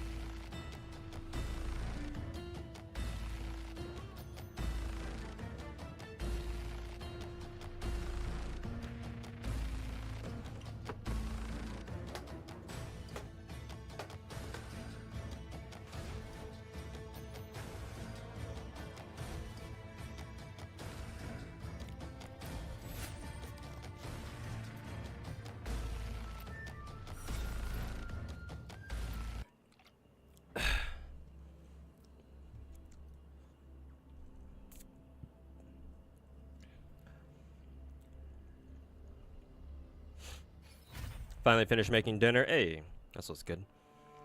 Did you miss any St. Tontus retard yet? No, surprisingly, we only had one the entire day. The one guy I banned from Twitch chat. But, I'm sure they're kind of slow today. I'm expecting them tomorrow. tomorrow or by latest on Sunday. I would be genuinely surprised if we don't have any more rats come along over the weekend. Maybe they just need some time. I don't know.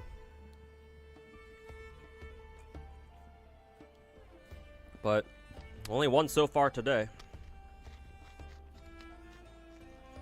Surely that can't be the only one this weekend, right? Harambe with car is comfy as deck. That's a weird thing to say. That's a very strange thing to say.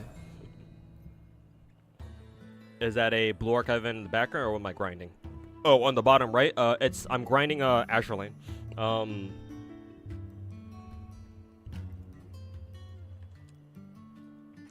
So in this game, one of our last major updates was they added another PR tab, I guess.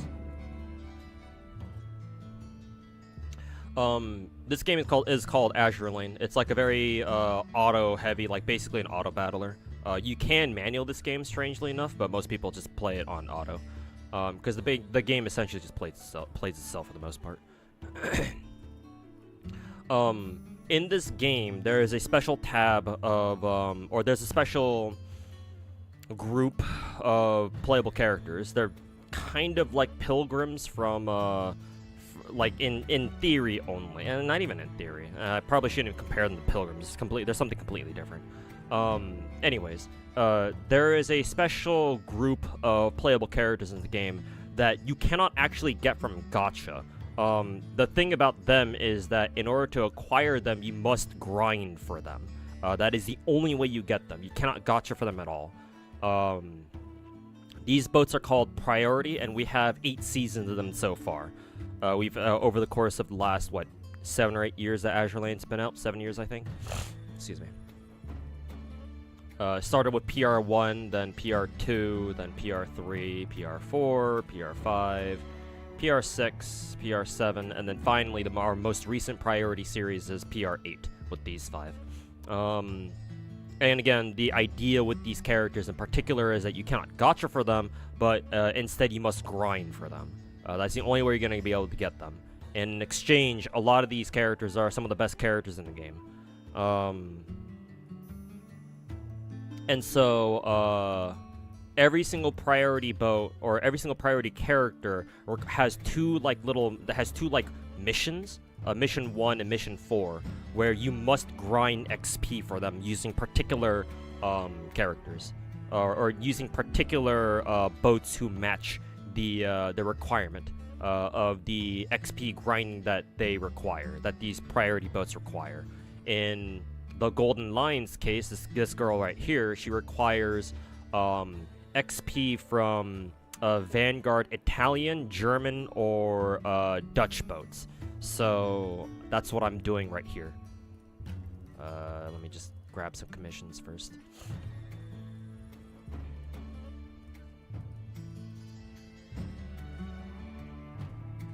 But that is what I'm doing right here. I am grinding XP with these boats, pretty much.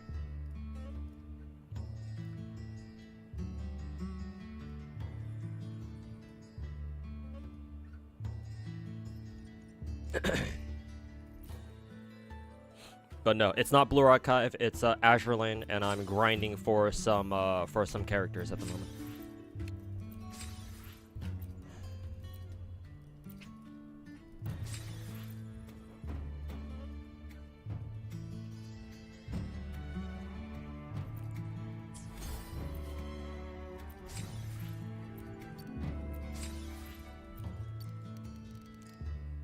Ugh, it goes all the way up to 20. Fuck.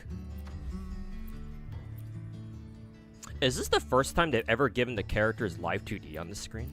Why do I not remember these characters being live 2D animated?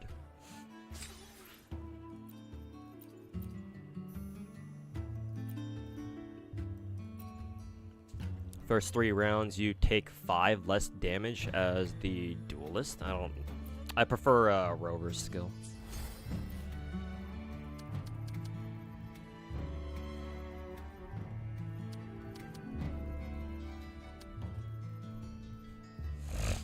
Excuse Excuse me.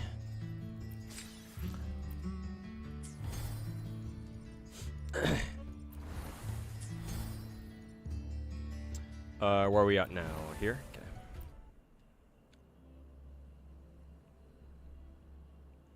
Weird the Star Rail collab took so long, yet the result was so lackluster.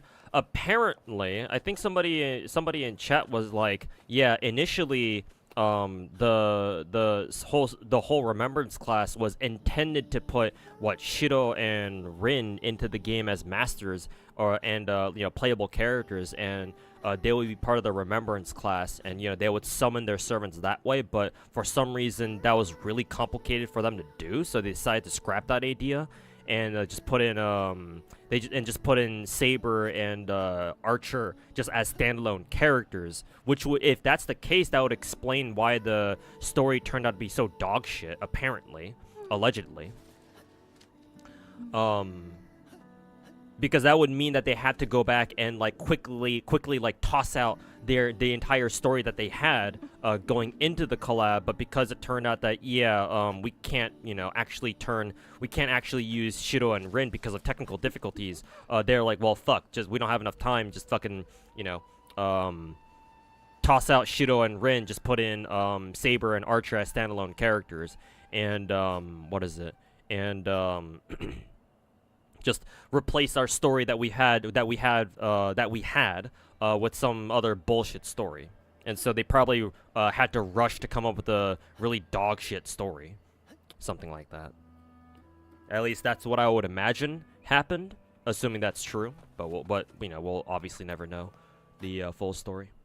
That was just a rumor. I mean, even if it is, I mean, you know, we'll never know the full story as to why the Star Rail story was hot dog shit. Got Miyabi's engine and 2 multis. Hey, congrats, man. Definitely not jealous at all. Excuse me. Plus, no way they would do that, though. Nasu barely lets Rin or Emiya be playable outside of Prisma Ilia collabs. Really? I didn't notice that, actually. Do Fate collabs just in general not really allow Rin and Shiro to be, like, playable characters?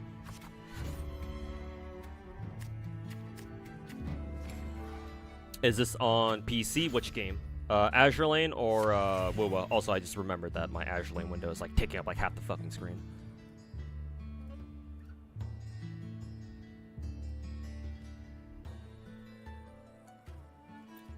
So,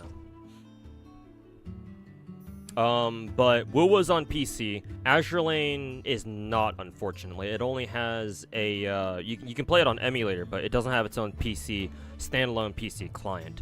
It really should, but it doesn't yet. So, which is a shame. What do I want to play here? It's a 2v1. They've upgraded their first guy.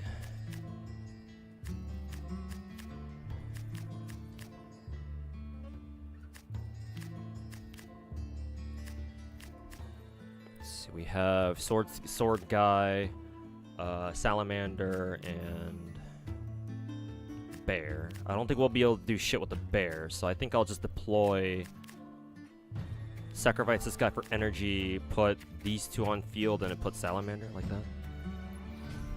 See how it works out.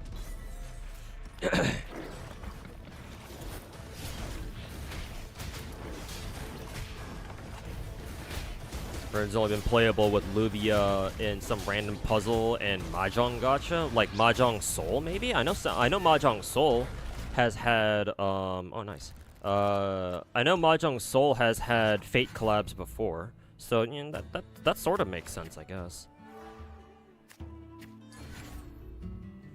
In your opinion, what's the best gacha collab event so far? Some people said Rainbow Six Siege and Girls Frontline with the Valhalla. Girls Frontline with Valhalla. So how many people even know about that? Besides, like, you know, GFL 1 players themselves. Best gacha collab? I mean, I don't know, honestly. Probably any of the collabs that Nikke does? Like, the Nikke collabs that they did with, like, Stellar Blade, I mean, that makes sense, because, you know, fucking both Nikke and Stellar Blade are made by the same devs, so it's like, well, you know, obviously they were gonna go hard on that one. But the Evangelion collab too, both parts were fantastic as well, I think.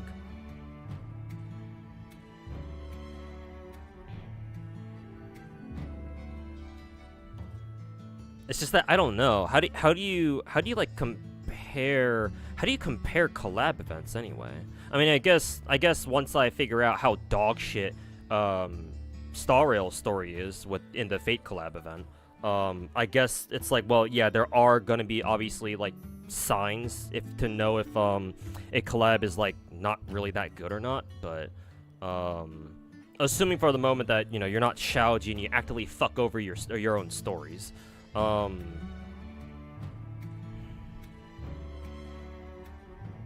It's like, how do you compare collabs? Because like all gacha games have their own ways of handling collabs, so it's like, ooh, how do you compare them exactly? I don't know. That's a hard question for me to answer. I guess I can just give you like noteworthy collabs, I suppose, but at that point that would be like a more of a preferential thing rather than like an objective comparison of like, oh, this collab is better than another. Unless of course you have a collab that's so dog shit, like apparently Fate's collab, the UBW collab is in Star Rail, where it's like everyone's like, yeah, this is kind of hot dog shit. What the fuck was this? Let's see. I think we can burn that guy for power. Yeah. I wonder if I should have held off on that. Maybe I should have combined these first and then burned the dodo bird for power. I don't know if that's how it works, but let's see. Let's do that. I don't feel like putting up a one cost echo there first. Sure, I guess we can. Yeah, I should have saved it. I should have saved the dodo bird first, modulated, and then put the dodo bird back in power because I saw its attack go down from 5 down to 4. So that was a mistake. But whatever.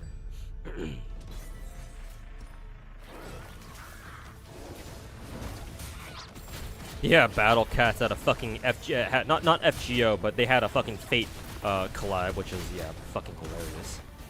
Excuse me.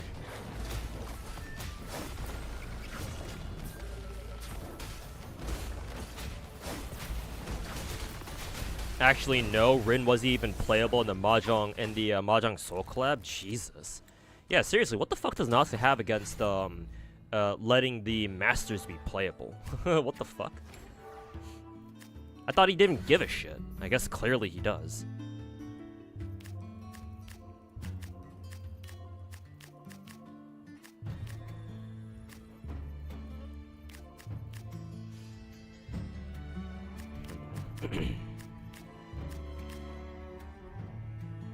I kind of want to do this, actually.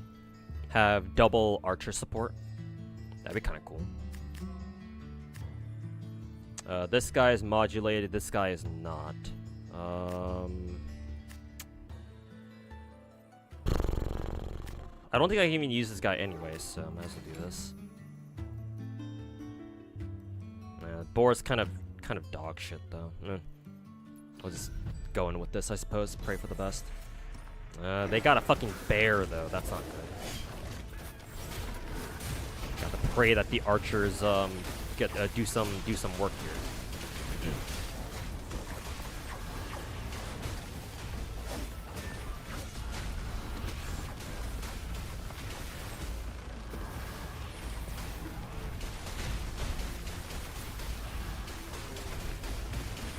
Summer Castori is on pace to be your luckiest SSR, 2 copies of 12 rolls. Damn, alright. Yeah, that's some luck right there. I mean, I got pretty lucky too earlier today because I think I was able to roll 2 copies of Zerktoria within like 300 Saint Quartz, and that does not happen every day for me. So.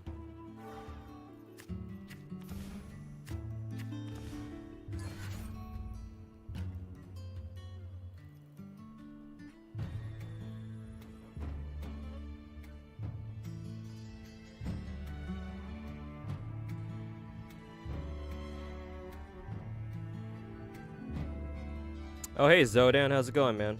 I believe I had some choice words for you in my video earlier today, but if you're not here to start shit, and it doesn't seem like you are, I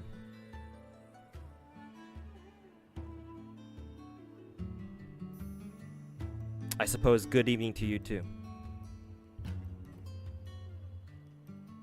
If there's something you want to talk to me about, feel free. Did I? Yes. I'll just tell you right now, just to save you the time, that there's a particular segment in my video where I didn't mention it. I didn't say it like through via audio, but I had my editor put in like a segment where apparently, from what I understand, you had one of your more recent videos was basically what?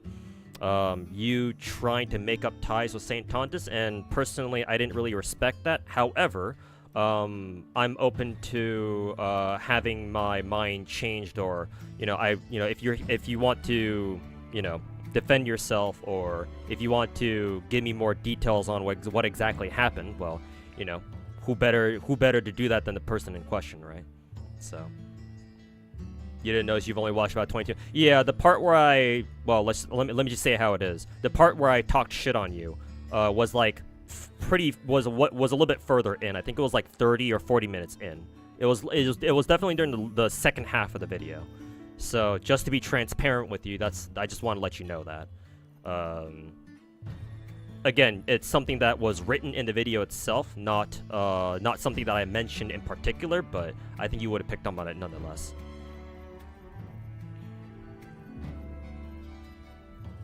Keep it brief. Yeah, sure. Go ahead. Take your time.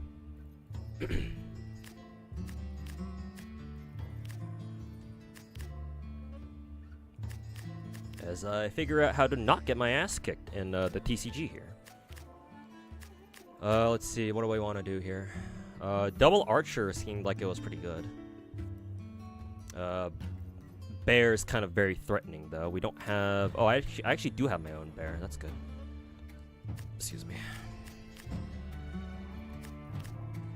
Let's see. Sacrifice Salamander, Modulate Bear.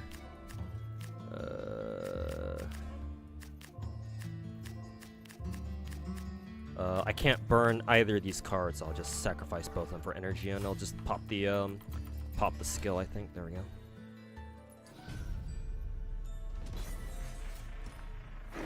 go.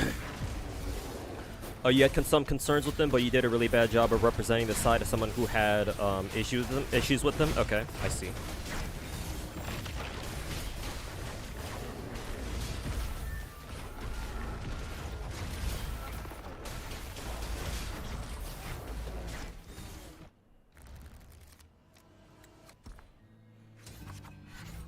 Oh, God.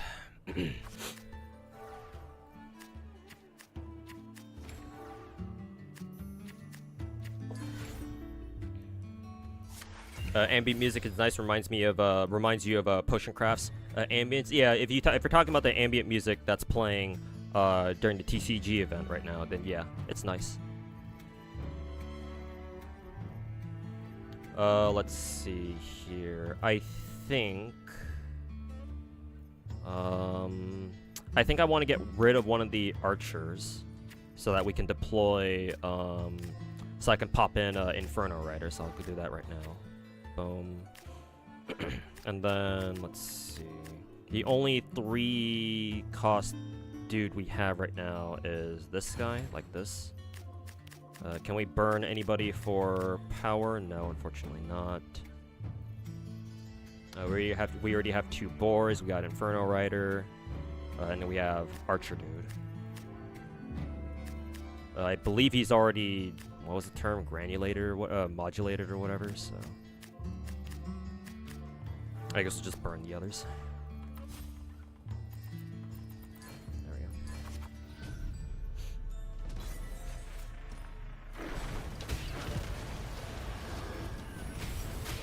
go. You had made some false allegations and some over-aggressive comments. Didn't feel proud of the video. Didn't want your content to go in that direction. Okay.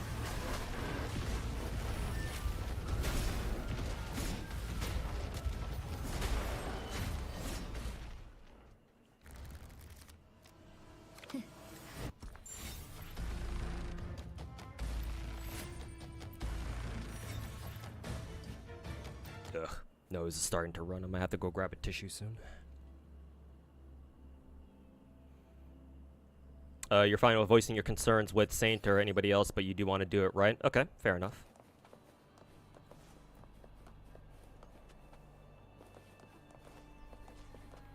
Let's see. Oh, we just gotta play TCG with these guys, I guess.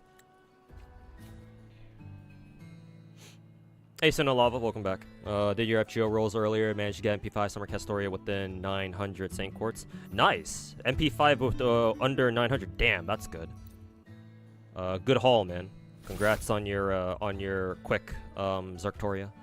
Hopefully your luck keeps up throughout the rest of the summer banners as well, or during the Melusian banners, assuming you're rolling on that. Excuse me. That's all. Okay, fair enough. Let's see. I had something that I wanted to ask you, now that you said your piece. Or now that you said what you wanted to say. What was it again? Shit. Mind's blanking.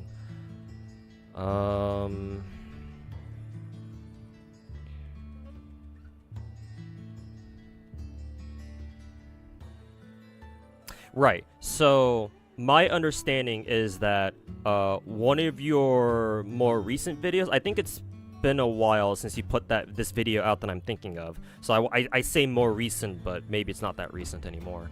But I recall seeing, I didn't watch the video just to be transparent with you. Maybe I should have watched it. But you know, since you're here now, I'd like to ask. I recall one of your more recent-ish videos, and it seemed just at a glance, it seemed like you were trying to get people to stop criticizing Saint. Now that I have the context of what you said in chat just now, I assume that you meant that video in the sense of like, oh, like maybe you were trying to say, oh, don't criticize Saint Tondas or anybody else unless you know what you're talking about, maybe. However, I just would like to, you know, hear it clarified from you in regards to that video. I don't know if you know which video that I'm talking about. To be fair, I'm not doing a good job of like describing what that video is about, but I'm hoping that you are kind of already aware of the video that I'm trying to talk about here. I just want to get your I just want some clarification on that. While you're here. Let's see. We have Salamander Dude, Rock Guy, Small Rock Guy, and then Wolf Guy. I think Salamander Dude is ranged, so I think we'll do this. Boom, boom, boom, boom. I'll put Rock Guy in the middle.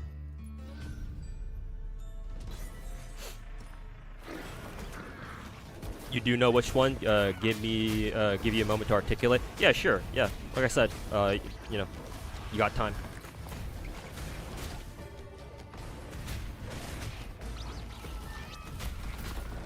Nos is a GOAT writer, but his idea and how he excuses them sometimes is questionable. Yeah, that's what happens with a lot of writers who are like either genius writers or just really good writers in general. They're really good at what they do, but sometimes their ideas of what should happen with like other stuff is kind of questionable. You see that quite a few times. It's nothing new, but.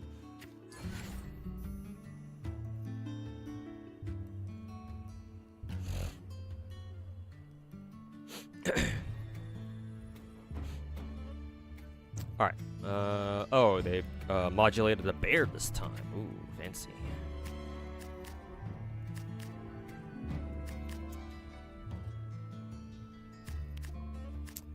Let's see.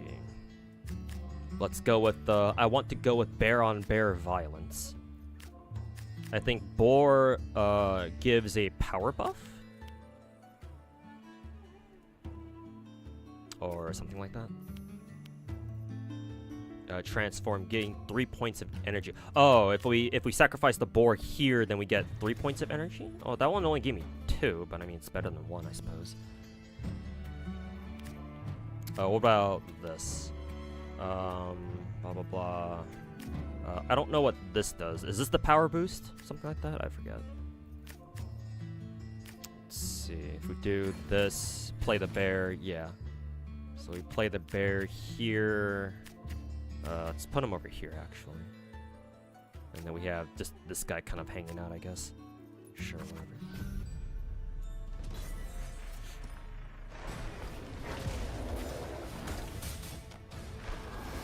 You believe other content creators should take a different approach and simply create a positive community in the space that actually conflicts with one that Saint and other people try to present. Even if you critique Saint with the intent of creating a healthier space, newcomers won't know which side is in the right on the surface, so they may just opt to avoid both sides altogether. That is a valid point. You are not wrong about that.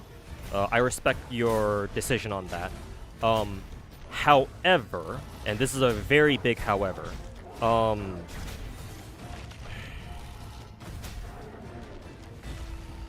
your assessment of the situation assumes that nobody exists out there that can kind of act as a... Oh, I lost that fight.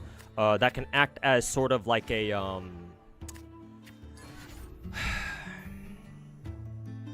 like a de facto authority on the whole like topic of gacha games. So basically, forgive me for excuse me for sounding like I'm ego farming here, but basically your statement would be accurate, or your statements plural would be accurate if I didn't exist. You did call out Loki Gacha because he saw your apology and privating of videos as he saw it as an act of cowardice. To be fair, Zodan, like I mentioned to you earlier, I did talk a little bit of shit on you in my own video. So I mean, I'm not, you know, I'm also guilty of doing the same thing too. So you know, just trying to be transparent with you here. But anyways, back to your previous statements. That assumes that, again, like I said, that there is nobody out there that can kind of like take a sort of like authoritative stance on gacha games. And that's exactly what I'm trying to do.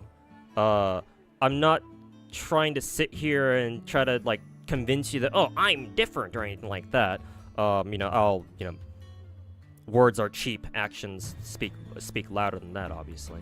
So, and that's exactly what I intend to do now that I put out that video, and I want to, you know, keep up the momentum and, you know, make more videos in the process. But yeah, you wouldn't be wrong in that sense, again, for like the third or fourth time me saying this, if people like me didn't exist, where we are, people like me, it doesn't have to be me, it can be other people too, are willing to step up and share our, you know, our vast amount of gacha knowledge and experience with people and show people like, hey, this is what gacha games are really like. And through that, people will be able to see that, oh yeah, people like St. Tontus and the other slop creators are fucking frauds. Because I exist, and because I'm sure I'm not the only one, because other people who have the sheer amount of gacha knowledge and experiences I do also exist. They're out there, we just have to find them, and we have to convince them that, yeah, you should make content to, you know, help educate the general populace about what gacha games are really like. I think that it is possible to confront St. Tontus and the other rats head on. Because my personal opinion, I don't know if anybody has told you this, but I'll elaborate to you here now that you're here. My personal stance on the matter is that at this point, ignoring the rats will do us no good. St. Tontus and the rest of the rats have grown too big, too influential, right? Maybe when he first started getting traction, it was still possible to ignore him and just leave him to his fucking hamster cage to, like, you know, rattle his cage and, you know, try to fucking yell into the fucking wind or something. But, you know, as it turns out, that's not what happened. He somehow, one way or another, found traction through his absolute fucking slop content, and 6 to 7 or 8 months later, now we have to deal with whatever the fuck his channel's turned into now. At this point, personal opinion, I don't expect you to, you know, agree with me on this whatsoever, because we all have our different opinions on this. I'm not gonna try to force you to see my way, but I'm just trying to let you know where I'm trying to come at with this, where I'm coming from with this. Is that at this point, I don't think it's not an option for us anymore to just leave St. Tontus alone. That doesn't do anything. That doesn't do anything either. And if nothing is done about him, or at least if no content is made about him calling out his shit and letting other people know that no, this St. Tontus retard is not the kind of person you should be listening to when it comes to like matters related to gacha, he will continue making his slop content and just regurgitating and just shitting out his bad takes and delusional takes everywhere on the internet, and he's going to be the one who's going to, his content is going to be the one that reaches out to more and more gacha players, and you know, everyone else's won't.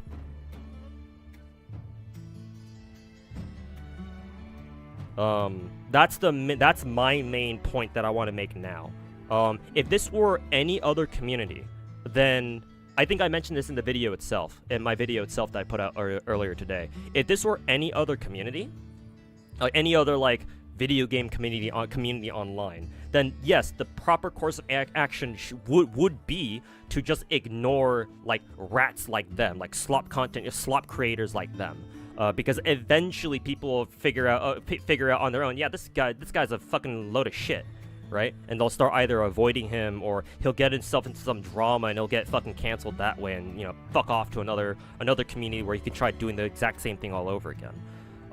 But here in the gacha space, because most Westerners who play gachas have no idea or very little idea of what gachas are really like, he's able to take advantage of that and like convince people to see things his way, his own warped way of what gacha games are like. And most gacha players can't tell that he's feeding them fucking propaganda and lies and fucking bullshit. And so that cannot stand. He's become too successful with that. So not doing anything, in my opinion, is not an option anymore.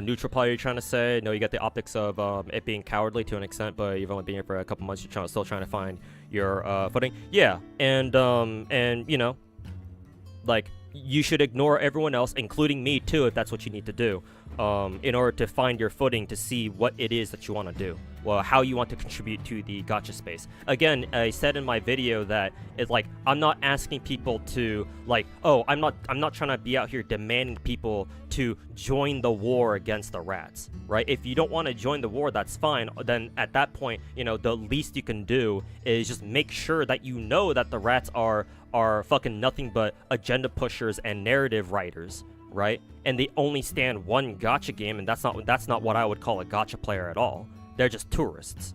And as long as you understand that, it's like, well, yeah, that's good enough for me. I'm not out here asking people to fight a war that they don't want to they don't want to fight. That's up to you.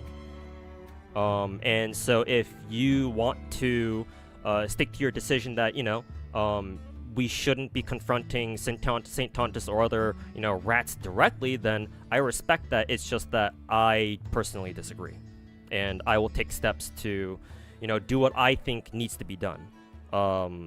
Whether you agree with that or not, you know, that's up to you. It would be nice to have you on our side, so to say. But if not, I understand. You know, that's, again, ultimately that's a personal decision. And, you know, the more you care about content creation, obviously the harder that decision gets. Is WoW worth playing at all? Yes, Wuthering Waves is a great gacha game. You should play it.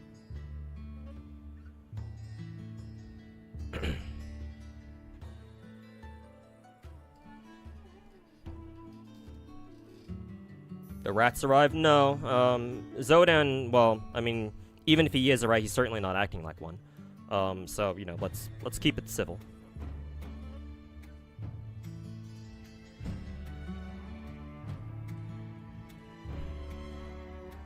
Story is so ass though, all flash and no substance. Yeah, that's true, but the gameplay is nice. And I mostly look at gacha games from a gameplay perspective these days anyway. I don't care if the story is hot dog shit. Most gacha games have hot dog shit stories anyway. So, what's the difference playing one more, gacha game that has a dog shit story? Let's see here. This fight is...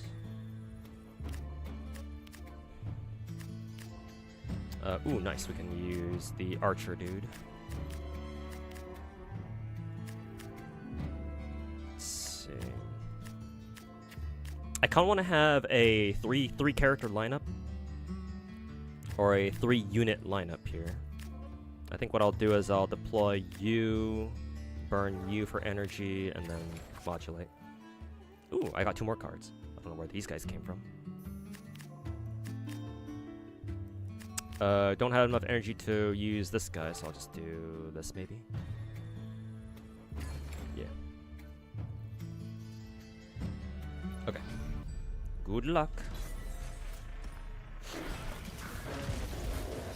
From a story standpoint, it's not even worth it. Yeah, personally, I don't think Wuwa's story is really all that. I mean, even in the closed beta, the story was, like, marginally better, but not really. Yeah, Wuwa's story is nothing really to write home about. It's, your stereotypical, big Chinese production story of, you self-insert as the main character, and you go around to different regions and basically act as the fucking Jesus, the in-game universe equivalent of Jesus, and you save the people, solve all the problems, fight the big bad. You win at the end of the day. The bad guys lose, blah blah blah, all that bullshit.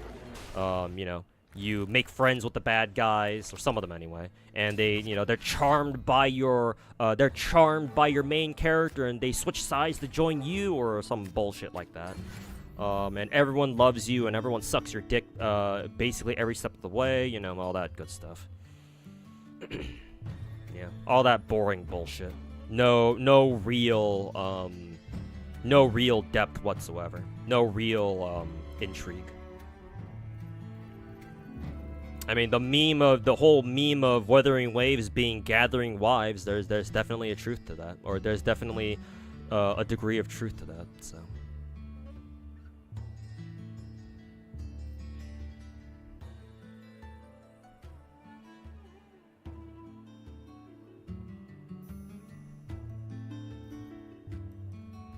You first got into content creation because you wanted to openly side with Taboro when he wanted Enfield to retain its more niche games. Oh, speaking of Taboro, I had quite the stream on Sunday. Just as a side tangent here, I had quite the stream on Sunday where I basically spent like fucking 6 to 7 hours reacting to his N2 Enfield videos, the one from 4 months ago, and the follow-up one that he put out 2 weeks ago, and I have quite the thoughts. I have quite the thoughts on that. If you care to listen to them later, but that's obviously another topic. Let's see. Well, Enfield video is second most popular upper right now, even if it took you a while to get around to making. Okay, very good.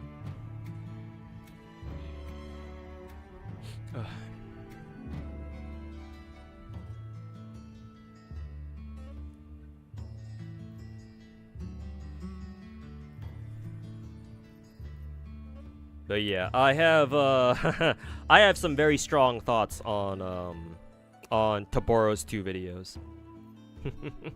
But if you want me to elaborate on them, I will. If you're not very interested in them, then obviously I'll hold back. Let's see, what do I want to do here? Bear and then this guy. I want to deploy Mr. Bear Dude. We'll scrap the wolf dude, put this guy in there. There we go.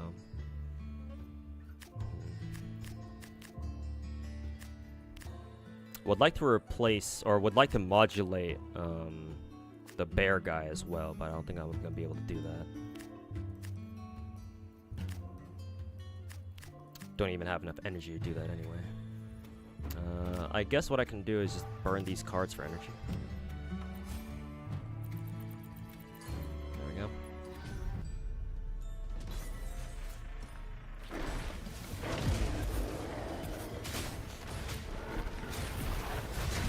The concern you felt when you first watched Taboro's video was that you had issues with the post-Hoyo crowd being so big that they could steer the conversation of where gacha games can go. I see. I mean, that is a valid concern, and to be fair, it's obvious that Taboro is also very concerned with that as well. The issue, personally, that I have with that concern is that, unfortunately, in my opinion, this is going to sound kind of ironic, because I believe this is a very similar stance to, what is it? The video that I asked you about to clarify earlier. In my opinion, there's not much you can do to stop the mainstream gacha crowds, or in other words, the Hoyo crowd, from you know, doing what they can to steer the direction of, you know, upcoming gacha games. But personally, where I differ from, I guess, you and Taboro for sure, but I'm assuming you as well, is that I don't see that as necessarily a bad thing. Because the thing is that I don't blame the Hoyo crowd, or the main, I'll just call them the mainstream gacha crowd, because, you know, some of the feedback that Enfield's gotten is from WUWA players too. So obviously it's not just Hoyo players, though. Obviously it's a lot of them. My take is that I don't see that as a necessarily like a straight up bad thing, because in my eyes, as someone who's been playing gacha games for 8 fucking years, the mainstream gacha crowd, their issue is that they simply don't know what other gachas are like. And in my opinion, I don't think you can blame them. You can't 100% blame them for that. Because a lot of gacha gamers, obviously, first, especially these days, started with Genshin. Right? Genshin was their very first gacha, and so everything they know about gacha games, they will obviously see through like a lens of how similar is it to Genshin Impact, because that's all they know. They've never played, or very rarely played, any other gacha outside of Genshin or any of the big four. So naturally, a lot of them are, not all, but a lot of them will want to look for things that are similar to Genshin or the other big four gachas that they're used to, so that way they have a more familiar footing with to start off with when they start picking up other gacha games. So to me, it's not necessarily a bad thing, it's just how it happened, right? Genshin was so generationally successful that, remember, Genshin single-handedly allowed gacha games, or it catapulted gacha games as a genre into mainstream attention out here in the West. And so because of that, a lot of, well, I'm just starting to repeat myself here, a lot of Western players, they only know Genshin. They only know the big production gachas. And so naturally, they're going to see every other gacha through a Hoyo lens, even if they shouldn't.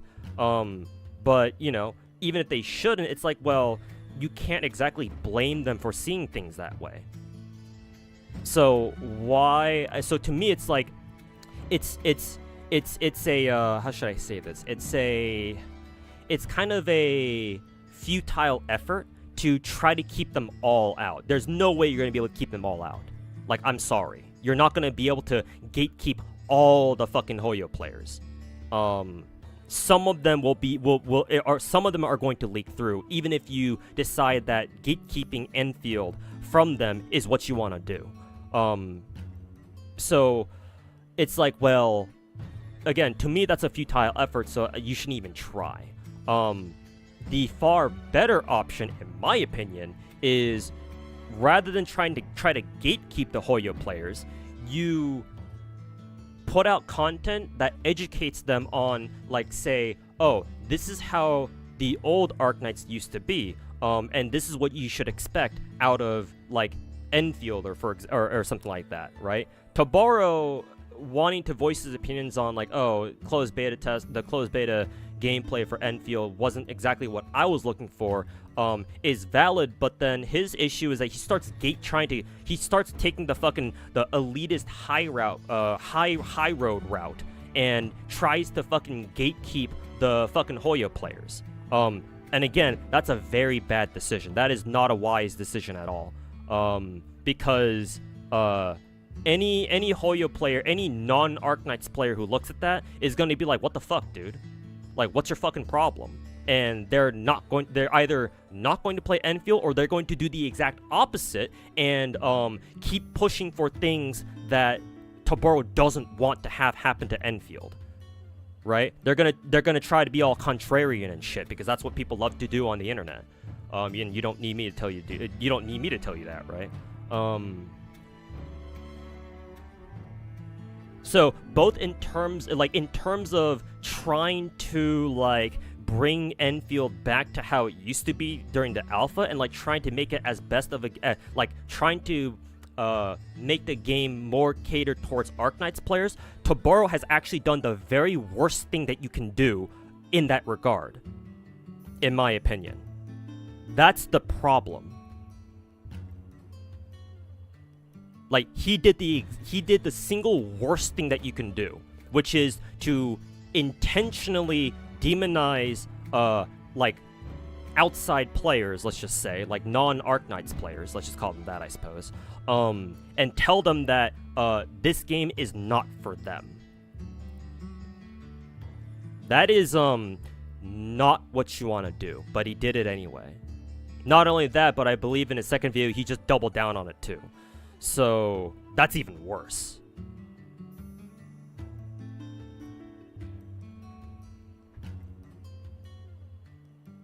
What conversation did you walk into? Oh, we were talking about Enfield again. I had somebody in YouTube chat who was sort of discussing Enfield for briefly, so I just gave my 2 cents on it.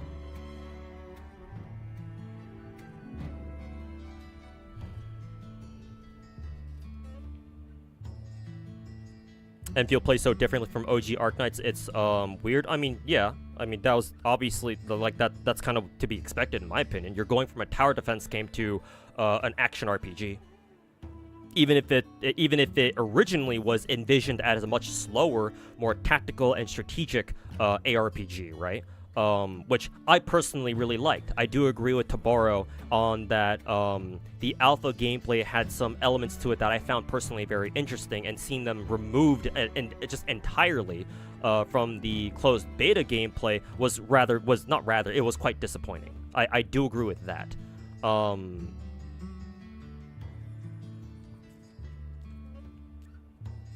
But I think that, you know, like, obviously Enfield was gonna play a lot differently from OG Arknights. Like, I don't know how you could have expected it to go any differently. You don't need to necessarily justify it by way of attaching it to OG Arknights. Well, yeah, that's totally intentional. Yeah. Enfield, despite being a very loose sequel based off of OG Arknights, it very clearly, at least to me, it's very clear that Enfield, like the developers who are working on Enfield are, they clearly wanted to model it after Genshin, right? I don't know how you feel about me calling Enfield a Genshin clone, but that's what I do call it. I think that Enfield is a Genshin clone, even if it's like a very, very far removed derivative of it. Like, Wuthering Waves is a much more pure example of a Genshin clone, whereas Enfield is a very deviated example of it. Very different, but you know, the DNA of Genshin is still very much so apparent in Enfield.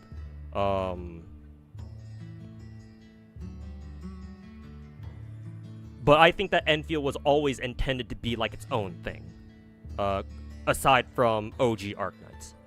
I've explained last Sunday that I think that Enfield was designed to try to capture the mainstream gacha crowd. That's always what it was trying to do. Like, you can't look at Enfield's gameplay even from the very beginning and tell me that, oh yeah, no, Hypergriff was trying to make a whole different game. No, it's a Genshin clone. It may be very different, but that's still what it is. It can just be its own unique thing without being without it being because of OG Arknights. If that were the case, then I think that Enfield should, or Hypergriff should have just called Enfield something entirely different. Remove the Arknights label from it then.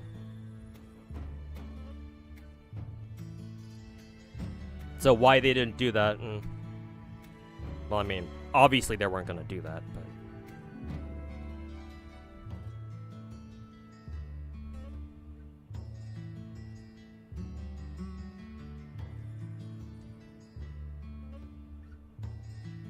They just said that new games they're developing are non-gachas. I'm aware, yeah.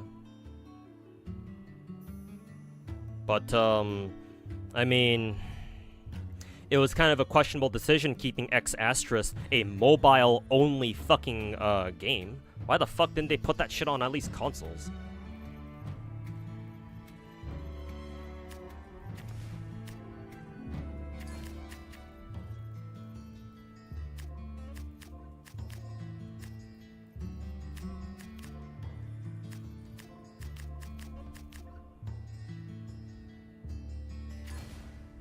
Huh, you can actually burn these guys for power? Didn't know that.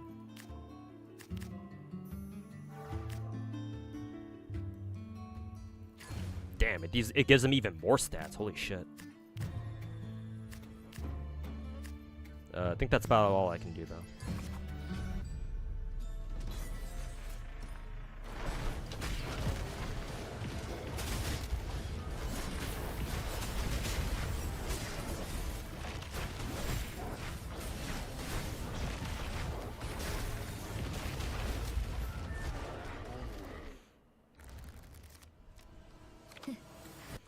GFL 2 retains the IP despite being a different genre.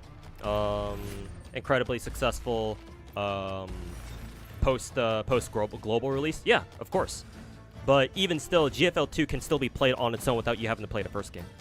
I don't know if you've ever played the first game, but I have, and for 6 years, in fact. And GFL 1 is nothing like the second game. If you want me to pull up both games right now, I can. You just have to give me a minute because it'll take me time to boot up the first game. But like, let me tell you, the second game is nothing like the first game. GFL 2 was designed to be played standalone without you ever having to play the first game. And I think that's how it should be. I think that if you want to make a sequel to a gacha game, and we're starting to see more and more of them as time goes on, ideally you should make your second gacha game, your sequel of sorts, be able to be played on its own as a standalone game without you having to force people to like go back and play the first game, or at least like make them feel like, oh, I have to, if I want to play this game, the sequel, I have to go back and like play the first game, or at least like watch videos on what the first game was all about. No, I mean, a lot of people aren't gonna even do that anyway, because they want to play the sequel, not whatever game that came before them. So I think that's how it should be. But ideally, like Taboro said, ideally it shouldn't come at the cost of like the sequel completely losing its fucking identity.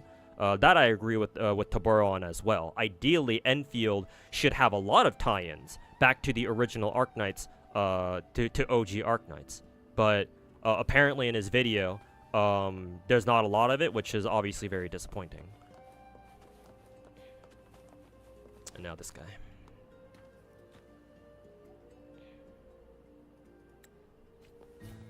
It was certainly a mistake to be a mobile-only game. Yeah, I think you talked about that before, Madao. I think you were the one I remember seeing talking about that in a previous stream. I think it was, anyway. Maybe it was somebody else.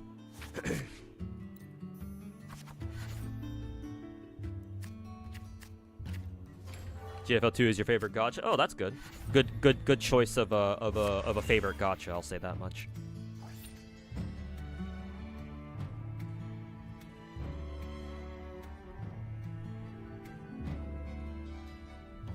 Let's see, what are we doing here?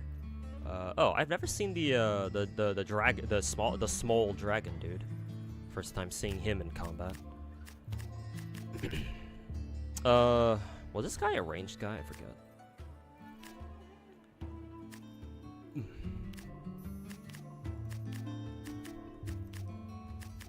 Let's see. I want to modulate, yes, and then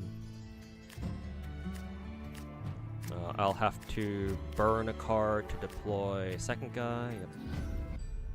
We're about to get like 4 to 5 more open world gachas. Mm-hmm. Yes, sir. They're all coming out. Basically, like in a very in quick succession. And you know why, right, Zodan? It's because when Genshin came out, and it proved to be a fucking global phenomenon, pretty much. Like it opened up like the eyes, like basically every fucking, or not every Chinese studio, but every Chinese studio that thought they could pull off their own Genshin Impact. They were like, oh shit, we can do that too. And so that's why it's taken until now for us to get this like influx of all these new open world Chinese gacha games, right? Because remember, like apparently according to Dawei or whoever said this from Hoyo, right? It took them like $100 million to initially develop Genshin, and it took them like 4 or 5 years maybe. So like it makes sense, right? Genshin came out back in 2020. Now 5 years later, we're now finally starting to see all these new Chinese gacha games start coming out because they understood that, oh yeah, Genshin is such high quality of a game that we can't beat them unless we put in at least the minimum amount of the same amount of effort as they did too. Back during 2016, 2015 to 2020, or whenever their development period, whenever their initial development years were.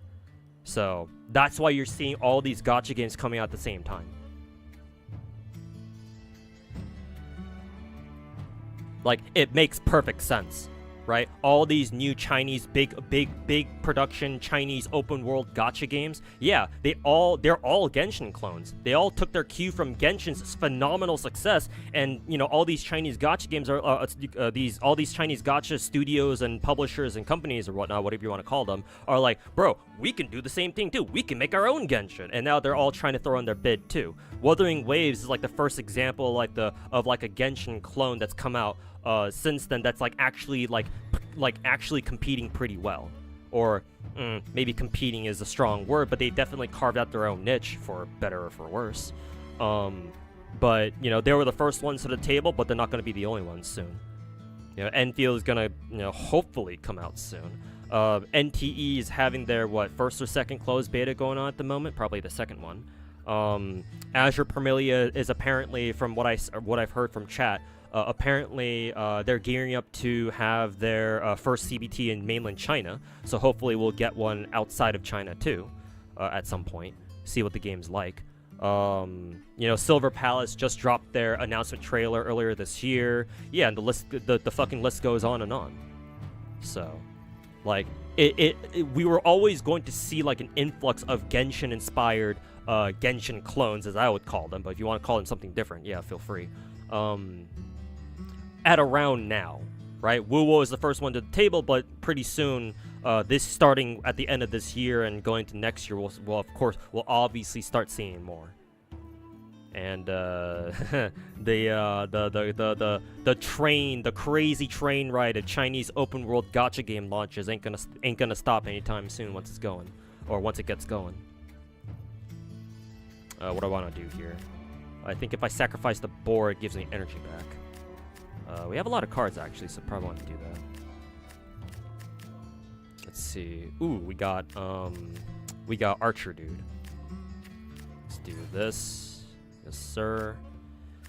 And then, let's go for the Wolf.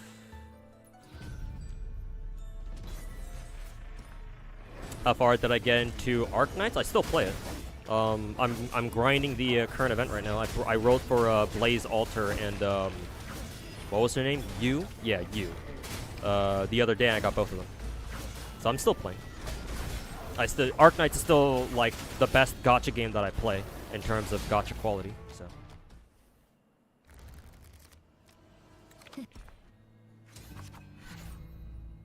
So when Enfield comes out, if it changes to be more action-oriented, it'll be harder to find its voice, and we'll be fighting for the same audience looking for another action open-world game.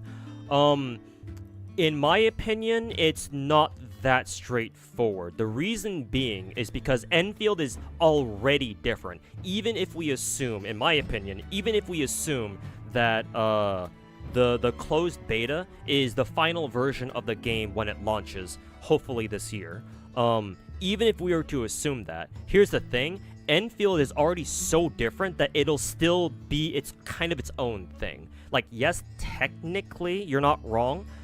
It will be competing for like more or less the same audience as the Hoyo audience, sure, but it'll still be able to attract a different group of players, because at its core, Enfield's gameplay is still very different.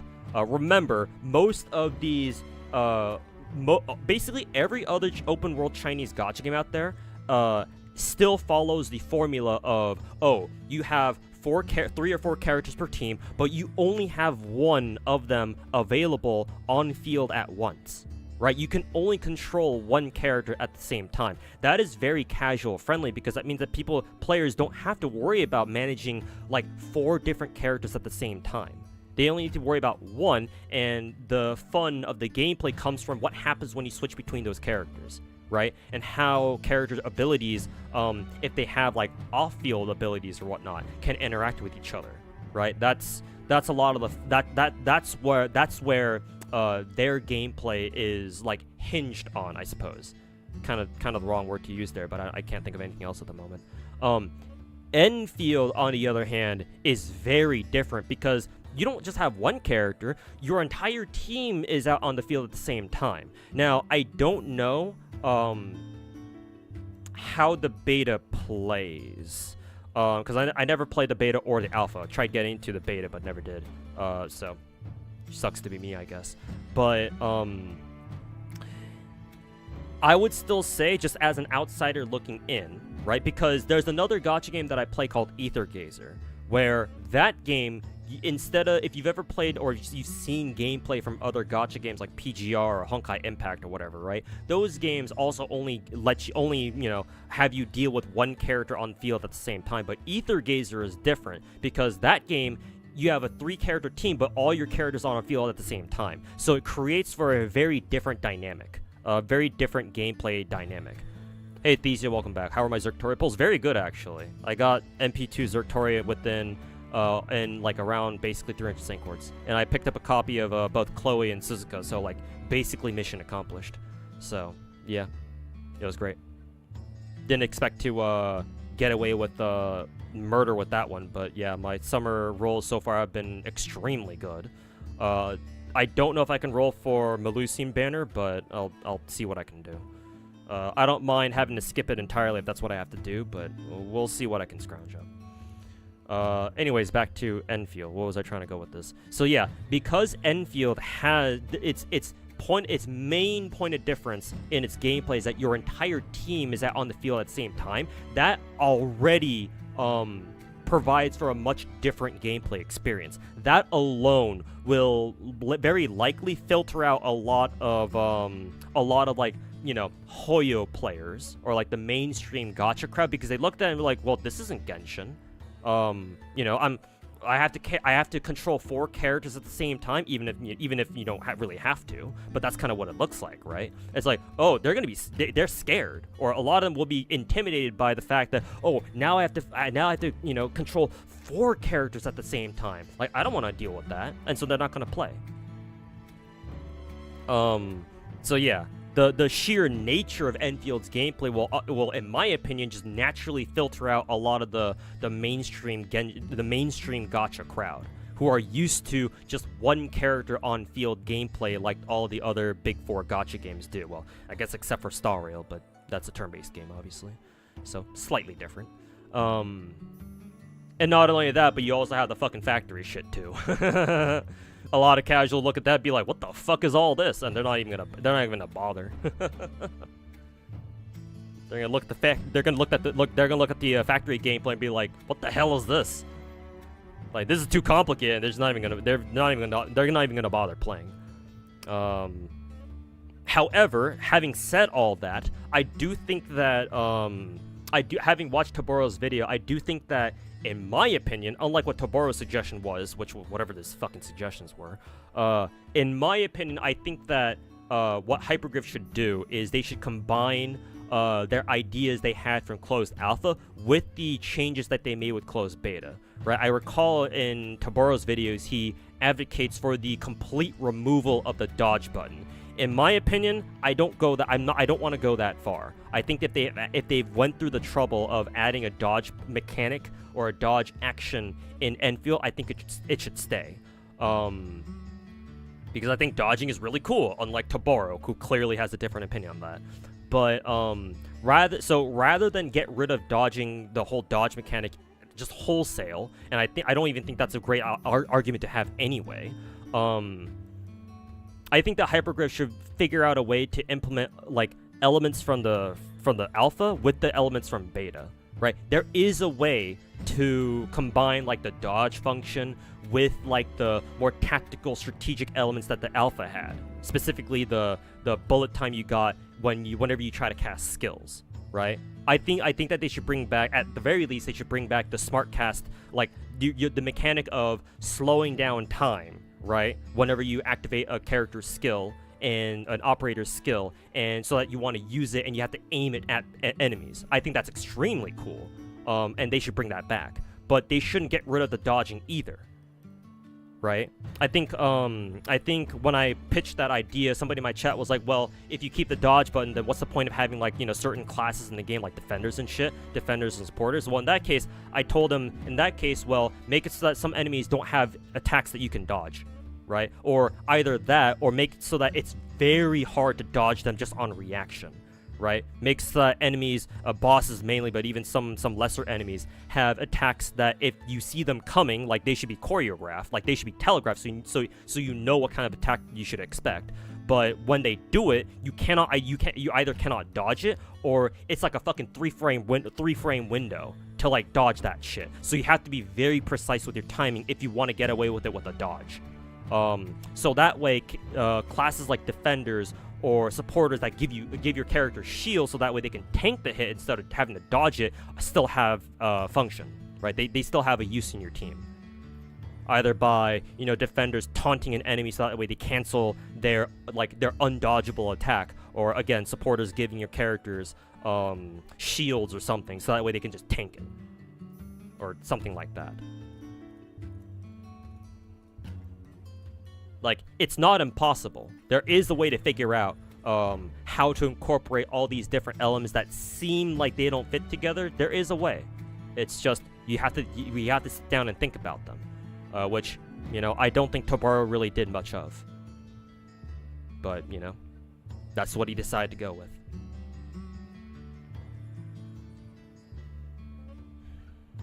They could water it down over time. Post-launch, they feel compelled to pull a more casual base. But here's the thing, Zodan. That's a very risky thing to do from a gacha game perspective.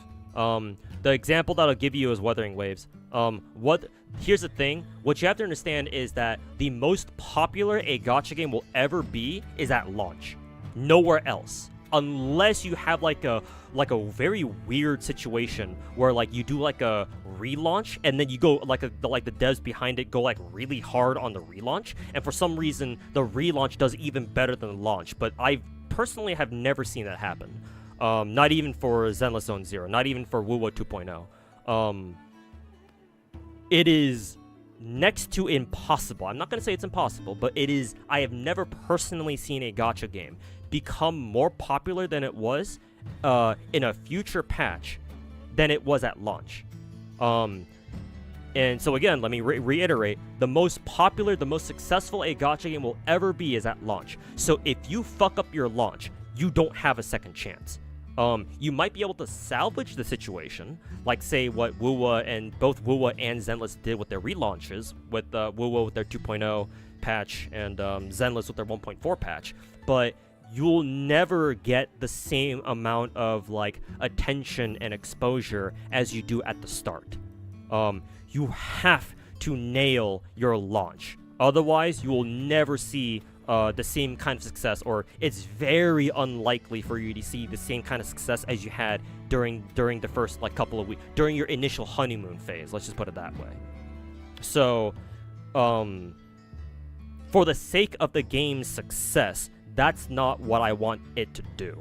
I would rather see it do the opposite, where they try to cast out a wide enough net as they can, and then try to go from there to like hone the game system to something that Arknights players, or I guess Taboro in our case, is more looking for.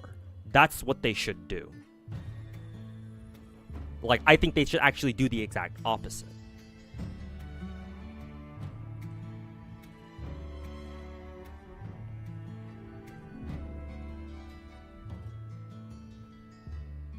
Your YouTube live is buffering really bad. Oh, no problem, man. You can drop the quality on the video player, because I think audio doesn't really get affected much.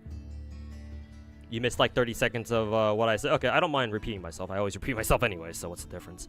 What I was saying earlier was that I was answering your I was responding to your statement about, what was it again?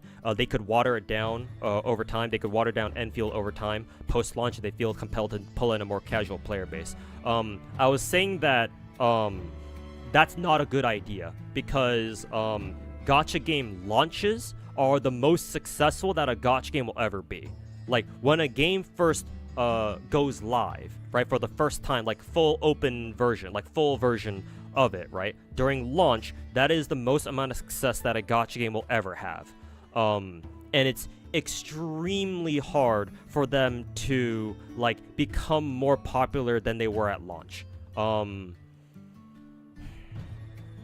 Like, the only exception that I can kind of see with that is that maybe a gacha game does like a relaunch that's somehow more popular than when it first launched, but I've never seen that personally happen before. Like, use Zenless Zone Zero and Wuthering Waves as an example, where both those games had relaunches pretty much, right? Wuwa in 2.0 and Zenless in 1.4. Like, they were both very successful relaunches, don't get me wrong, or soft relaunches, don't get me wrong, but they were nowhere near as successful like as back when they first launched. Like, they had the most amount of excitement, hype, and attention on them back when they first launched for real during both of their 1.0 patches. So your suggestion of Enfield starting out catering more to the hardcore Arknights crowd and then diluting it over time to cast a wider net to bring in more of the mainstream gacha gamers, no, I don't agree with that, because by that point it'll be too late. At that point, most of the mainstream gacha gamers are gonna look at Enfield and be like, nah, I'm good, right? Because remember, a lot of the mainstream gacha gamers, they want to play what's popular, and if Enfield isn't popular from the beginning, what chance do they have of picking up Enfield later? Like, Hypergriffin tried to appeal to them as much as they want. They're not gonna get much. They have to go for them right now. They have to try to cast a wide enough, as big of a net as possible to start with, as big of a player base as possible, and then over time they can kind of hone the game into what they want it to be, or what, you know, people like Tabara want it to be. So in other words, I think that they should do the exact opposite.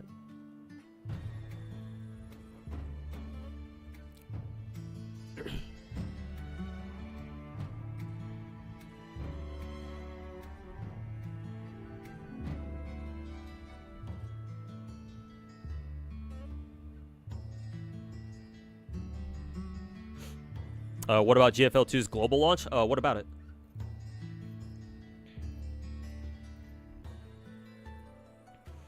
FGO was more popular later. Technically true, especially on mainly on the JP side. But here's the thing: FGO is an old ass gacha game. A lot of the stuff we know about gacha games these days sort of kind of don't apply to old school gachas. To be fair, old school gachas are fucking weird. But, you know, technically you're not wrong. Yeah, FGO ended up becoming more popular like later, as opposed to its launch. But again, old school gachas, they're very weird.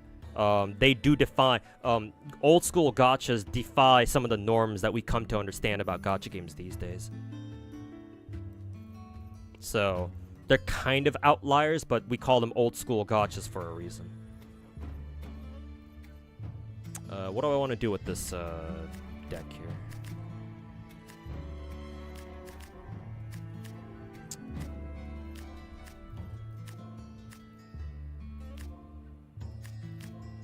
Excuse me. I do want to put in the bear here.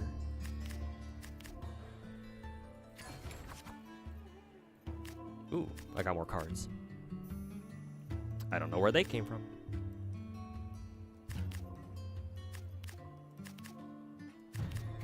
I can't sacrifice anybody into the middle space.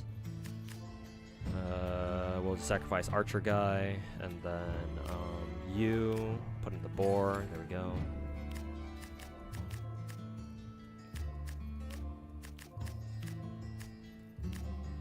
I don't think I can do anything else, so I'll just burn these 2 cards and pop our skill, I guess.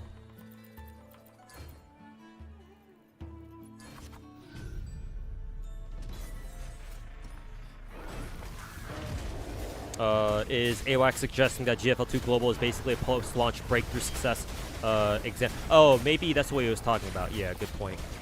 No, that's different. That's not quite the same. GFL2 launching global is a different story. That's not a relaunch. At least in my opinion, it's not. For you to have a true relaunch, you have to relaunch every server, but clearly they didn't do that for the Chinese server. I'm gonna be perfectly honest with you, Zodan. GFL2, the global release of GFL2, is the direct result of GFL2 basically bombing the fuck out in China. Global GFL2 was Mika Team's oh shit button that they hit because the GFL2 was doing so badly in China.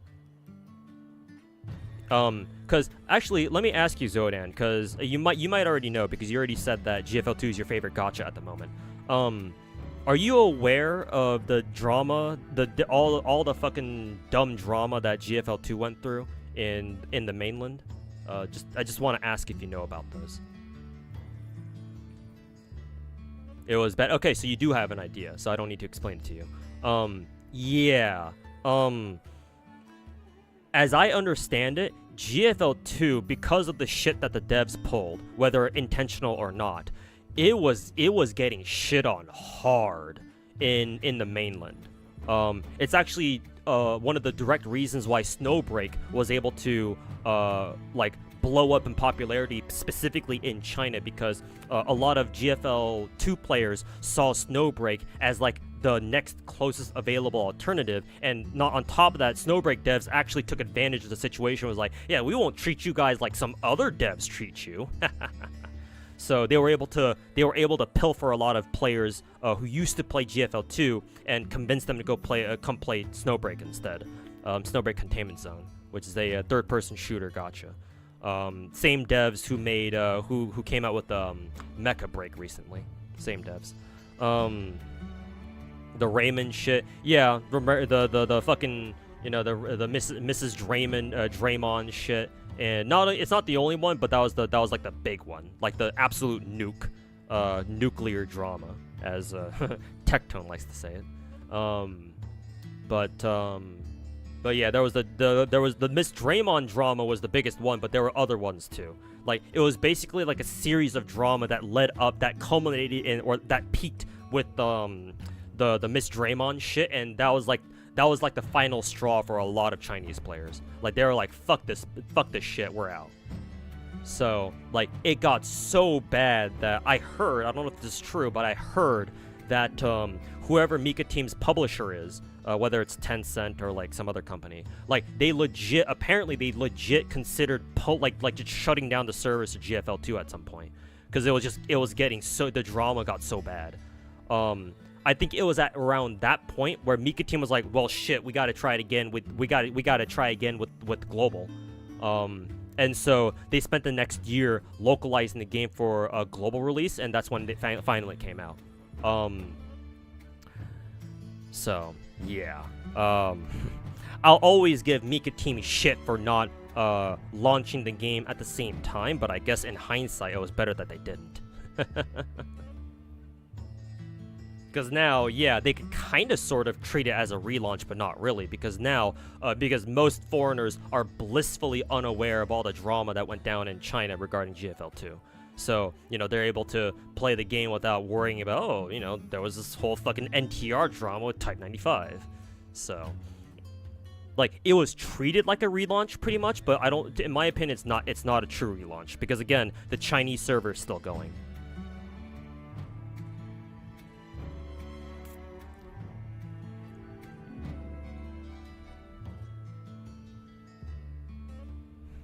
What drama about GFL2? Oh, all the Chinese drama from like last year, 2 years ago. It's a whole ass rabbit hole. Let's see, what does this guy give me? Increase strength. Oh, okay, power buff. Let's see here. We'll burn you. We'll get another bear in there. Then we will... Oh, right. I need energy. Boom. There we go.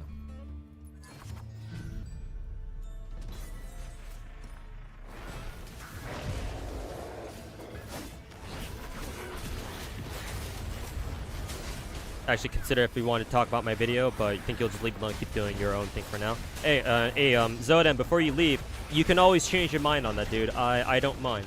If you want to change your mind and want to make a react video to my video earlier today, I mean, you can go for it, man. I mean, I'm sure the rats are going to do it themselves, too, so, you know. Like, I told, I think, who was it, Foxsoul came back by my stream earlier to ask me for permission to, like, make a video out of my video. I told him that, hey, like, he can go ahead and, you know, he didn't need my permission for that, so I want to extend the same courtesy to you. So if you ever change your mind at any point, Zodan, and you do decide to make a video on my video, then yeah, sure, go for it, man. I don't mind. Well, it's more like I don't care, because, you know, people are gonna do it anyway.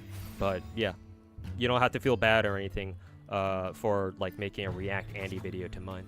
But yeah, thanks for stopping by and talking. I appreciate that. Not you know, not a lot of people would do that, especially after I've talked shit on them.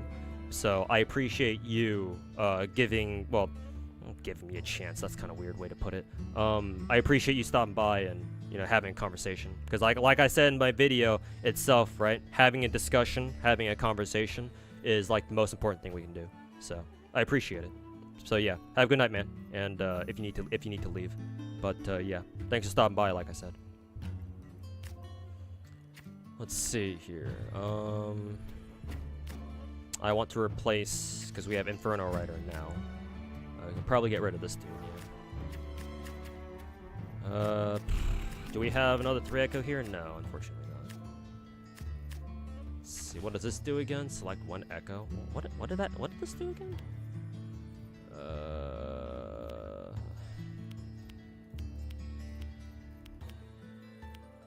You, sure. Oh, I see. It just took a card from my hand. Oh, I see. Oh, I see.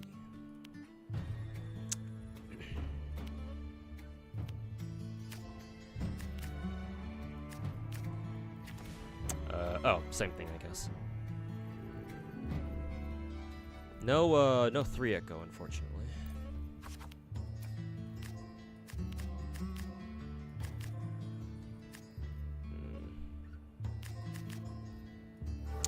Get rid of you, I guess. Pop that. Yeah, I guess I'll just burn more cards just for another skill boost. There we go.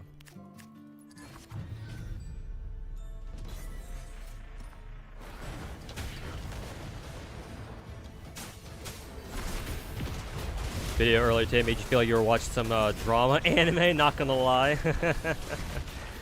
I mean, I guess if you're an outsider, if you don't have any like personal investment into the whole situation, it kind of does feel like that, doesn't it?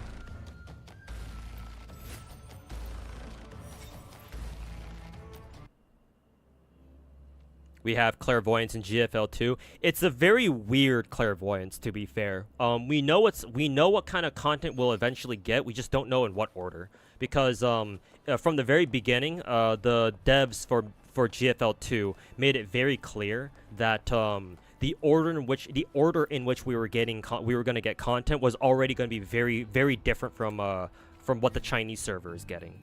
Like, for example, on the Chinese server, their very first limited rate-up banner was Type 95, or she goes by the name of Dian in the first game, or in the second game.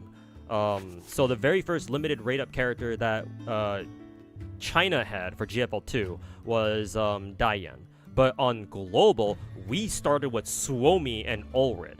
And Suomi, they didn't get Suomi until like three banners in or something like that. Like it was later. And Suomi is like the best defensive support in the game, because she's the only character in the game who gives your entire team shields, and shields are basically broken in GFL2 because they give your whole team so much better survivability. So yeah. We do have clairvoyance, but it's very odd. It's very atypical. Like, again, we only know what we're getting, we just don't know when. I wonder if I can deploy a bear. I don't know if a solo bear would be good enough. Fuck it, YOLO. Actually, no. I don't even think I can deploy the bear. I don't have enough points. I would need one more point, I think. So that kind of sucks.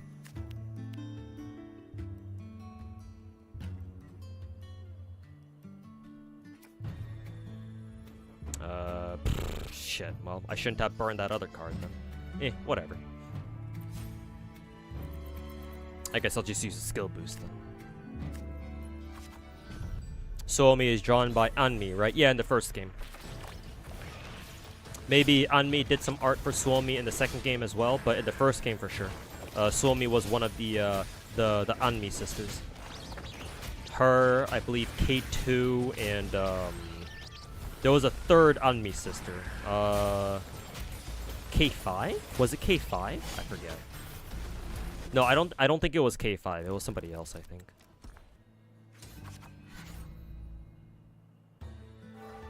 Wondering why GFL2 didn't consider a worldwide launch from the very start. Yeah, that's what I want to know, yeah. Cause like Nikke team very clearly saw the resounding success that all the big production Chinese gachas had with all their simultaneous global launches. So like why they didn't launch GFL2 at the same time is a mystery to me. Like, I'm sure they had their reasons, but I would love to know why. But, you know, maybe it's possible that we'll never know, so. Who knows?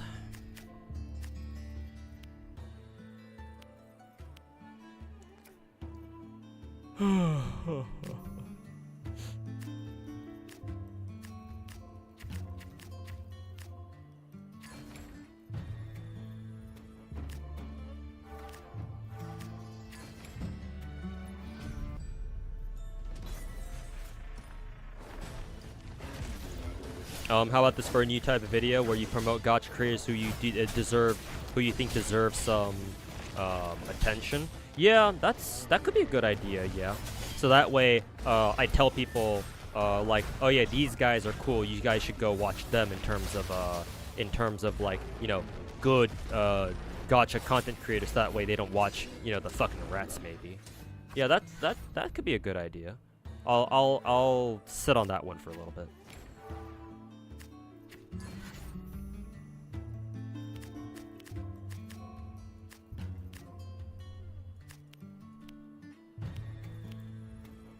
Oh, excuse me. Let's see, if I do this, burn one, burn this one, burn these two. No, I would still need to modulate this guy like this. Yeah.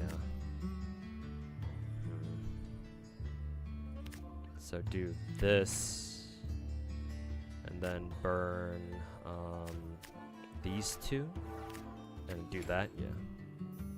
And then pray for the best. Thought you were considering you haven't played WoW and Genshin in a while. Whole situation surprise to you, like expect some sort of drama, but not on the scale it's in now. I thought we were playing Will again today, then you saw the video. Nagi, I want to make it very clear, if you still enjoy, damn, we got wrecked.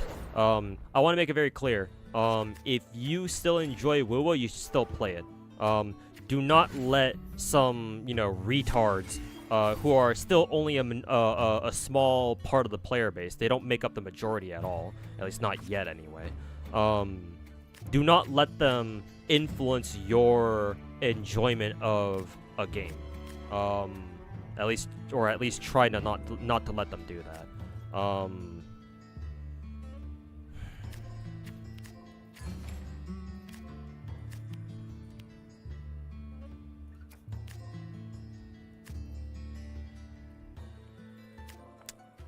Let's see. Oh yeah, I can do this. I kind of wasted energy there, but whatever.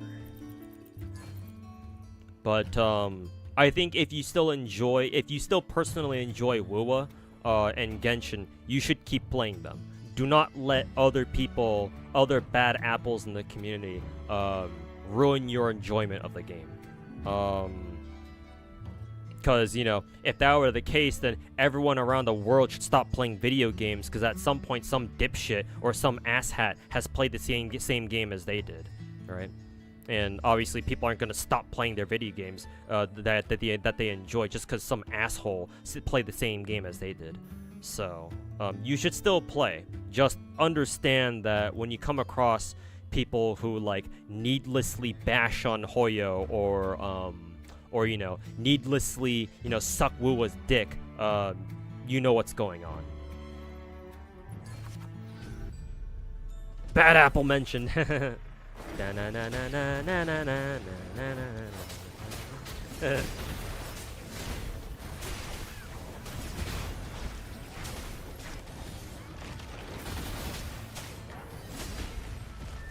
Got some friends coming over for a movie night. Oh, that's good. That's cool.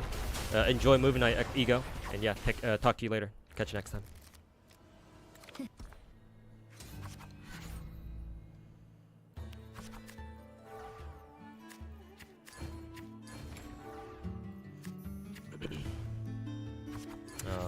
But yeah, like I understand, Nagi, that it's not just you. A lot of people out. I think I even mentioned this in my video itself.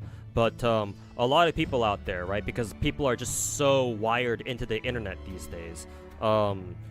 Their enjoyment of different games or other, mediums of entertainment is heavily influenced by what they see online. And so, obviously, it's not just you. You shouldn't feel bad for feeling that way, because you're far from the only case. You're far from the only example of people whose experience of with like a certain game or a movie or whatever has been ruined by what other people think and say. But just understand that you should still play the games that you want to play, even if other people tell you not to. And that includes me too. I can talk shit about certain games or whatever, but if you still enjoy them for what they are, then yeah, you shouldn't let me stop you from doing so either. Not that I try not to do that anyway, but sometimes I'll have my moments. So yeah, just keep that in mind.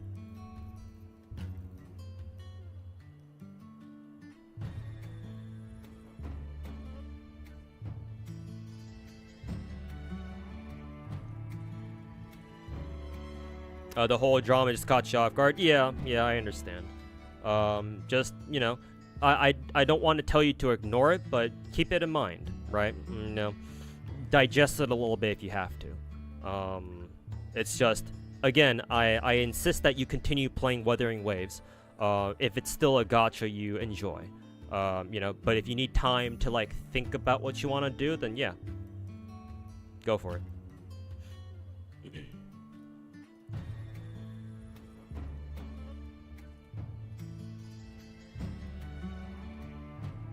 Ain't nothing wrong with that. Alright, finally done with the grinding XP in Azure Lane.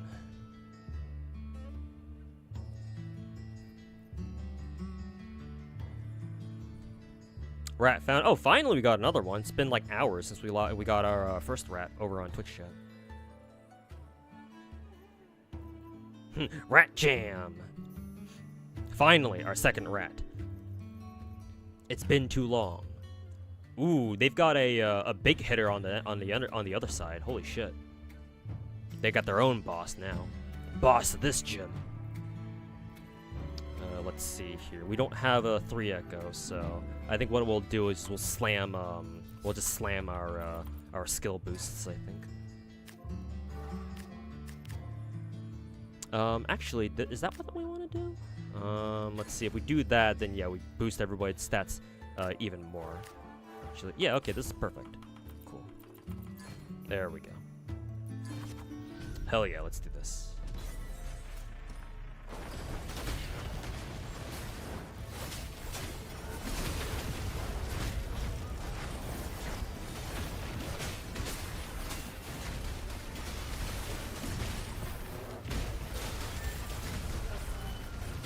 You remember me saying that people who interact with Tectone turn into mini Tectones? I mean, yeah, Saint Taunt is the classic example of that.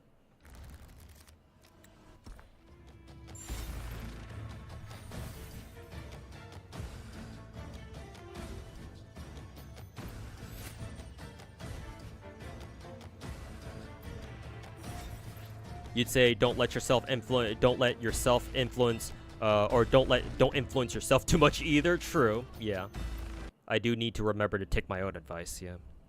You're right.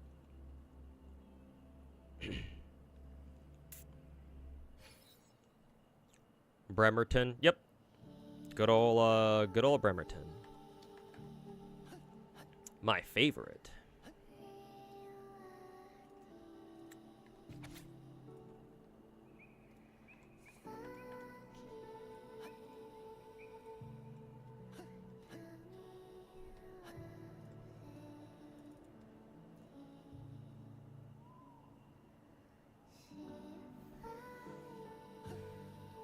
E7 watch party? What's Genozod watch? Oh, he must be watching the E7 like world finals or whatever, or like a tournament or something.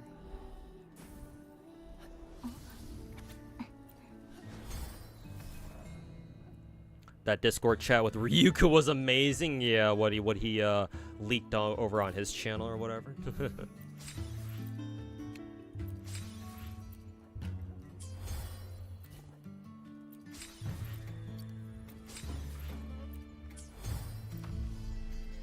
See. Oh, we unlocked Zanny. Increase the crit rate of your 1-cost echoes by 20%. Huh, interesting. That might be better than Rover, actually. Maybe. But we'll see. Oh, we have this fucking endless challenge thing. Oh god.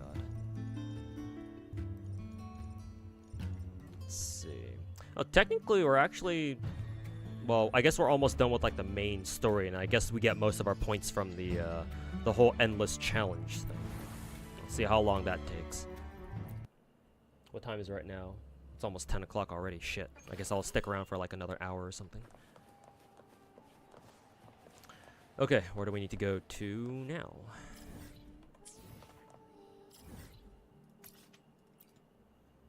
Yeah, E7 WC, yeah. Have you seen the upcoming Bremerton dress figure? Not really. I don't really pay attention to figure news. But I'm sure it looks amazing.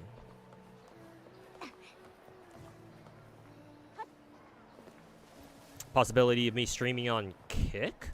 I'm not exactly opposed to it. I already multi-streamed to what, YouTube and Twitch, so multi-streaming to Kick wouldn't, you know, it probably wouldn't be, I probably wouldn't have to go out of my way to do that. All I would have to do is just add another restream platform on like Restream.io or something, and that's pretty much good enough. If you want to watch me on Kick, then sure, yeah. I guess at that point I would have, what, 3 different chats to keep track of, and that might get a little bit overwhelming, but I mean, I'm still a sub 100 viewer streamer Andy, so I guess I can still, you know, pull it off, I suppose. Heard Kick pays a lot. We'll see how much it does, I suppose. I mean, here's the thing. Can I even get, you know, my Kick channel, like, monetized over on Kick, though, is the thing. Unless they just have, like, you know, pathetic, like, I don't want to call it pathetic. That's the wrong word to use here. But unless they just have really, really low qualifications for, like, oh, you can start monetizing your channel now, or whatever the fuck.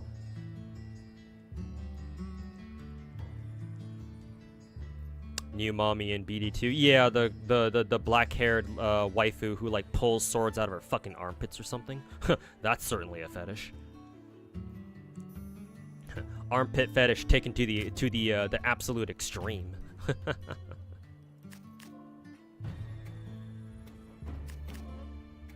Let's see, if I do this, then this gives me more energy, but I don't have the cards to use all the energy on. Hum-de-dum. What do I want to do? Maybe we can do modulate that, and then I think we have to burn the boar, unfortunately. Really stupid how you can't just you have to have one energy to burn the boar. That's really fucking stupid design. Whatever. Good luck, everybody. Ryuki made a video about Tectard. Yeah. It was a while back though. Or it's been a while now, but apparently Ryuki had a run-in with Techie, where Techie and Saint were like talking shit on him or something. I don't know the full details. But then Ryuki tried reaching out to them to try to, like, you know, see what he could, like, to try to talk to them, whatever. He did the same to me, so like that's what Ryuku would do. But then like I don't know, Tectone still fucking shit on him or something, so Ryuku decided to leak their DMs to show that Tectone's being a fucking retard or something like that. Again, I may not know the full situation. I'm just kind of rattling off what I happen to know off the top of my head. When you modulate this echo, draw 2 cards. Ah, interesting. When you modulate this echo, so when I put it down, yeah, I assume I'd have to put this one down first, right? Like so. No, it's the other way around. Fuck. Okay, well, whatever. Whatever, I guess. Let's see. Well, I'm playing Zany right now, so the 1-cost echo should be a lot stronger. Or they should have 20% crit rate, or increased crit rates. Oh, you can set it to 2x speed? Oh yeah, that's right. I completely fucking forgot. Thanks for the reminder.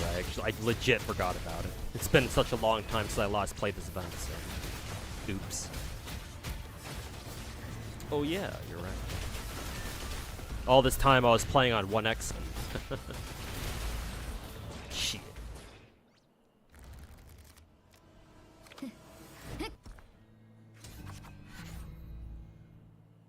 You thought the Discord call was between me and him? No, Ryuku and I have never been on a Discord call before. Ryuku asked to be on one, but we never did. I even sent him a DM on Discord, but nothing came of it. So we haven't talked to each other like officially yet.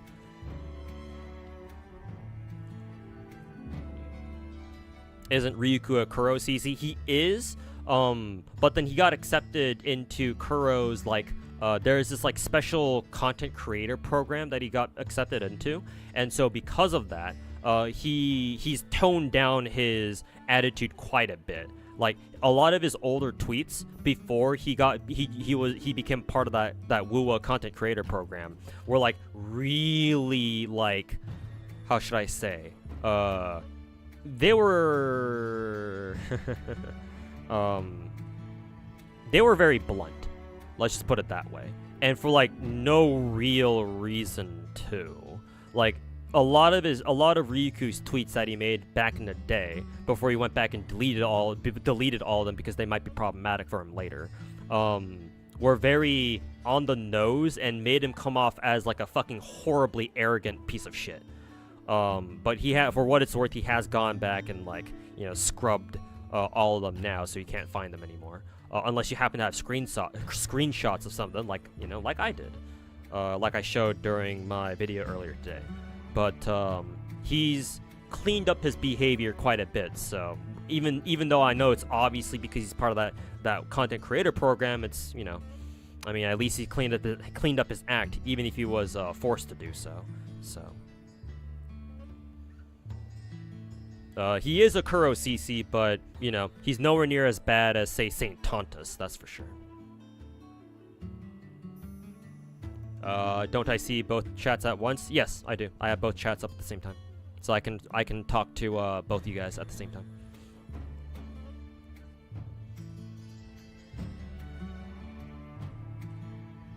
The Ryuku drama is weird because Techie did the very thing he hates, leaking DMs without context to make other person look bad. I mean, he sure didn't think about that when he did that for me. Or when he did that to me.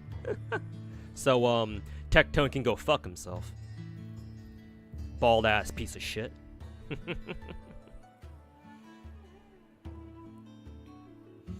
The situation was Ryuku criticized the Wuwa ecosystem being similar to Genshin, but with shittier RNG. Saint talked shit on it, Tectone supported Saint, and then went full on ad hominem on Tectone. I mean, Tectone can go fuck himself, but okay, that's what happened then, huh? I mean, hey, I'm on Ryuku's side with that one. I think Wuwa's echo system is hot dog shit. My biggest problem with echoes, leveling echoes in Wuwa, is that the game doesn't let you use your trash echoes as like leveling fodder. So like the only way to level up echoes is to use the echo like XP canisters or the tubes, and then like you can like feed your old plus 25 echoes into like new echoes that way. But obviously that can't last forever, and like getting Echo XP is a fucking pain in the ass. It's like if there was a way to get more Echo XP faster, and there was a way that we could like legit farm it, even if it was through stamina. And I'm aware that you can farm tubes through, you know, the tacit Discord fields. Or actually, I think somebody in chat told me that if you want to farm Echo XP, the best way to do it is to farm the the weekly game mode, the elusive realm thingy, and just redeem your stamina there. But like shit, man, that takes time. So it's like, bro, like why the fuck is it so you know, restrictive? That's what I want to know. Let's see. Oh, we don't want to use this one yet. We gotta use that at the end. Oh, we got a bear here. We got a bear. Let's burn him. Transform you. Let's see. We can burn you, and we can burn you for power. There we go. Game gives you very limited Echo XP materials. Yeah, honestly, that's my personal biggest problem with the ecosystem in Wuwa as it is right now. I can deal with the fucking RNG, even if it's, you know, at the end of the day, just a fucking, you know, dog shit copy of, like a slightly different version of, Hoyo shit. But, the fact that you don't get a lot of XP in the first place is, like, the biggest cause of concern for me. Like, if they could increase our income of Echo XP, I wouldn't care nearly as much. Like, I can deal with the RNG, just let me, level my Echoes more often. You know?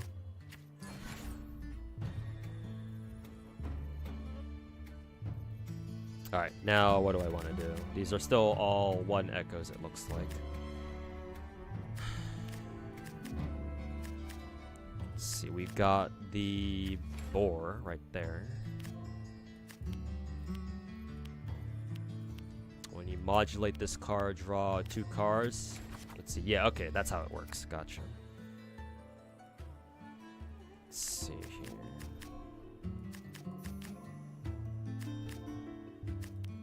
I think if you burn this one, it increases strength and con this round. Yeah.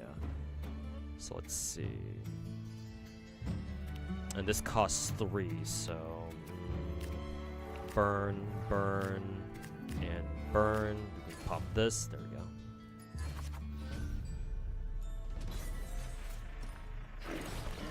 Plus the return rate for feeding echoes into other echoes is only 70%, whereas in Hoyo games the return is 80%. Oh, I actually didn't know that. So I guess that's even worse for us then. God damn, we got fucking wrecked. These new enemies that these new players are using, they're very tough. Maybe I should consider changing my deck too later.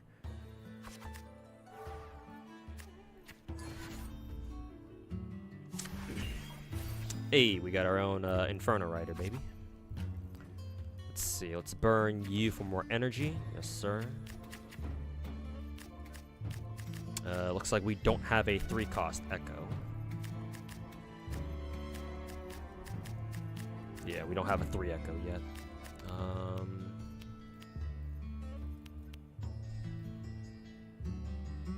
When this Echo is in the deployment zone, draw 1 additional card at the start of deployment stage each round. So if I just keep it here, is that what that's saying? And no effect. Okay, we can just burn these guys for extra energy, I guess, because I don't know what else I don't know what else we're gonna be able to do here. Excuse me.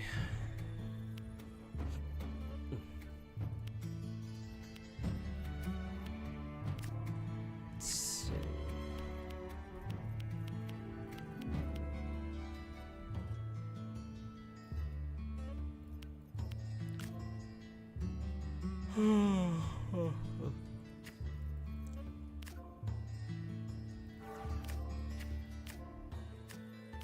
Let's go with this guy.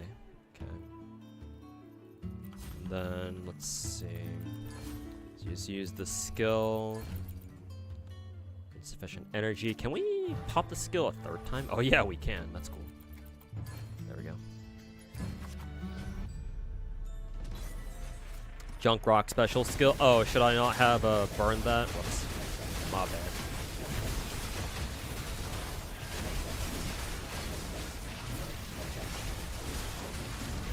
Damn, yeah, we're getting wrecked. Damn, even with our Inferno Rider, we got fucking wrecked. So, yeah, I don't know how we're supposed to beat them now. Maybe, now that we have energy, maybe... Actually, we don't even have any 3 Echo cards anymore. So, yeah, there's no way we can beat them now. Well, rip. Ow.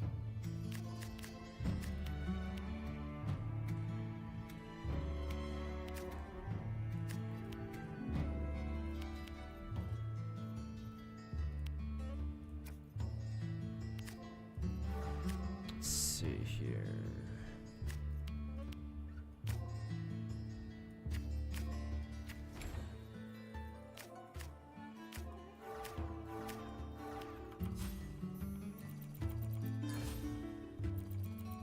It's fine if you experiment on your own. I think I'll definitely have to experiment with like different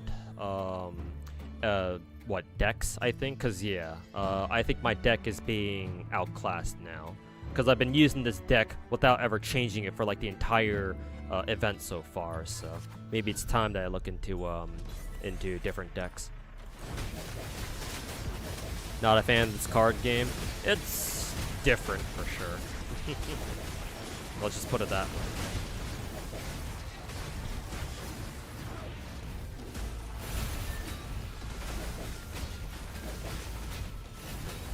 We got close, but yeah, team wasn't able to finish the job. Barely lost that one.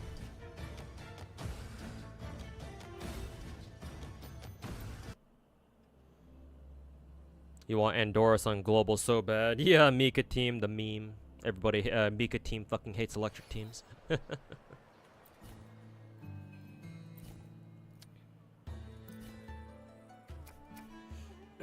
All right, let's see. I believe somebody suggested earlier in chat, what, Carr and Berengal, or Carr and whatchamacallit, and Harambe. I don't know what the car is, but...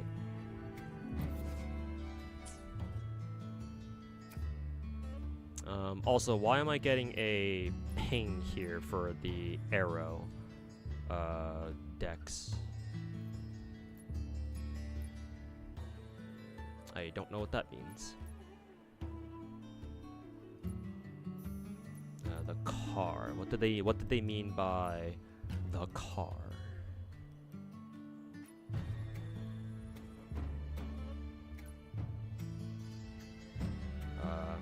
No idea. These guys seem pretty good though.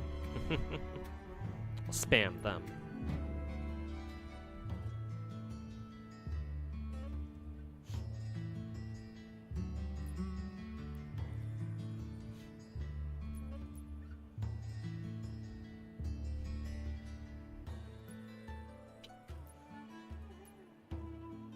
Let's see. I've already used the bear, so maybe we can experiment with the heron. I think these are called herons, right? Experiment with the herons a little bit. Arrow predator. I don't know. I don't remember that.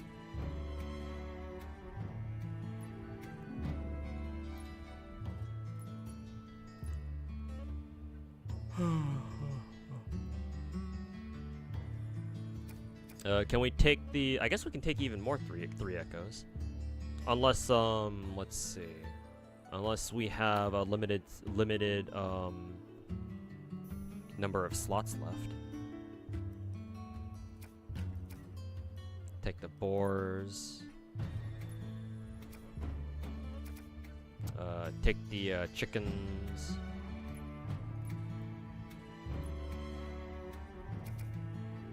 Take those guys, I guess.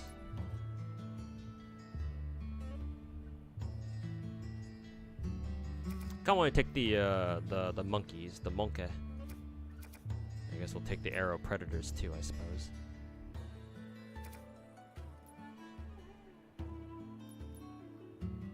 How many fucking cards can I take? What the hell? Okay, there we go. Sure, save deck.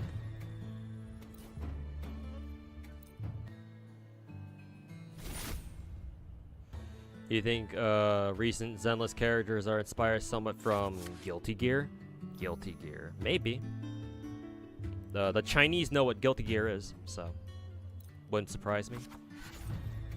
Do we have a no? Nah, Beaver. You can talk about anything you like. You can talk about leaks. I don't give a shit. The only thing that I ask that you don't talk about when it comes to leaks is story leaks.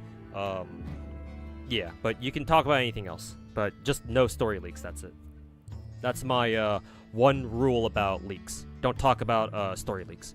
But anything else is fair game. There's a second page. Oh, there's a whole ass second page. Oh, I didn't know. Oops. Awkward. Whoops.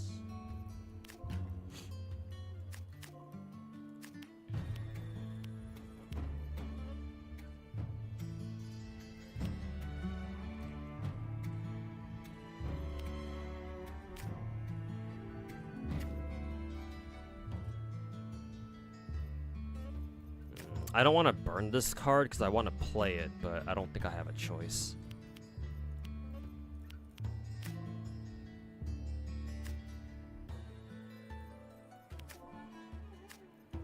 Yeah, both of these are three echoes, so they're kind of dog shit. Why does the game always insist on giving me fucking 3 echoes right on turn 1? Fuck this game.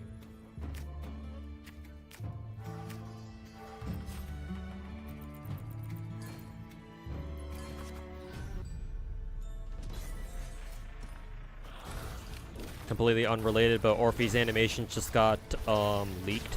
Oh, is that the was that Beaver? Was that what Beaver was talking about when it came to leaked animations? Orpheus, you're talking about the girl with the robot, right, or whatever. I think she appears in story, if I'm not mistaken, right?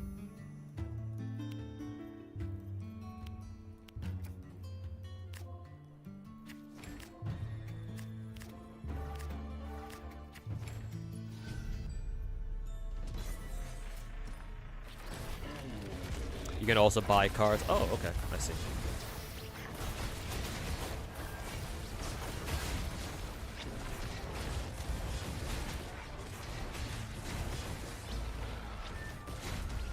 No seed gameplay yet? Yeah, the robot, right? Oof, we got wrecked. Damn, that, this enemy right here is really strong. What the fuck? But I did get my own, really strong 3 Echo, though, so I'll, try to play that, I suppose. Let's see. This one should give me energy back, right? Yep. Let's see. Do this. I don't know what to do with this, though. If I burn it for energy, it's not really gonna do much, so.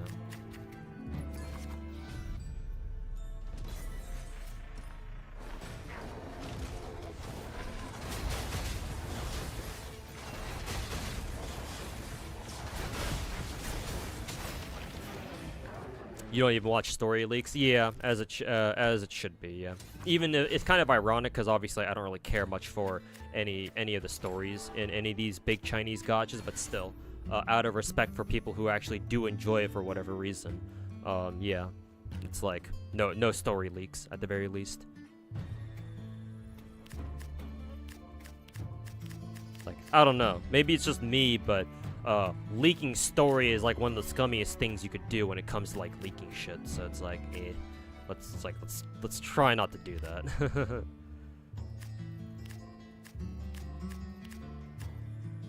This is already a 3 Echo. I would love to put this one again. I just don't know when I just don't know if I'll be able to get this card back again. Certainly don't have enough energy. If I had a boar card, maybe I could maybe then I'd had enough energy to fucking deploy this card,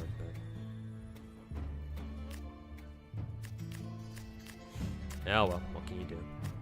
Let's see. I'll try using the Scorpion. Oh wait, we got new cards actually. Oh, that's cool. Well, shit. No time like the present. Whee!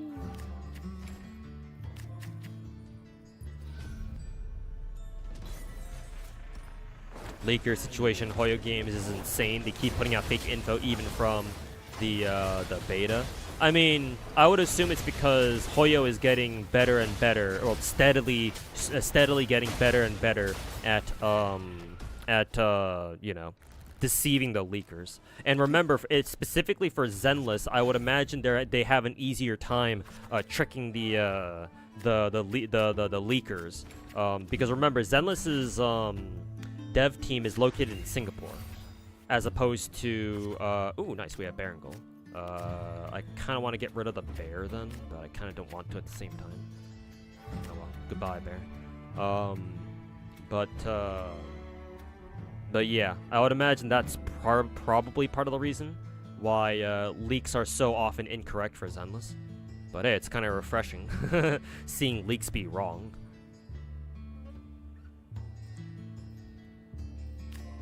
Alright, what next?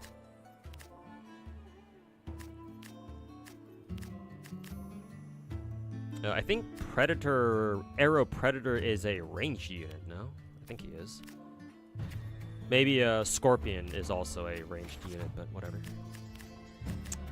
Ooh, actually, we might be able to do something here.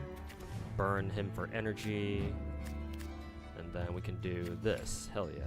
And we can just burn these two and then go for energy. Passive tactic. Oh yeah, sorry, that's Zanny's passive. Okay.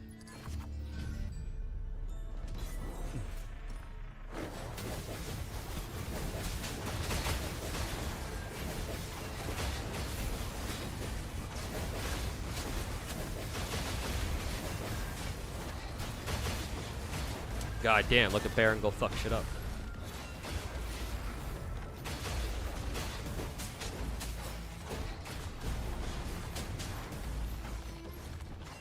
Zenless actually is mostly fine. You're talking about in Genshin they really fake info for what, not cry characters. Oh, did they? I see. Oh, I see.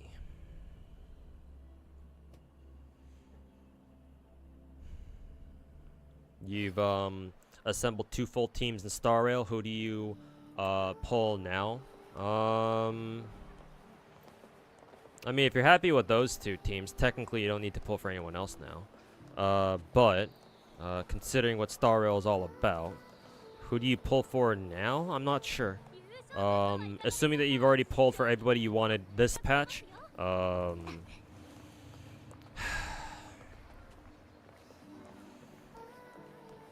I hear that, who was it again? Was it Hysolens? I think I heard Hysolens can do some fucked up shit. So maybe perhaps consider Hysolens, or was it Ceridia, who lets your character like double up in their skills or something. Either way, yeah, that's quite something. So maybe, I don't know, Ceridia or Ceridra or whatever her name is. If one of your accounts gets banned, will they ban the others? I don't think so. I don't think that's how it works. Because they only have information about one of your accounts. So I find it highly unlikely that they'll, you know, somehow magically know what your other accounts are. That is to say, as long as you haven't revealed them. Right? As long as you haven't like played other accounts like publicly, like you haven't streamed them or anything, then yeah, I don't think there's anything they can do. Or at least legally speaking, there shouldn't be anything that they can do.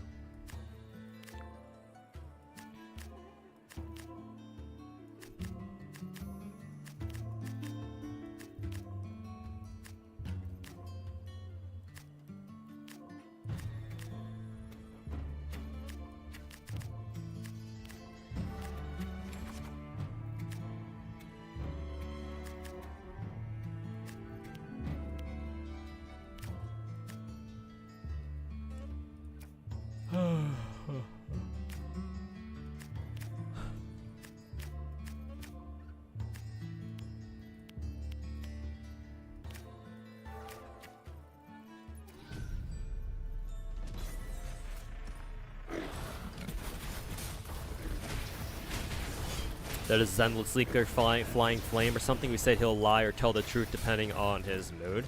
I mean, to be fair, if that's what he wants to do, then yeah. Because yeah, you shouldn't trust leaks anyway. Like, always take all the leaks with a grain of salt. You should never trust leaks or take them at face value. So, you know, leakers can do what they want. You know, whether you choose to believe it or not, that's up to you. So, you know, strictly speaking, I don't exactly have a problem with what he's doing, but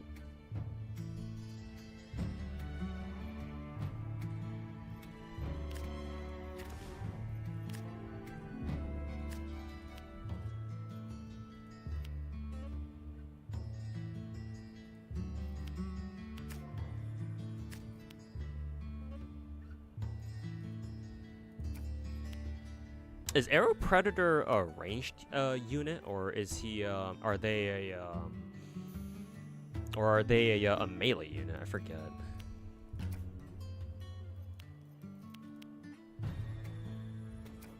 Man, this the Flinger Harambe is really good. What the hell? Just gets free 50% extra damage for like the first 12 seconds. Actually, I don't know how good that really is, though, to be fair. Maybe it's actually not that good. Who knows? Nice.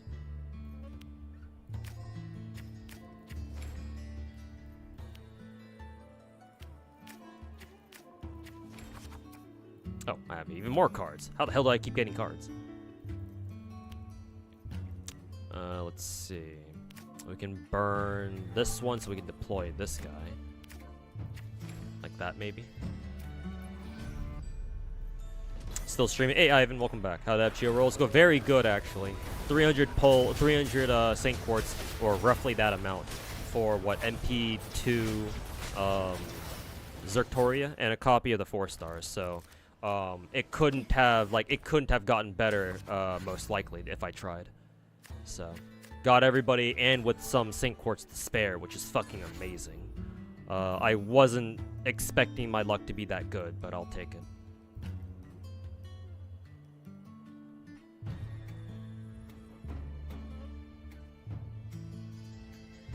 It doesn't let you log into a new account. You logged in first time, but your power went out, and you couldn't complete the in-game code verification. Ooh, that I don't know. You may have to contact, if you happen to know if Hoyo has like some sort of like customer support thingy, you might have to contact them.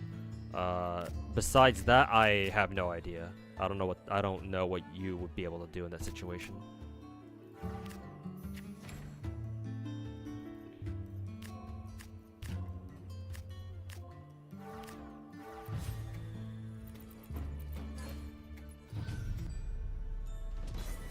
Scorpion arrow modulation makes you draw 2 cards. Yeah, the Scorpion and the one of the other units, I think. So yeah, that turned out to be really good.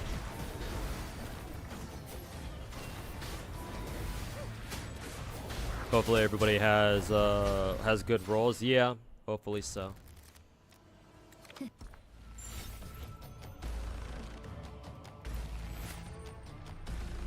Flying Flame is called Lying Lame. I mean, I'm sure he expected that. Can you recommend Huahua? Huehue? You mean the Star Rail girl, the green-haired Star Rail girl from Shenzhou? The healer girl? Yeah, she's the best healer in the game. The reason why she's the best healer in the game is because not only does she heal, but her ultimate gives charge to the rest of her team. And, you know, as an FGO player, I hear that, I'm like, oh yeah, she's top tier, and turns out she is.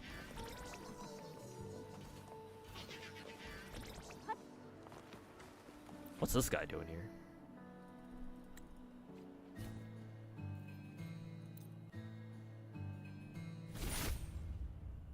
The leak of Yelan's skin being like a 5-star, being a 5-star like D-Luke is very funny. I mean, it seemed like they put a lot of emphasis on it. She looks very different. Personally, I look at them like the quality of the skin doesn't suggest it's a 4-star. So, you know, I would like to believe that it's a 5-star. I could be wrong about that though. Let's replace these two. We don't want 3 echoes right now. It's a little too early for that.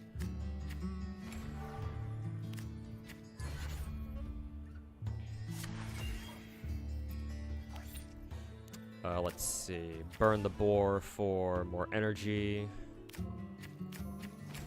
Shit, I don't have enough points, motherfucker. Now this is kind of awkward. For fuck's sake. The only option I have now is just to buff the chicken and pray for the best. Can we call Fox Corin? You wouldn't technically be wrong about that. Yeah. Chicken's cooked.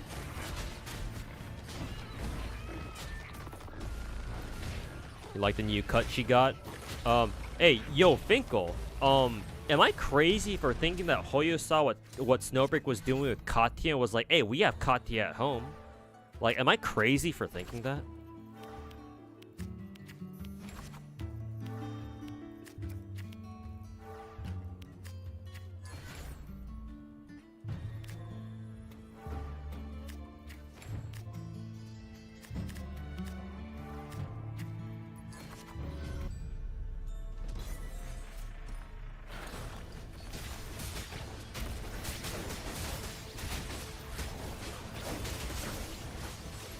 Just watch the video. What a great watch, man. Terrific job. Hey, thanks, Half Horse. Thanks for watching it, man. Glad you enjoyed it. Oof, looks like we're cooked. This video is great. Gacha needs more gatekeeping, just like VTubing. I wouldn't call it gatekeeping myself. All I'm trying to do is point out that there are some rats out there who are actively being detrimental to the gacha scene. I suppose it is a form of gatekeeping. I guess you're right. I guess I am gatekeeping.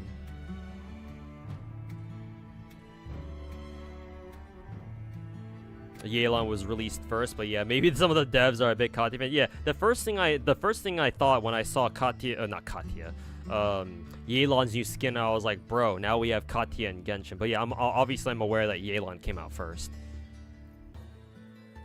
Wasn't trying to suggest otherwise, but yeah, I just find it kind of funny, you know.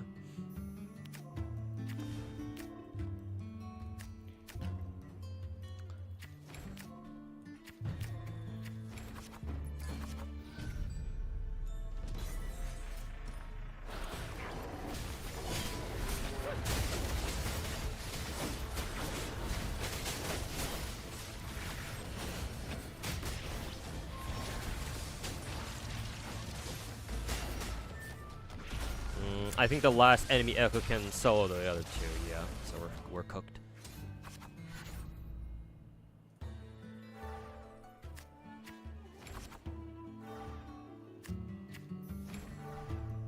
Which weapon skin rewards were permanent and obtainable eventually? Yeah, that would be nice. Unfortunately, not sure if they'll ever think to do that, but I guess we'll see.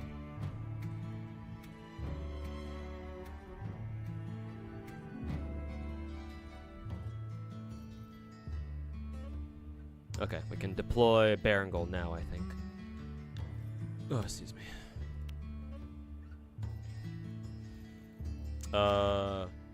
I think the Flinger Harambe got absolutely fucking murdered. Arrow Predator seemed like he lasted for a little bit longer, so we'll get rid of your ass. There we go. Ooh, nice. We can modulate and go for a double 5 echo run, or 5 echo. Is that what they're called? Let's see. What do I want to do here?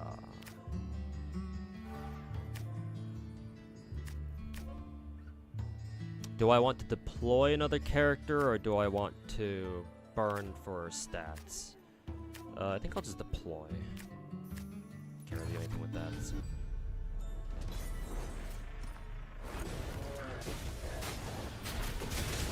Is the event to get that Raiden cosmetic? Raiden cosmetic? You mean the whole the new endgame mode cosmetic? Really as hard as people say? Let me just put it this way. I tried the final difficulty level and I was like, yeah, nah, fuck that shit. Also, was Harambe just kind of like floating in the air just now? What the fuck was he doing? Was he just like T-posing in the air to like assert dominance or something? What the hell was that?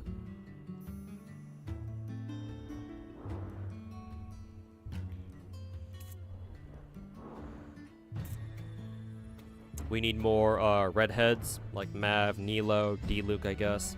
Alloy. Doesn't she have more like ginger hair? I don't know if she's a redhead. Unless redheads also include people with ginger hair. Could be. Let's see, burn the chicken for power. I guess we can do that. That's a little strange though. If only we had a boar card, but oh well, too late for that now.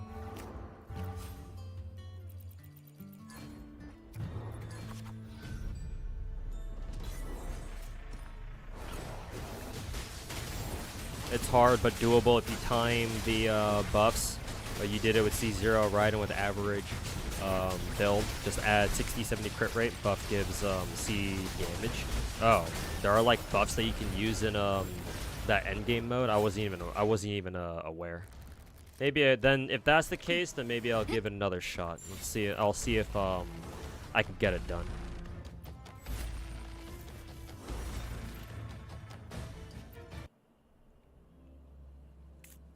Understandable why they made skins as whale rewards. Well, here's the thing, Shoko. I think I explained it before. I think I know why Hoyo did the shit that they did, where it's like, oh, the weapon skins are temporary, but you get them again. Basically, think of it like, you know how in other PvP games, right? Like, I don't know, League of Legends, Valorant, Counter-Strike, any online multiplayer mode that has that has a competitive ranked mode that you can earn, like, you know, ranks and stuff like that, right?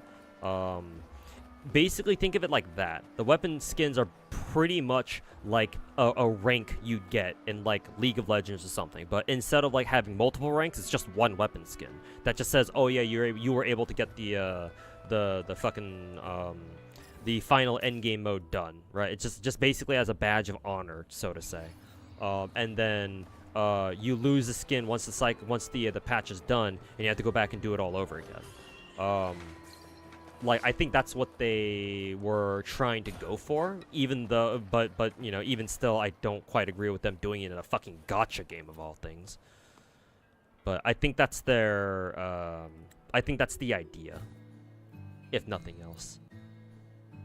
It's strange, but yeah, it is what it is, I guess.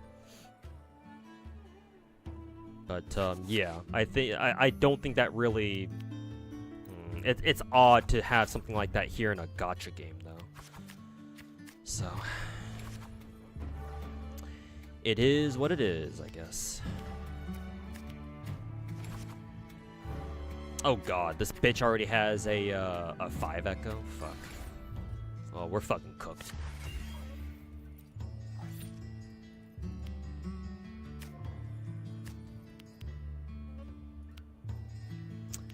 We are absolutely fucking cooked.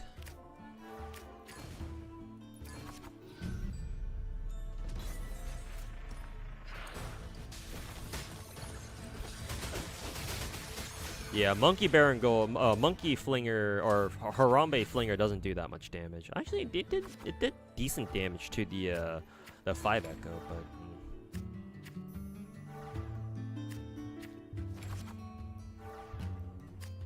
Especially if you spent money to even clear the final difficulty, and you just have those rewards get taken away from you. Yeah, it's still a very weird system, but like at least to me anyway, the reasoning behind it is at least understandable, if you can even call it that. But yeah, in execution, it's not great. Like, there definitely could have been a better way to fucking do that, but. It is what it is, I guess.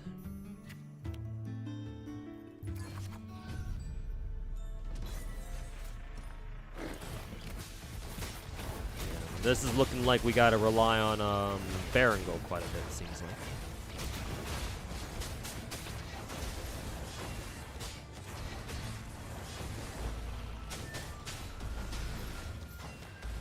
God damn, she fucking 3v1 those bitches.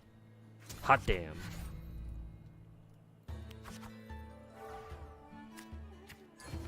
Also, how many cards did that did my opponent even fucking start with, dude?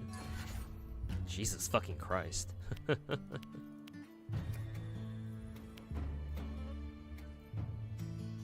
Like, fucking excuse me?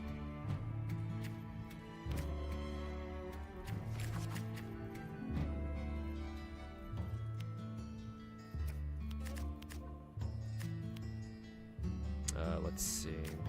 I'll burn you.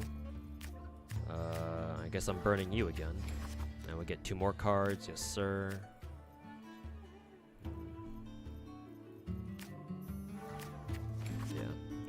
Yeah. Oh, more cards. Nice. Let's see. Here we'll just burn for a buff like that, I guess.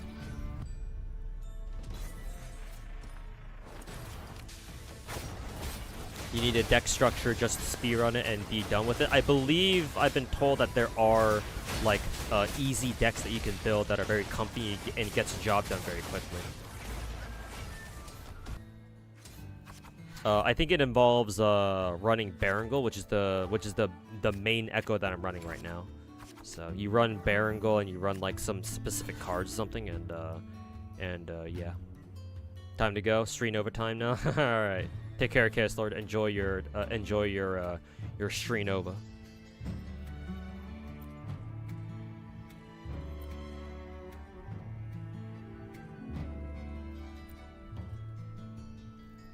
Damn, I still don't have Baringal available. Huh.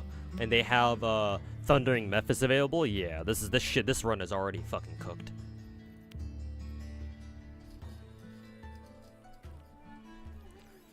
This shit is Omega fucking cooked, bruh.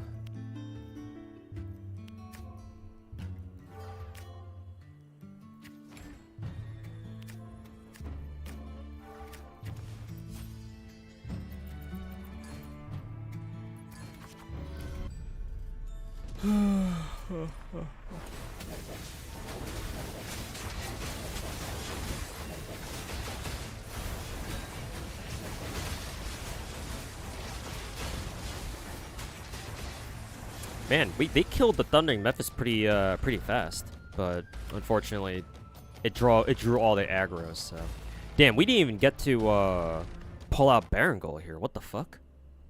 Jesus.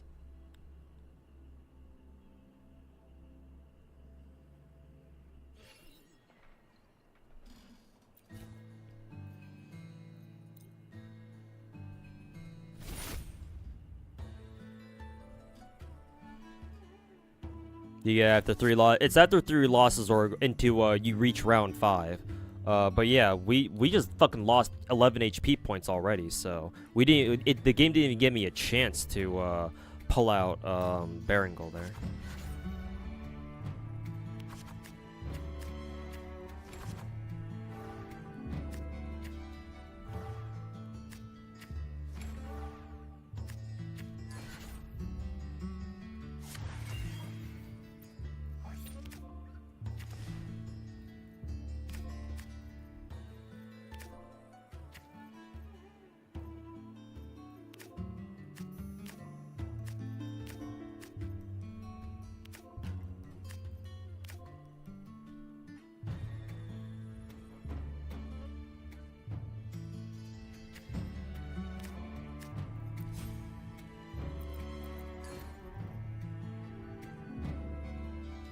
Probably would have been better to deploy all my 1 echoes here and just burn the bear for like energy or something.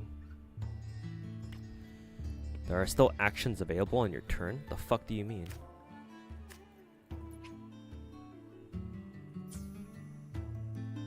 I mean, I don't know what the game expects me to do now, but what, burn for energy? What the fuck's that gonna do?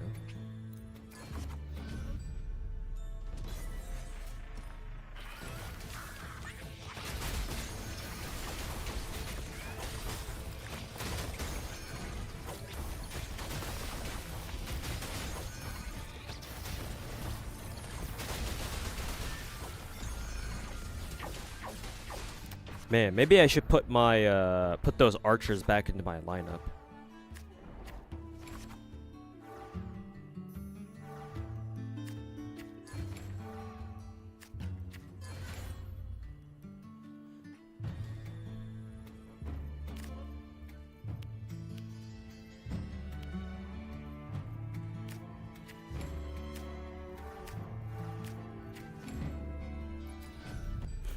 Best I can do is just that, I guess.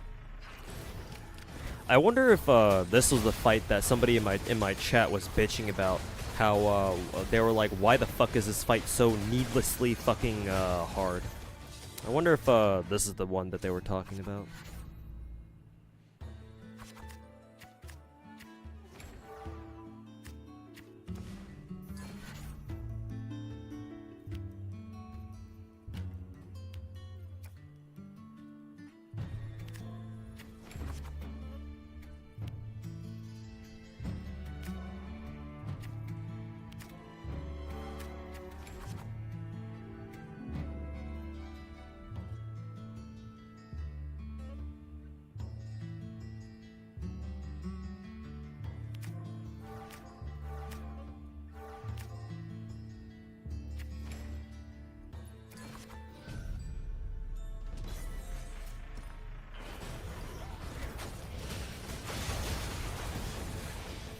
Managed to get Summer Dorothy. Hey, congrats, man. Apparently she's our most busted water DPS now, so hope you enjoy her. But yeah, good to hear, man. Good shit. Just got Kitasan Black off of 2 multis and you don't even play the fucking game.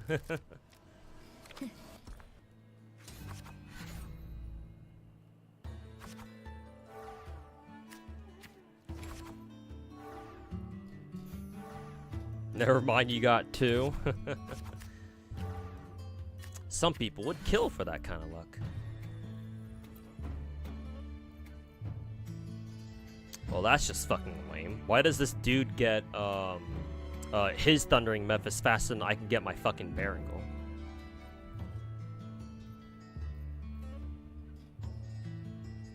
A pro horse trainer now? Yeah, you have no choice, Finkel. Start playing the game.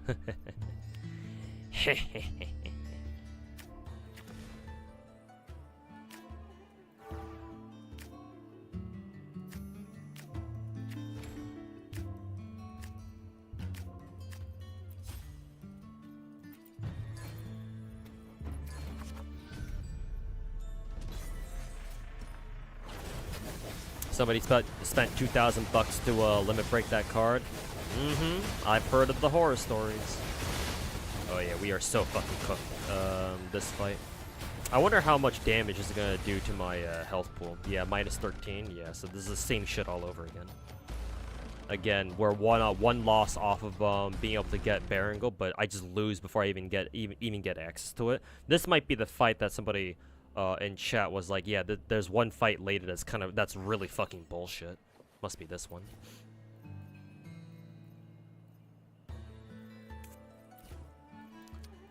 Let's see.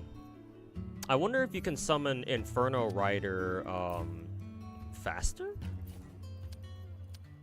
Let's see, build deck, whatever. Fuck your tutorial, fucking dog shit ass event.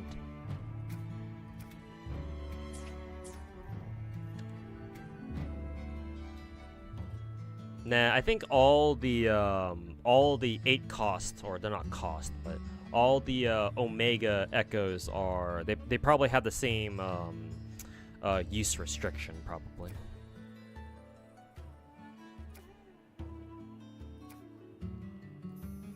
So I guess it doesn't really matter which one you take.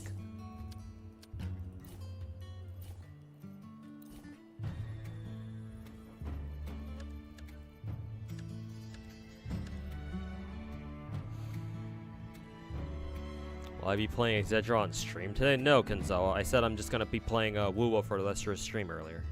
So I can get as much progress done on this event as I can. I don't know where you got the idea that I was gonna play Exedra on stream today. I said that I was going to put it on Steam later today, but not play it on stream. The Heron's kind of fucking useless. So are the Bears. Those guys can go fuck themselves. The Flingers are kind of dog shit too. The Scorpions are at least useful because they give me more cards. Cassowaries are nice. The Chickens are nice because at least you can burn them for stats. LaGuardias are, I think, kind of fucking lame.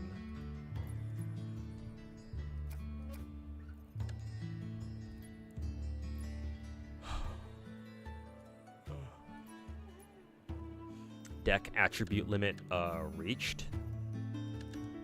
Oh, I see. I guess we'd have to delete those to get these guys back.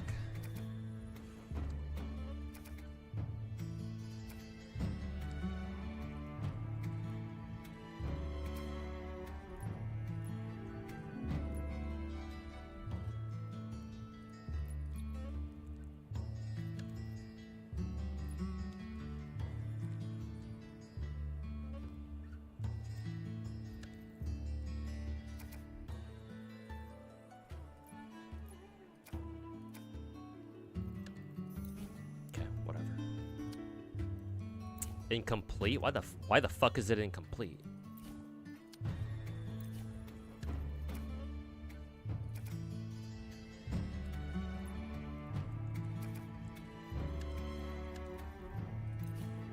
Okay.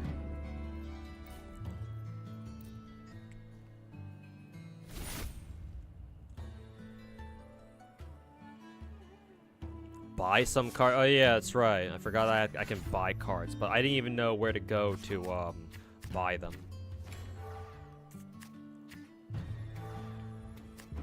I don't think I even saw an option to.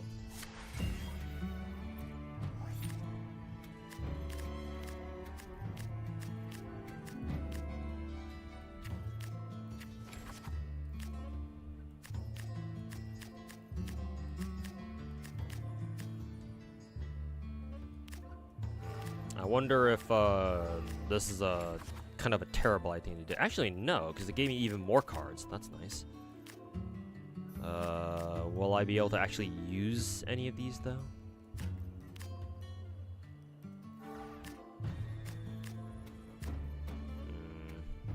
Not really.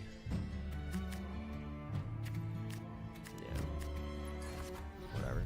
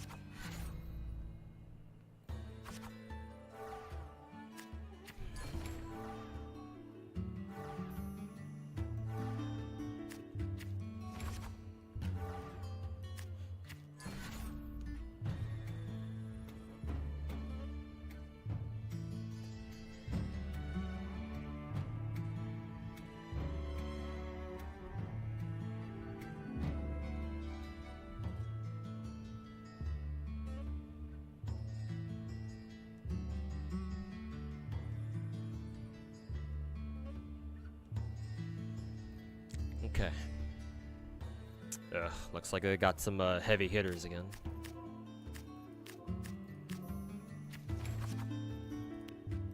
Looks like we got a 3 echo here. Burn this for energy.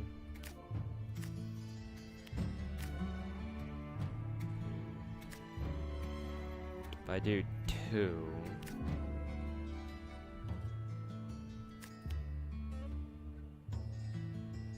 Let's see. Oh, you can burn this for health. That's interesting.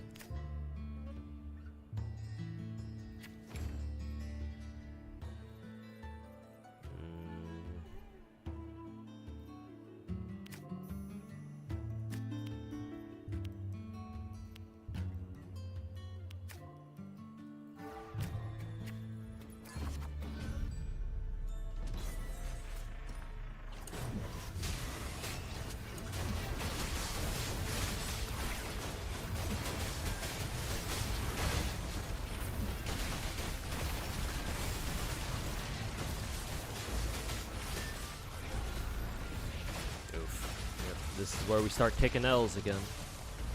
Jesus, that echo right there is fucking broken. What the hell? Like, Jesus fucking Christ, bro.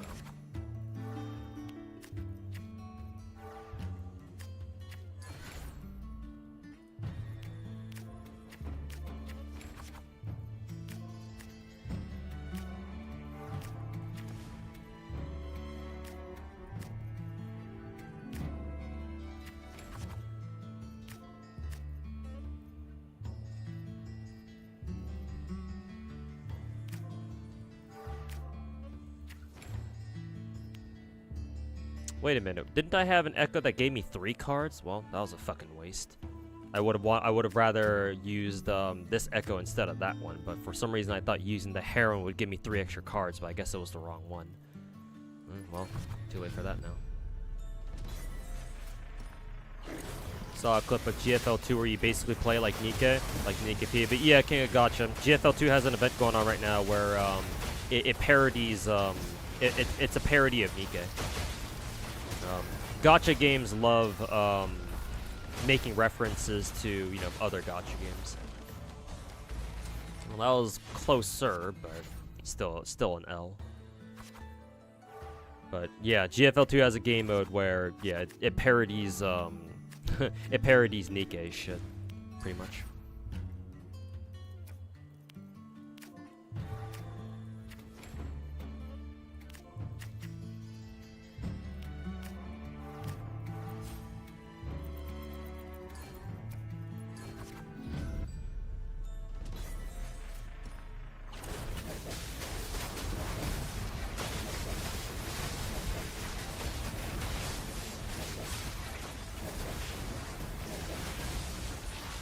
See if this does 15 damage. Yes, sir, it does. 15 damage, by the way. Just straight up fucking kills you, by the way. Yeah, this is definitely the battle, or at least it seems like it's definitely the battle where somebody in my chat was like, yeah, this battle's really fucking bullshit for no reason. Okay, let me see how I can buy extra cards, because I actually don't know how to do that. I see. You just rotate through the tabs here, I guess. Let's see. Let me just get rid of everyone then, just to reset the entire deck. Like this, maybe? No, I don't know if that did anything, though.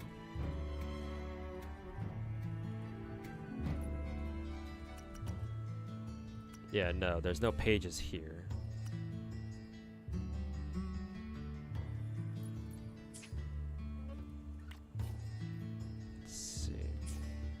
Maybe I don't buy it here. I have to buy it somewhere else, maybe.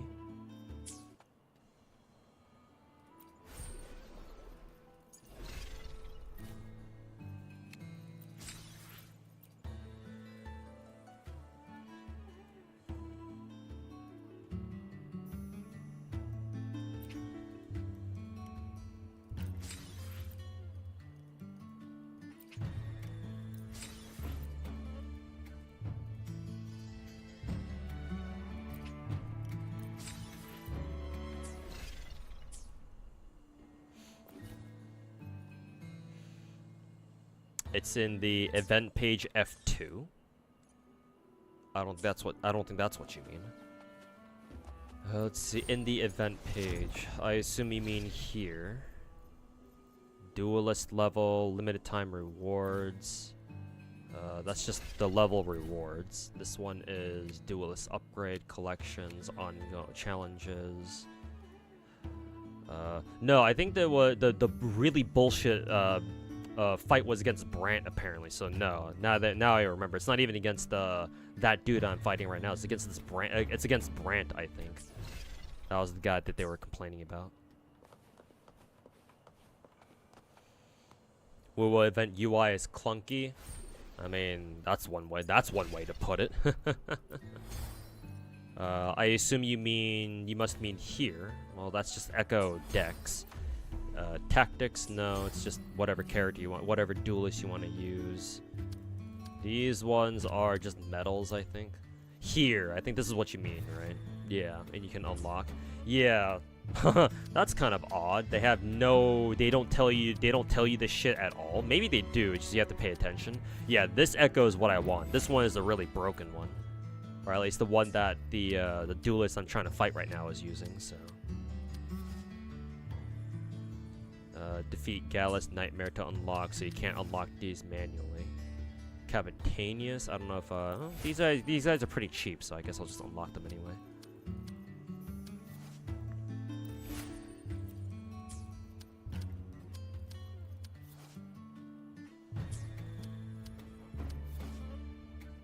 Let's see. He's not unlockable yet. What about this guy? Chase Guardian, Chasm Guardian.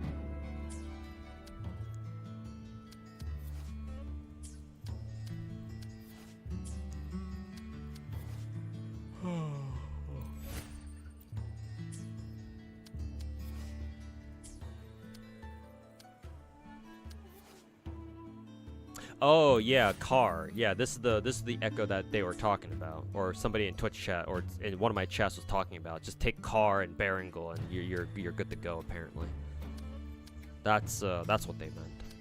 Ew, I see.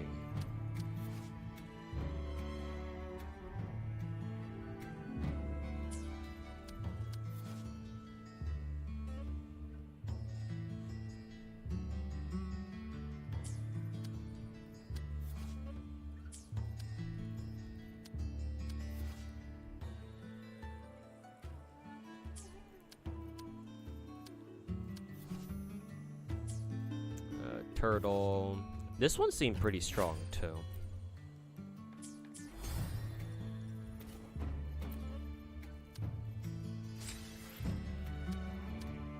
Oh, I guess you're supposed to buy all of them, because the more echoes you unlock, the more progress you make towards full collection, I guess. So I might as well just fucking unlock everything I see.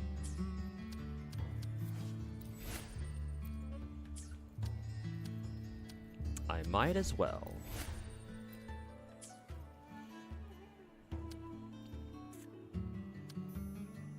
Yeah, Carapace is good with Berengal. Yeah, I think that's what I remember being told.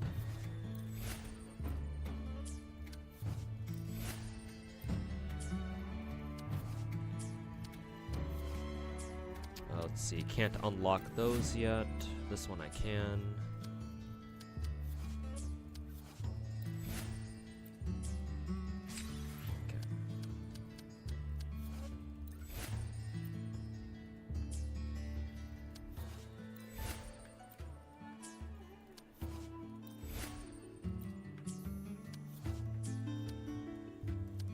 That one I can't unlock yet.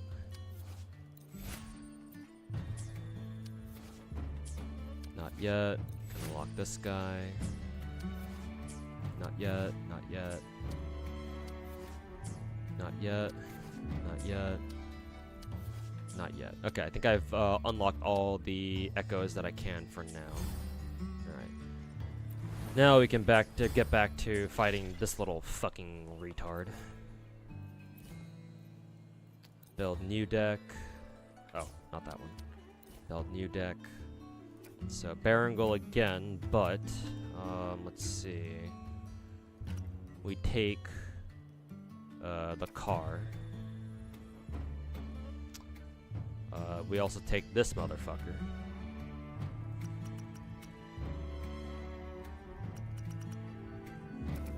Take the boars for energy. Take the scorpions for cards.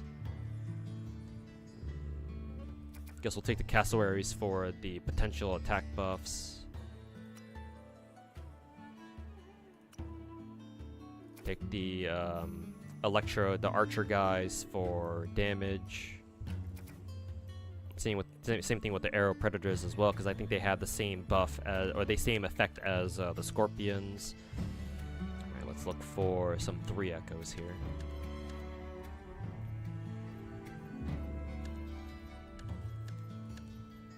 We have, let's see, we've got 6 more spaces. I'll take these guys.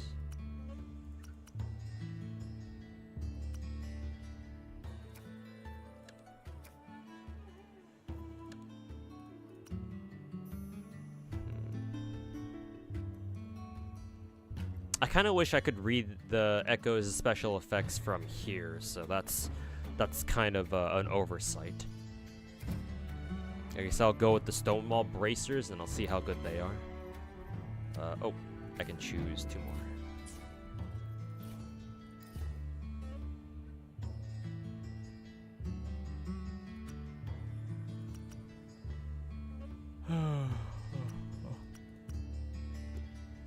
I guess we'll take the Cuddle Wuddles, see how good they are.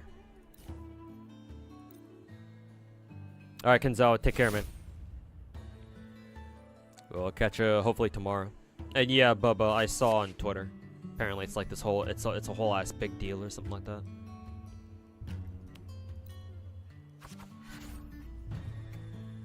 Very small magnifying glass on the card, oh god.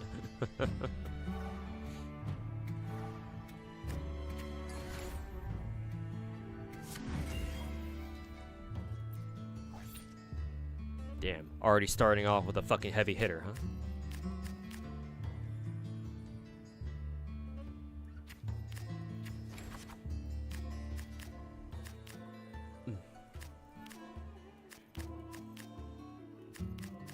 I kind of wish I didn't get these 3 echoes right away. That's kind of shitty.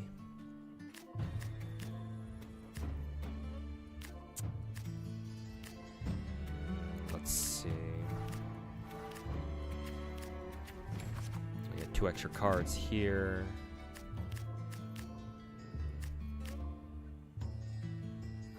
We have to burn that one, and we have to deploy Arrow Predator. I think that's our best chance.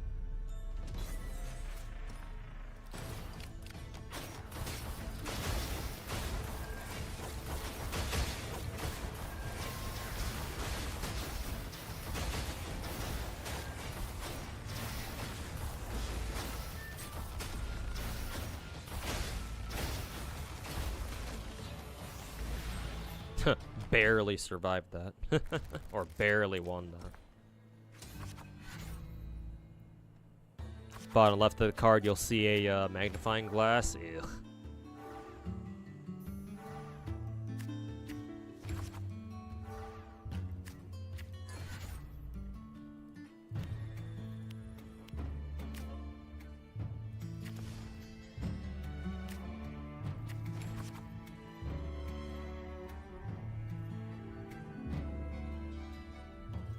Let's see.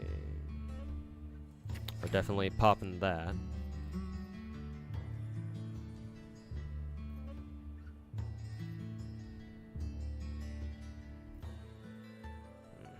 Wish I had 1 more card so I could deploy another 3 echo here, but looks like that ain't gonna happen.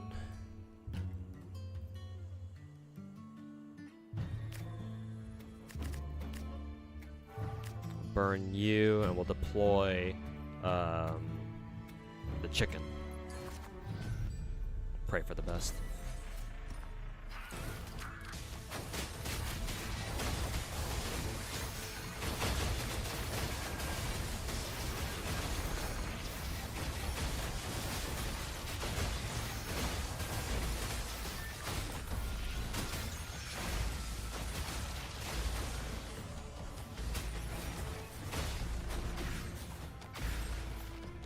Hey, my own 3 Echo did work there.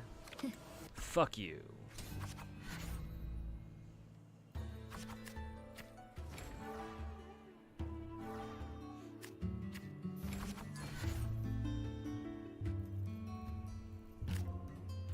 We got this guy. What does this guy do again? When you modulate this echo, if explosion or is already activated, increase damage dealt by explosion enemy echoes by 100%. I have no idea what that means, but that sounds cool.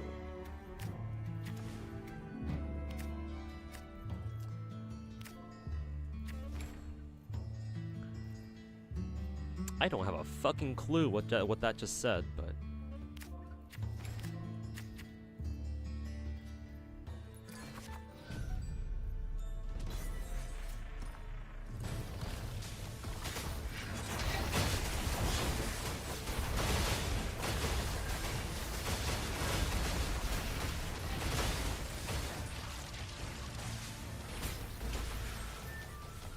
hey, another victory by the skin of my fucking teeth. Can you change the Azure Lane secretary from Bremerton to Impero? Normally I would charge for that, but I know you've been in stream for a while, so I can do that actually.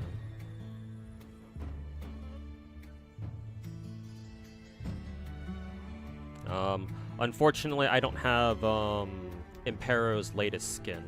I chose not to buy it. So the only skin that I have for her is this one.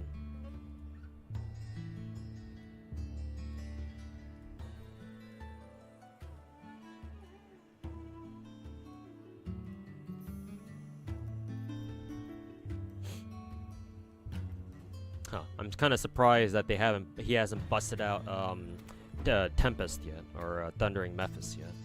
Also, why does this bitch have like 45 fucking HP? We've barely done any damage to him. It's probably because we've been only barely winning our fights so far, I think. Pretty sure that's how it works.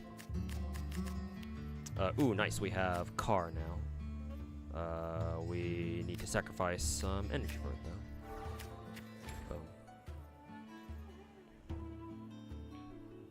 I kind of wonder if we should have saved that until Berengal came out, but I guess we'll find out. I guess I'll find out.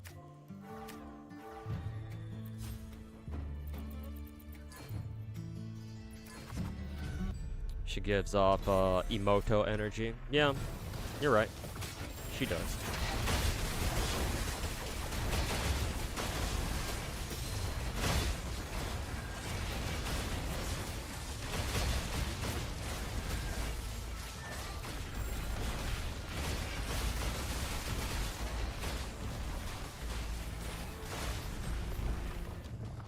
Alright, better victory there. We actually won that pretty handedly. Yep, we did a ton of damage there. Yeah, now they're pulling out, but now he's pulling out Tempest. But now, my own Berengal is ready to rock. So, fuck you. We want to keep Carr. We want to also keep this dude, so we're getting rid of you. Kind of don't want to, because he was a fucking badass. But actually, no, I could have put him in the backline, actually, now that I think about it. No, I didn't think about that. But then again, we can make 2 cars. What's better than 1 car? 2 cars. I don't know, actually, I don't know if that's actually better or not, but... What's better than 1 car? 2 cars.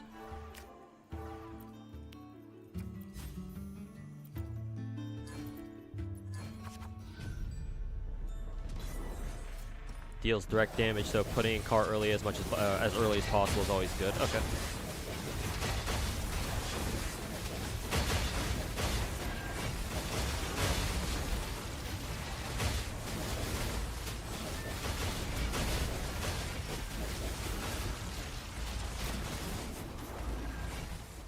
Yeah, their damage, the car's damage, or whatever however they were doing damage, like, it didn't seem like they were doing much damage at first, but then, like, they just started doing omega damage out of nowhere. So that was interesting. 2 cars, GG, yeah. I guess the more cars you can put in, the better. Well, I think you can only put in, like, what, 2 of the same card, I think, so.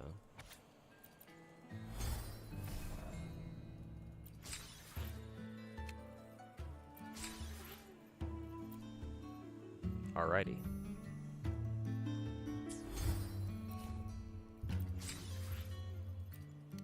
Ugh. And we still have 20 more levels to go. Holy fucking shit. This event takes such a fucking long ass time, man.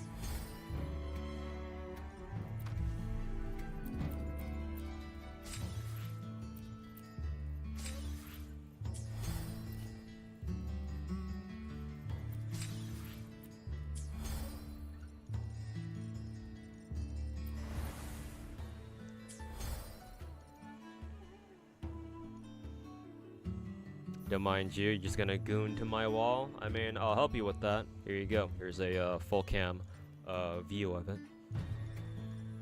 But thanks for the compliment. I take pride in that wall, that degen wall behind me.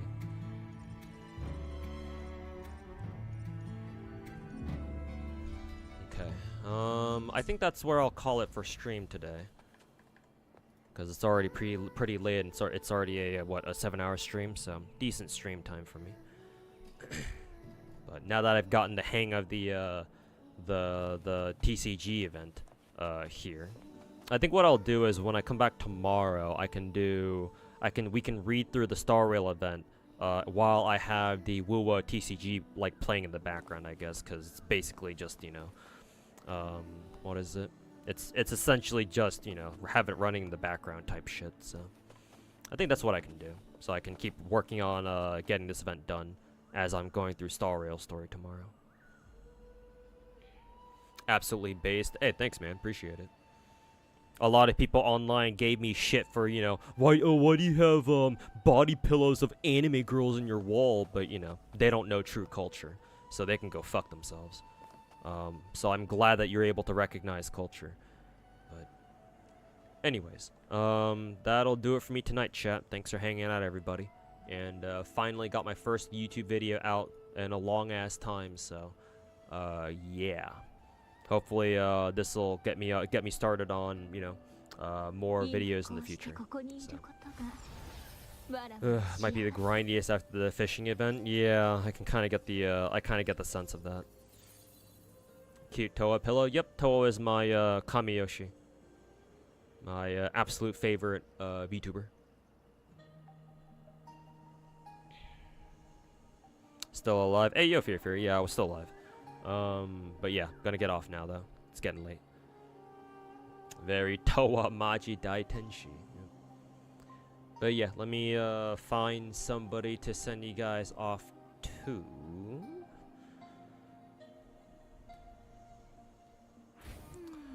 Let's see here. Who is live? Sweetie Lee's live.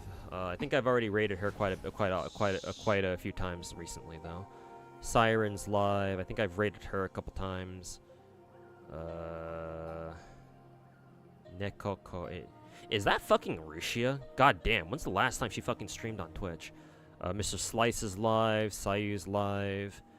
Exedra's live. Oh yeah, Exedra's fucking live. Oh yeah, because he's doing his summer rolls right now. Actually, just for old time's sake, I'm gonna actually send you guys over to Mr. Exedra. Oh, oops. Cancel that. Wrong username. Let me send you guys on Twitch over to Exedra stream because he's doing FGO rolls right now for summer. So go hang out with him. I'll be lurking in his stream as well. And yeah, take care, everybody.